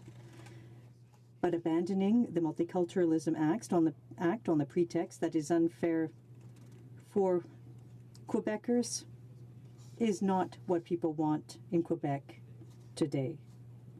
People don't want division, nor do they want exclusion. Quebecers want a strong voice in Ottawa. Through this act, Quebecers deserve to flourish far beyond the provincial border. And that is what they will have in the fall of 2019 with a Conservative government. Thank you, Mr. Speaker. Resuming debate, the honourable member for North Island, Powell River. Thank you, Mr. Speaker. I'm glad to have the opportunity to speak to the bill before us in the House of Commons today. But before I discuss the contents of the bill, I'd like to put on the record the incredible work that my colleagues in the NDP's Quebec caucus are doing day in and day out to make sure that the issues that matter most to their constituents are being championed in this place. The member of Trois-Rivières has been fighting for years tirelessly on behalf of parotite victims that have been left in a grey zone by the Liberal government's idleness. The member for Rosemont-La Petite Patrie, who has been leading the charge in this House against the use of tax havens for the wealthiest and this government's inaction on this file. The member for Hochelaga, who has been a ferocious advocate for social housing despite the Liberals' refusal to actually deliver.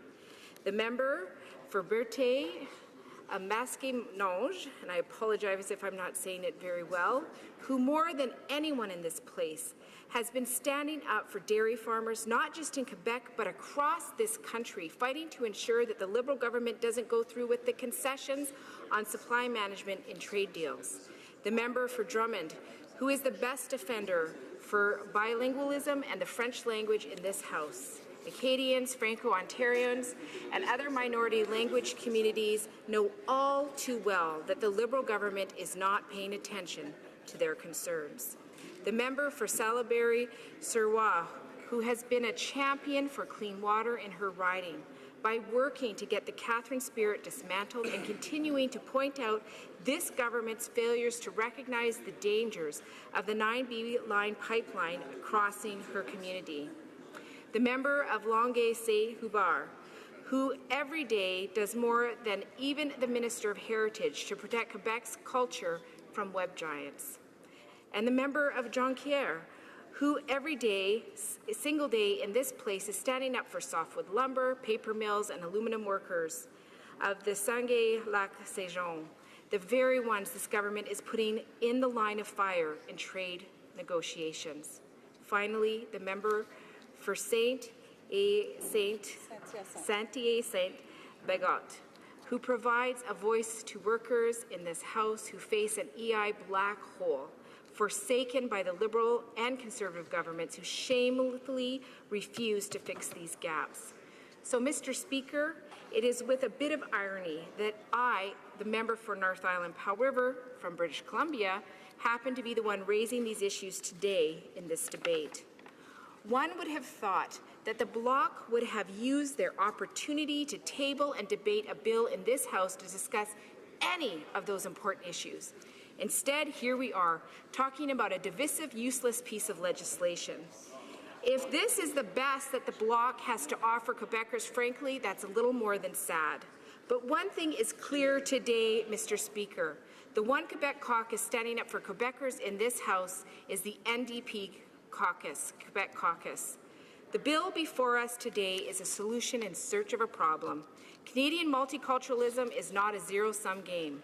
Respect, protection, and promotion of one culture will not diminish the standing of another culture. Instead, it creates a space for newcomer communities to integrate into, in the context of this bill, specifically Quebec society without giving up who they are. This allows people to embrace and participate in Quebec's unique culture and heritage without fearing that they must give up their identity. They instead can have the opportunity to add Quebecer to who they are. This should be encouraged, Mr. Speaker, not denigrated. Unfortunately, this approach is not new for the Bloc Québécois. They have tried this before. In 2008, a Bloc MP tabled Bill C-505, a nearly identical bill. The former leader of the NDP, himself a proud Quebecer, the former member of Outremont, Mr. Tom Maillet, stated quite clearly what this bill truly was, an attempt to divide Quebec from the rest of Canada, and an attempt to divide Quebecers against Quebecers. He stated, "We must recall what the section of 27 of the Canadian Charter of Rights and Freedoms says, because it gives us an indication of why we must oppose this bill. This charter shall be interpreted in a manner consistent with the preservation and enhancement of the multicultural heritage of Canadians." He went on to say, what the Bloc is trying to do with this bill is to alter the Canadian Multiculturalism Act to do something separate for Quebec. It would be easy to follow them down that road if the goal were to stay in Canada. But let us not delude ourselves. The Bloc Québécois, as it is, its absolute right in this democracy, has at its ultimate priority the removal of Quebec from Canada. We must therefore realize that the only purpose of this bill must be to position the Bloc in a debate that has been raging in Quebec for the last year and a half. So the goal is not to improve how things work in Canada, or even in Quebec, I would add. Instead, it is a blatant attempt to fan the flames of anti-immigration and anti-refugee rhetoric and provide, in addition to the Conservative Party, another voice for this in this place. This bill ignores the existence of the Colin-Couture Agreement of 1978, which provides Quebec significant authority and policy-making abilities within the realm of immigration. The agreement allows Quebec to develop its own point system for the selection of immigrants. So while the systems are quite similar, Quebec's point system provides more points for French language skills, more points for adaptability, provides points on having relatives established in Quebec, provides points for spouses with French language skills, and for having a young family. Among other things, this agreement aims to respect and strengthen the enrichment of Canada's cultural and social heritage, taking into account the federal and bilingual character of Canada. It also acknowledges that foreign nationals in Quebec should contribute to Quebec's social and cultural enrichment, taking into account its specifically French character. The bill before us, strangely, also ignores the actual Multiculturalism Act itself. Most importantly, Section 5 in brackets 2, which states, "The minister may enter into agreement or arrangement with any province respecting the implementation of the multiculturalism policy of Canada." This means that should the province of Quebec feel the policy is currently implementing is not achieving the greatest benefit, the province has the ability to work with the minister to improve the policy's implementation. This is what occurred with the Colin-Couture Agreement. It's a shame, truly a shame, that the member chose to use this incredible opportunity, that is to table a bill in the House of Commons to help impact and shape our country, to help promote Quebec culture and heritage, to table this bill of all things. As I stated on the outset, my NDP Quebec colleagues are working tirelessly on issues of importance to the people of Quebec. The NDP recognizes the national character of Quebec, based in particular on a society with French as its language of work and the common language of the public domain, a unique culture expressed through a sense of identity and belonging to Quebec, a specific history, and the political, economic, cultural, and social institutions of its own. Had the member brought forward a bill that strengthened any aspects of that for Quebec, they might have found our support. Thank you, Mr. Speaker. Reprise de débat. Resuming debate. The honourable member for Avignon, Métis, Matane Matapédia. Well, thank you very much, Mr. Speaker. I'm surprised to hear my riding mentioned now. I expected someone else to speak before me, but I'm happy to have this opportunity to rise today to talk about this private member's bill, C-393, introduced by the member for Montcalm, which seeks to obtain the support of the House to amend the Canadian Multiculturalism Act so that it does not apply in Quebec. Now, as you know, Mr. Speaker, diversity is a fundamental, sustainable characteristic of Canada and Quebec. Our society represents the bringing together of different people from across the globe. People who have learned over time to mutually respect and accept each other.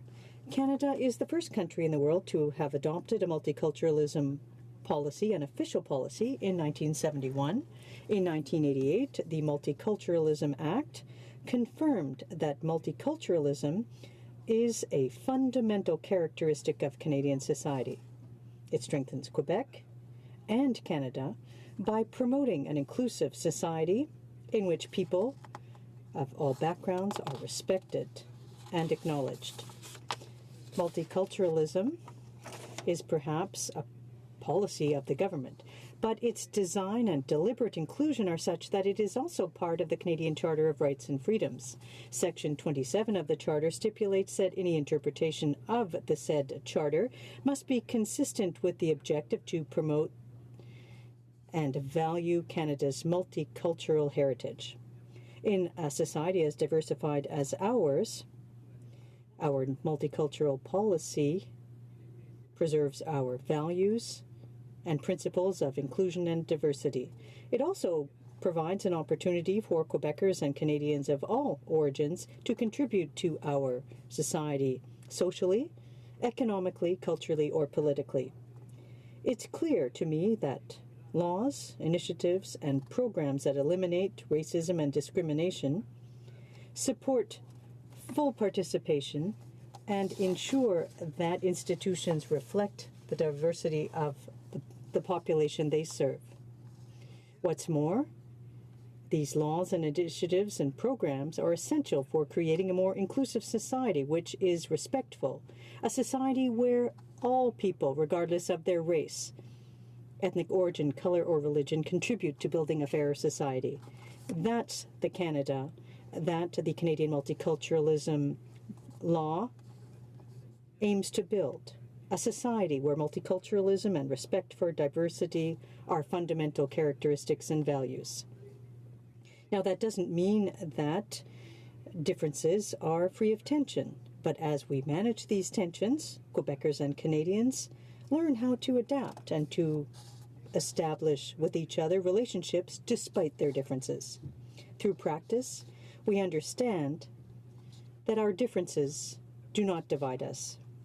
Mr. Speaker, Canada's multicultural policy and Quebec's intercultural model have complemented each other since the 1970s, and they coexist without creating any significant tension or problems.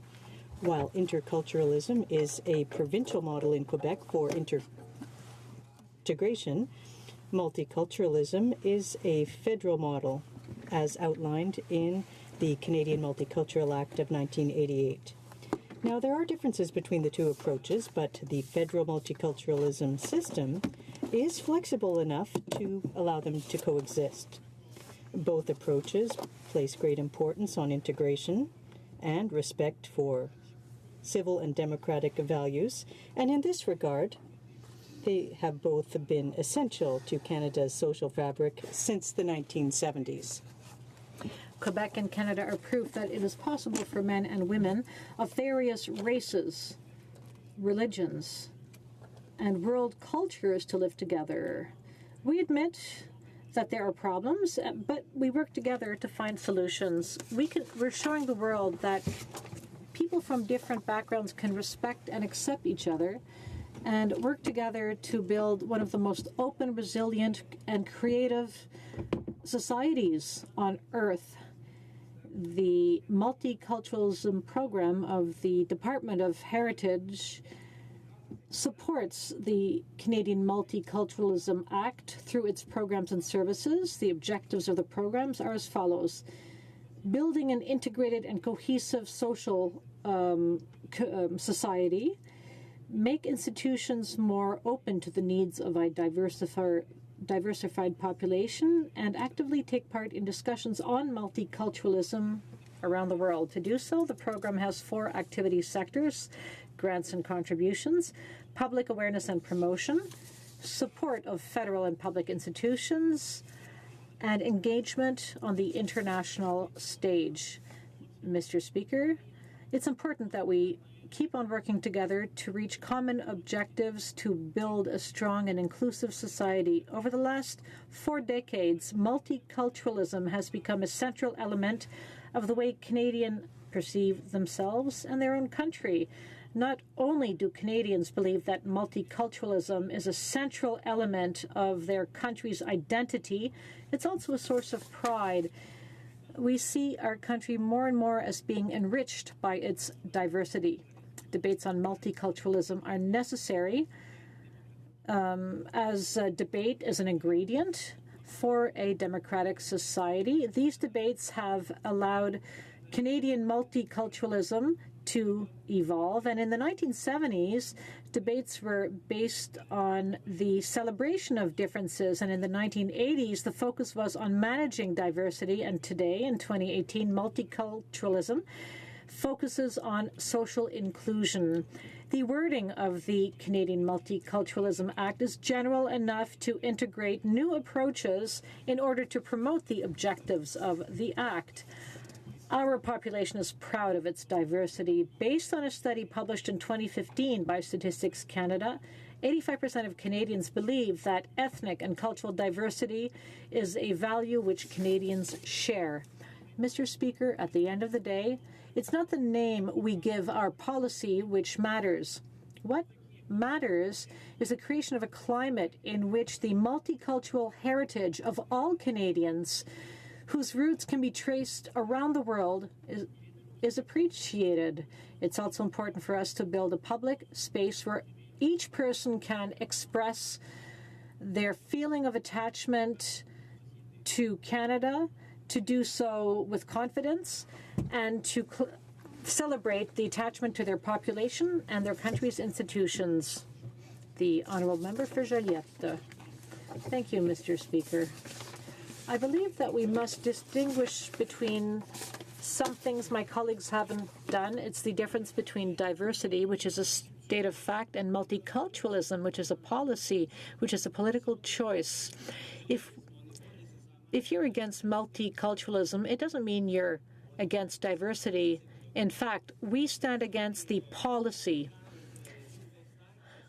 Many academics who have studied the issue, especially in English Canada, have said that multiculturalism can work. Others believe it doesn't work.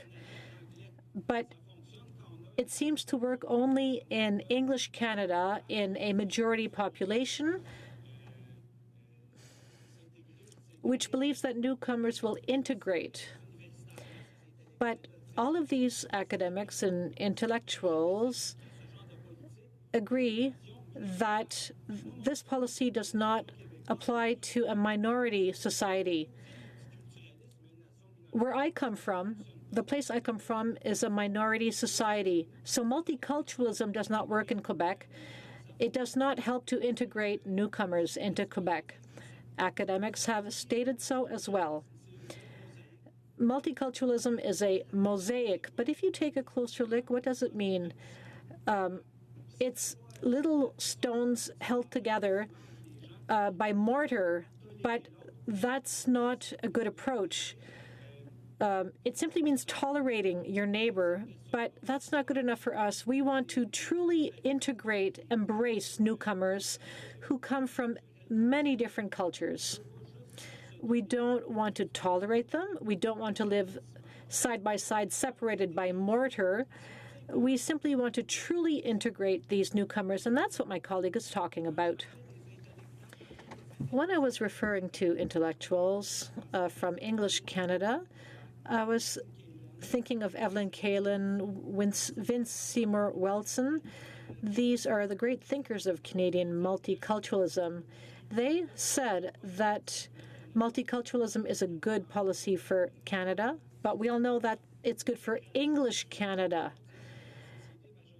Newcomers will integrate into the dominant society. They will not properly integrate into a minority society. In Quebec, all the big thinkers agree that Canadian multiculturalism does not work in Quebec, and some colleagues from other parties are treating us with disdain. They're accusing us of not agreeing with diversity, but let's not confuse words. Diversity for us does not necessarily mean multiculturalism. It's a little confusing. Professor Evelyn Kaelin, whom I just referred to, she teaches at York University in Toronto, and she's written a book called Multiculturalism, Ideology, Policy, and Reality. Multiculturalism is a reality, or rather, multiculturalism is a policy. It's only a policy amongst many others. Some people, in some places it might work. It might work in English Canada. That's up to you to decide. English Canadians are not my people. That's your business. But let us manage our own business.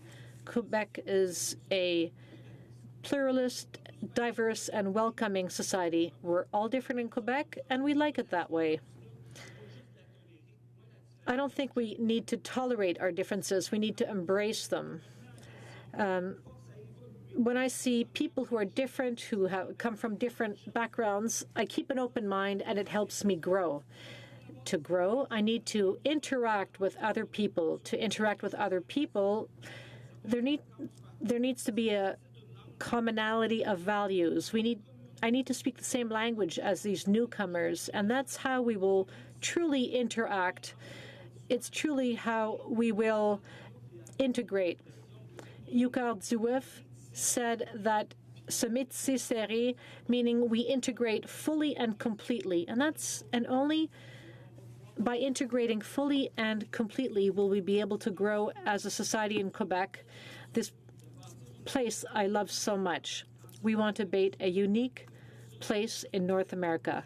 But to do so, it's important for us to manage our own society and to manage the integration of newcomers. Quebec needs to have the powers to do so. And the bill from my colleague for Montcalm wishes to achieve that and nothing else. Again, multiculturalism might work in English Canada, where English is spoken. English is part of the dominant culture in the world, but that's not the situation of Quebec. Mr. Speaker, I would like to quote an excerpt from the Bouchard-Taylor report, page 19. This quote says it all. The model of Canadian multiculturalism does not seem well adapted to Quebec. Any society has the interest of maintaining a minimum level of cohesion, and only then can it find common ground. Only then can it ensure the full participation of citizens in public debate, create a feeling of solidarity which is necessary to the orderly functioning of an egalitarian society, and only then can it take advantage of the ethno-cultural diversity of its society. For a small nation like Quebec, which cares about its future as a smaller community in a greater North America, Quebec needs to have all the tools to develop the way it sees fit. And I'll repeat the last part of the quote. The integration represents a condition of its development and even of its survival. Canada chose multiculturalism. That's its right. Canada believes that integration of newcomers will happen naturally in a dominant culture, a culture which is dominant around the world. That can work for Canada, but it is not allowed to impose that model on Quebec, which is a minority society. The Canadian mosaic does not work well in Quebec. So, as I said, I'm a Quebecer, and I'm not asking Canadians to become Quebecers. I'm not asking Canada to change its policy of managing diversity. I'm not calling for that. We're not calling for that. But I would like Canada to show as much respect for Quebec's choices as vice versa. Thank you, Mr. Speaker. There are 2.5 minutes left for the honourable member for Joliette when this debate resumes again on this motion. So the period for the study of private members' business has now expired, and the item falls to the bottom of the order paper. According under Section 38 of the regulations, a motion for the adjournment is deemed to have been made and adopted. Therefore, the question is as follows, that the House do now stand adjourned. The honourable member. Mr. Lake Eastman. Thank you, Mr. Speaker, and I'm rising on a question that I originally asked back on April the 26th to the Minister of National Defence about a situation that occurred on April 20th. And just to give you some background, Mr. Speaker, it was brought to my attention that Colonel Jay Jansen, who is the Canadian Forces Director of Strategic Communications, had taken to Twitter and decided to criticize the media and us as politicians for raising questions at committee and in media about the UN mission to Mali. At that point in time, very little was known about the mission, very little was in the news, and very little was being said by the Minister of National Defence. And as you know, Mr. Speaker, we called for months to have a fulsome debate here in the House and a vote on the mission in Mali before we deployed our troops. That never happened. The Liberal government continues to stonewall the official opposition and Canadians with providing all the details of what Canadians are doing in the mission in Mali. But you know what was insulting in the Twitter exchange that happened between myself and Colonel Jansen, as well as other people that got engaged, is that essentially what I saw was a disrespect towards parliamentarians, our right to ask the hard questions, to raise issues, and to ask the things that Canadians need to hear about what the government is doing and how they're using the Canadian Armed Forces. And, you know, it comes back to the fact that after this, the Liberals formed government in 2015, they actually developed a policy called the weaponization of the Canadian Armed Forces Public Affairs Division. Now, and that's actually reported in Defense Watch back in 2015. So we have a change in policy, and I think that if you really look at it, the Director of Strategic Communications and Public Affairs of Canadian Armed Forces is meant to be there to help inform Canadians and to help explain what the Canadian Armed Forces are up to, whether it's missions in Mali, whether it's training here at home, whether they're out there doing recruiting, or they're deployed to other missions around the world. That is the role, to talk about, you know, some of the equipment that we're buying and what they're doing with that equipment. I think those are the interesting discussions Canadians are looking for. They're wanting to make sure that they are engaged at that level. But to actually have a Twitter war up here is something that is something I'm concerned about, and others were as well. As I said in one of my tweets back, and said to the Colonel, do you have a problem with transparency, civilian oversight, or both? It is arrogant and insulting to diminish the legitimate questions of parliamentarians and Canadians. We have the right to know how the Prime Minister is using our Canadian forces to get his UN Security Council seat. So there was an explanation given by Colonel Jansen. I accept that explanation about making sure terminology is used properly, but I think that the discourse between the armed forces as us as parliamentarians need to be respectful and to ensure that information is being shared and that nobody feels diminished in asking those hard questions. Parliament Secretary to the Minister of National Defence. Monsieur le Président, et je remercie mon collègue. Thank you, Mr. Speaker. I thank my colleague across the way for his question, and I look forward to working with him on the Defense Committee. During the adjournment debate this evening, I'm pleased to say that our government has committed to providing Canadians with accurate and timely information. We are at the forefront of this effort. At National Defence, we have communications professionals who work at headquarters throughout the country and abroad.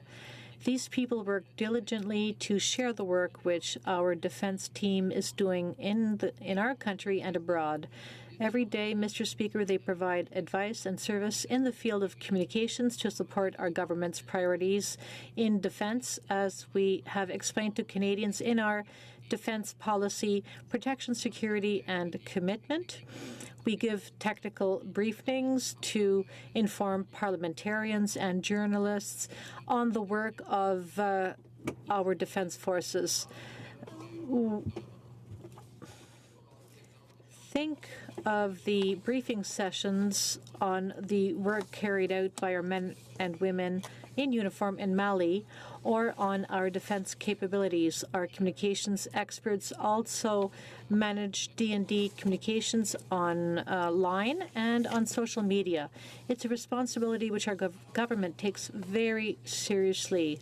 We encourage all Canadians to engage and to present us with different perspectives and ideas. Mr. Speaker, the efforts we put into communications are the result of public consultations, the most complete ever in the matter of defense policy in the last 20 years. Throughout the consultation period, Canadians from all kinds of backgrounds have submitted over more than 20,000 documents, and over 4,700 participants have commented and voted on online discussion forums. 9 roundtables with 120 experts were held across the country, including special events on the industry and also including Aboriginal issues. We've also organized community consultations. So all of Canadians' views were taken into account, and our defense policy is based on what we heard. Our communications experts, civilian and military, also play an important role in the strategic marketing and publicity, including recruitment campaigns. These campaigns are essential to attract the best and brightest young Canadians who wish to have a career in the forces. Mr. Speaker, we also believe in diversity, and diversity is essential to the success of our missions, and that's why Canadian forces take in people of all backgrounds, beliefs, and sexual orientation. We believe in diversity, respect, and inclusion. The Canadian forces must reflect Canadian society and must be an employer of choice for all Canadians, and this is why we are committed to holding a dialogue with Canadians on many kinds of platforms, including on social media, and we aim to inspire, attract young people, and to give them many opportunities for careers within the public service. We are happy to present the armed forces as an employer of choice. We want to attract women, people of all backgrounds, and the Canadian forces are committed to improving communications. We are proud of the work carried out so far by the entire communications team. In conclusion, I'd like to remind my colleague that we have proposed a take-note debate on the mission in Mali. And I would like to tell my colleague opposite that he should see his House leader with regard to the questions he raised in his speech.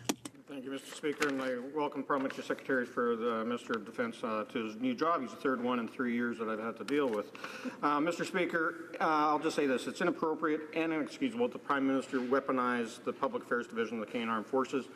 The Public Affairs Division is meant to inform Canadians on the work performed by our men and women in uniform. It should not be used to attack journalists and members of Parliament who raise legitimate questions regarding the government's defence priorities. As should be clear to anyone, the Public Affairs Division of the Canadian Armed Forces is not a wing of the Prime Minister's office. This follows an alarming trend of the Prime Minister's willingness to use the Canadian Armed Forces as political pawns for partisan gain. The purpose of the Canadian Armed Forces is to defend Canadians at home and abroad and not to aid in the Prime Minister's re-election campaign. By weaponizing the Canadian Armed Forces Public Affairs branch, the Liberal government is failing to respect the non-partisan values of our military. As with the Mali peacekeeping deployment, this is yet another example of how the Prime Minister has broken his promise to run an open and transparent government. I expect better, and I ask the Parliamentary Secretary and the Minister of Defence to change course.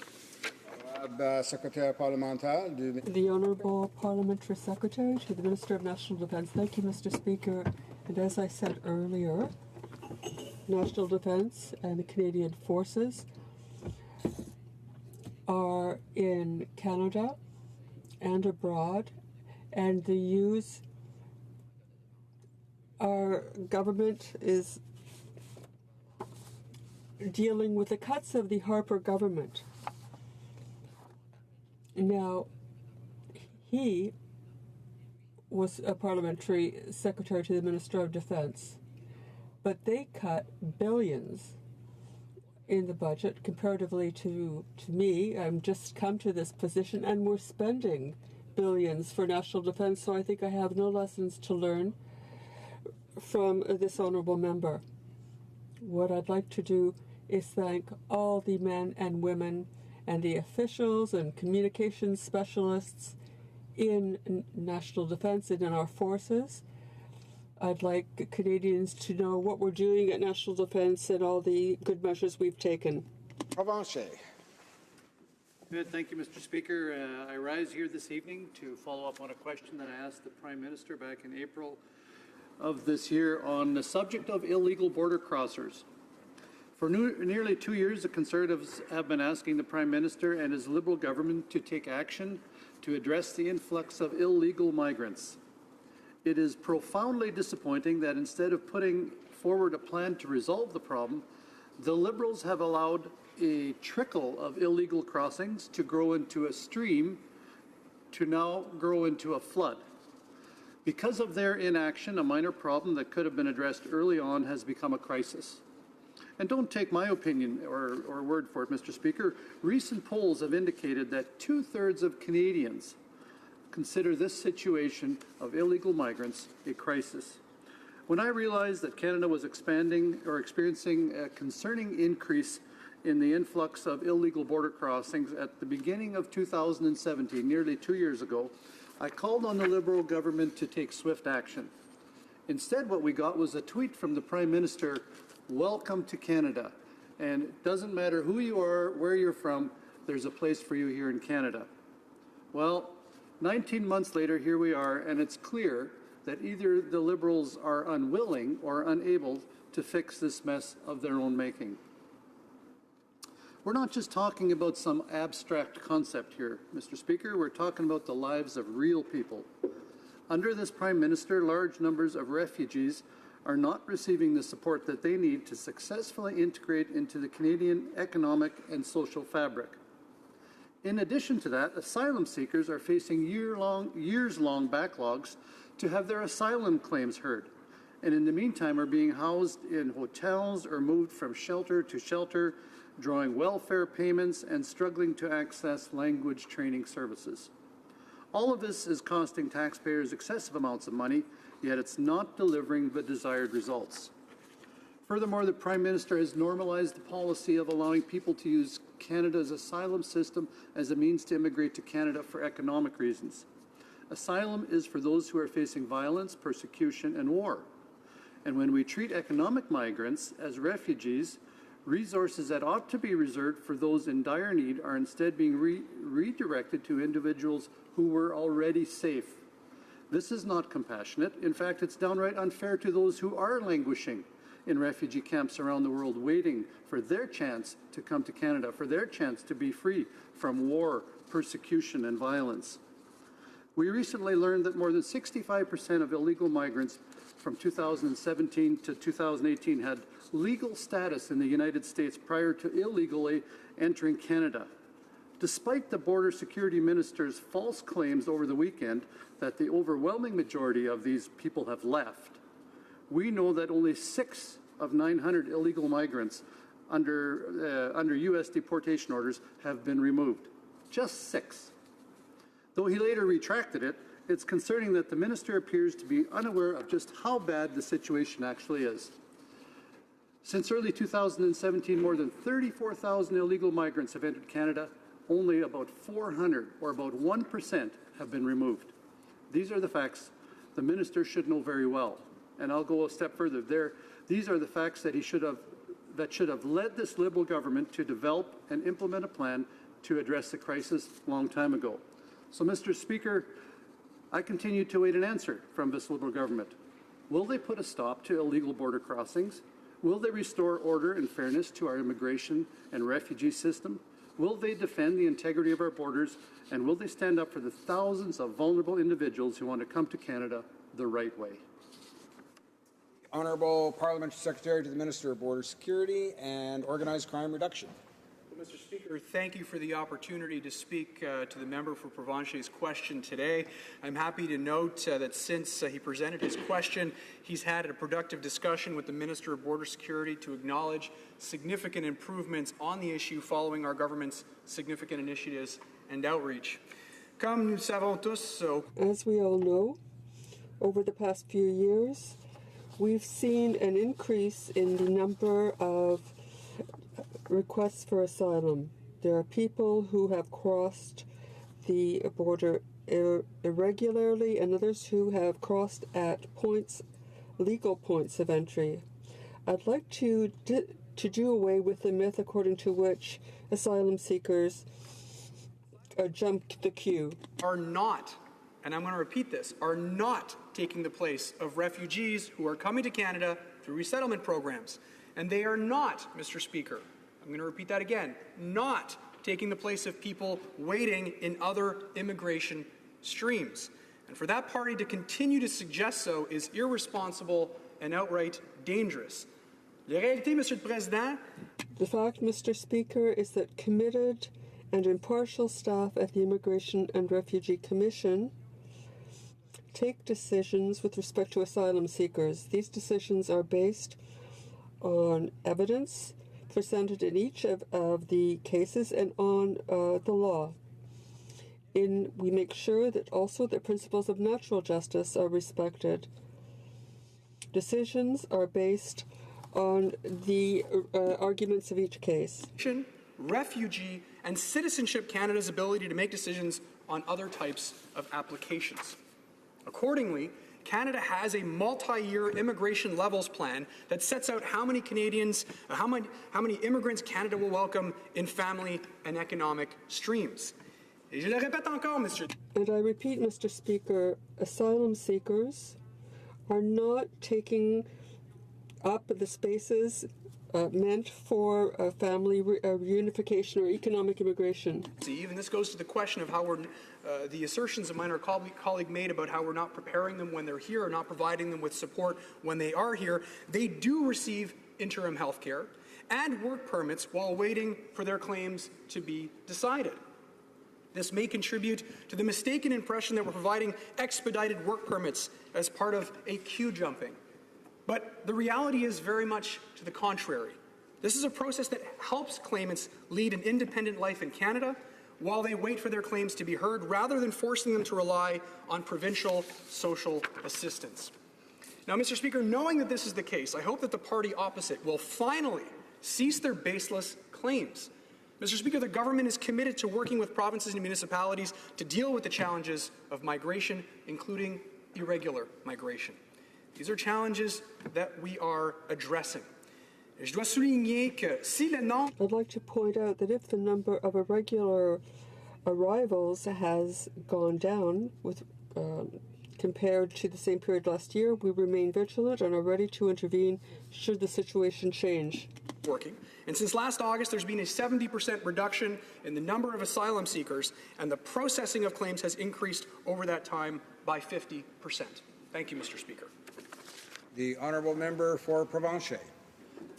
Thank you, Mr. Speaker. I want to thank the Parliamentary Secretary for his response to my question. I do take issue with some of his comments. He made the assertion that resources are not being redeployed to deal with illegal migrants and thereby slowing down the processing claim for legitimate refugees applying to come to our country. But what's really problematic in this whole situation is that the Prime Minister has no plan. And perhaps most concerning is that he's not willing to even receive criticism around this issue. He refuses to answer questions in the House about his failure, except I may note that back in April, whether I asked him to confirm whether crossings between legal points of entry were illegal, he actually did confirm to this House, to Canadians, that yes, that was illegal crossing, even though many of the members in his caucus prefer to keep calling it irregular. The Prime Minister did confirm in his answer to me that indeed these crossings are illegal. Again, I'd like to reiterate that what we need from the Liberal government is a plan to deal with the influx of illegal migrants. The Honourable Parliamentary Secretary. Mr. Speaker, thank my honourable colleague for his question yet again. To the first point, my honourable colleague knows full well, because he's been here for a while, that it is illegal for those to come over the border until such time that they ask for asylum, Mr. Speaker, and then they become part of our asylum process and the process that we provide to asylum seekers. To the point that we do not have a plan, the honourable colleague knows full well, we have a 6-point robust plan. The priorities are to keep Canadians safe, which is a priority I think that we all share as members of this House. Priorities are to ensure that we have a process in place that looks at every case individually in a manner that is just, that is fair, and that is efficient, Mr. Speaker, and also that we apply all the rules and abide by our international obligations. The honourable colleague knows this full well. He also knows that we've been doing just that, and in addition to that, we've invested in the short term $173 million to provide more resources on the ground to help deal with this unprecedented influx of asylum seekers in Canada. So I'd like to thank my honourable colleague for his question. It's always great to discuss with him, and I look forward to future discussions in the future. The honourable member for South Okanagan, West Kootenay.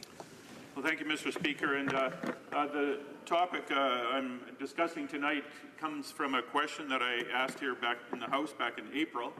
And the question was essentially, how can the government square its approval of the Trans Mountain Pipeline with Canada's Paris climate action commitments?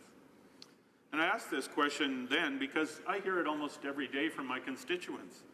We hear a lot in this place about pipelines and concerns about consultation with First Nations and concerns around the impacts on marine environment, and those are important issues. Those are, in fact, the issues that the Federal Court of Appeal raised when they recently quashed the Trans Mountain expansion approvals. But the question of how a government that claims to be a world leader in climate action can give approval to a pipeline whose only purpose is to expand oil sands production is troubling. And this question was raised by the government's own ministerial panel that toured the pipeline route before the government gave the project approval. This is, in fact, one of the 6 questions that the panel said should have been answered before the pipeline decision was made. And now we've not only approved the pipeline, we've bought it. So how are we doing on our Paris targets? At Paris, we committed to reducing our greenhouse gas emissions by 30% below 2005 levels by 2030, which points to a target of just over 500 megatons of carbon dioxide. We're at about 700 megatons now, so we've got quite a ways to go. To put that in perspective, we'd have to take all the passenger vehicles off Canadian roads to get halfway to that target. And lately, our emissions have only been dropping by a few megatons per year. A national price on carbon would get us part of the way there, and I commend the government for its commitment to that action. But all the government's announced policies will still leave us short. The Climate Action Tracker site, which covers the commitments of all the countries signed on to Paris, classes Canada's climate action efforts as highly insufficient. And it's easy to get the feeling that we're doing well when we live beside the USA, which is listed as critically insufficient. But we share our highly insufficient grade with some countries many people like to criticize for their carbon footprint, such as China. Most of the developed world, Europe, Australia, New Zealand, Brazil, Mexico, rank well above us. And one of the countries I often hear held up as a problem on the world climate action scene, India, is actually leading the pack with their policies and accomplishments. With planned policies, Canadian emissions are projected to reach 569 megatons by 2030. To get below this, I hear rumors that Canada will try to change the rules, move the goalposts by relying on carbon sinks in our forests and land use policies without reference to the levels that those sources were providing before our Paris commitment. The Climate Action Tracker site adds, there's no clarity as to how many international credits Canada plans to use to meet its target. The use of international carbon credits implies that a portion of Canada's emission reductions will not be met by domestic mitigation efforts. And I'll add here that there's no indication that the international community will recognize international carbon credits for any country trying to meet its Paris commitments. After I first raised this question last spring, the Canadian government doubled down on Trans Mountain and bought the project for $4.5 billion. Mr. Speaker, we're spending our money subsidizing the fossil fuel industry. We're going in the wrong direction. Parliamentary Secretary to the Prime Minister.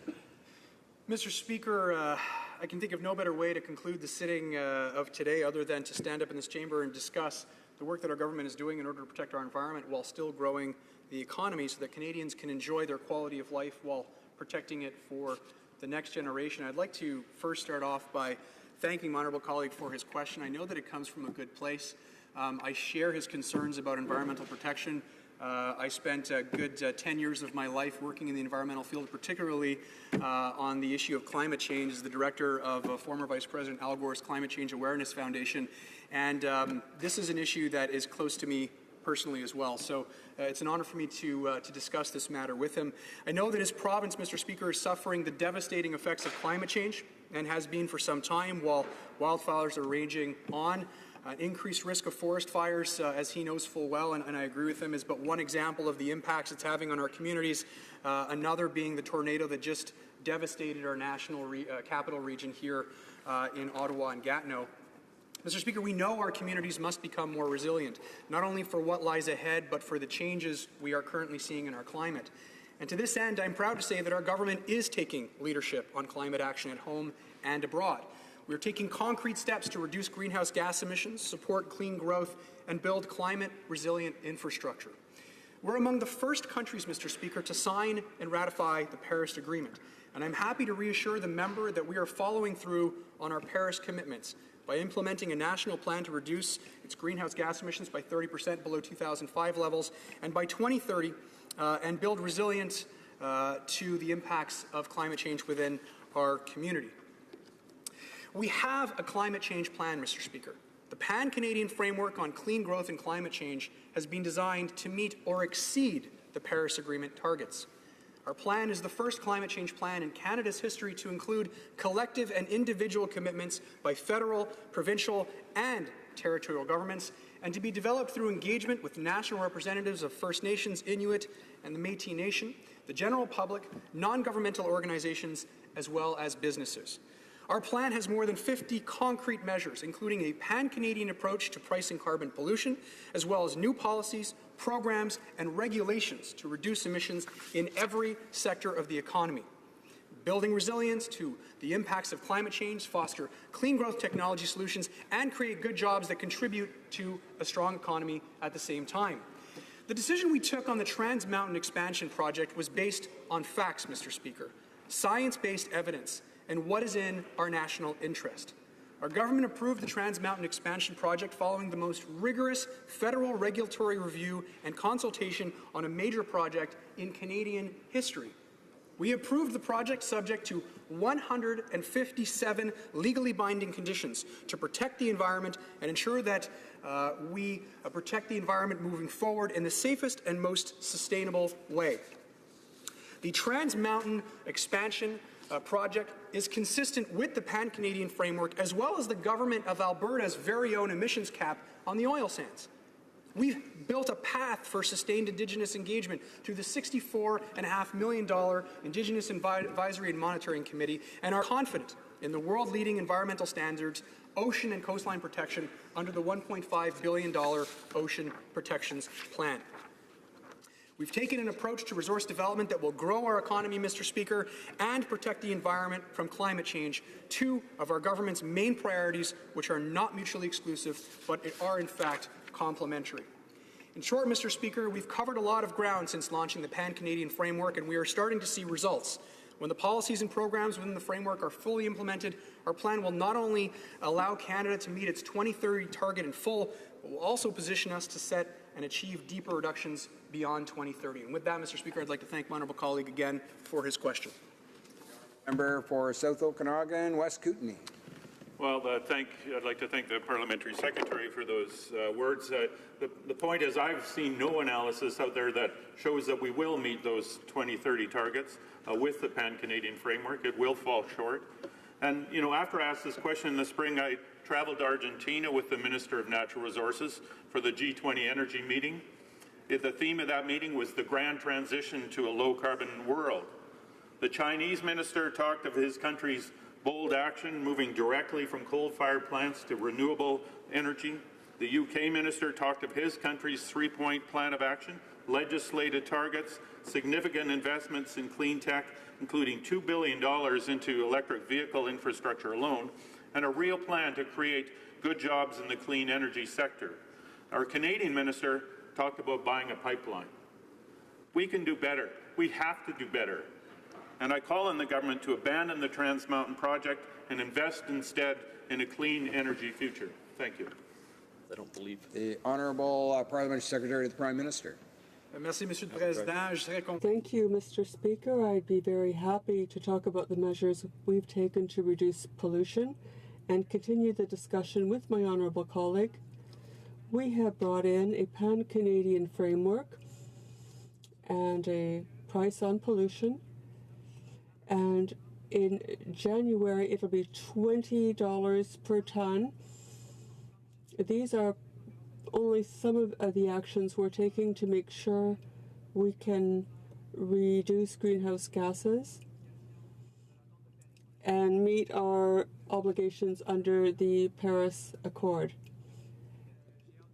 Now, I thank my honourable colleague for his questions, and I hope to consult with him in the coming days and in the future in general.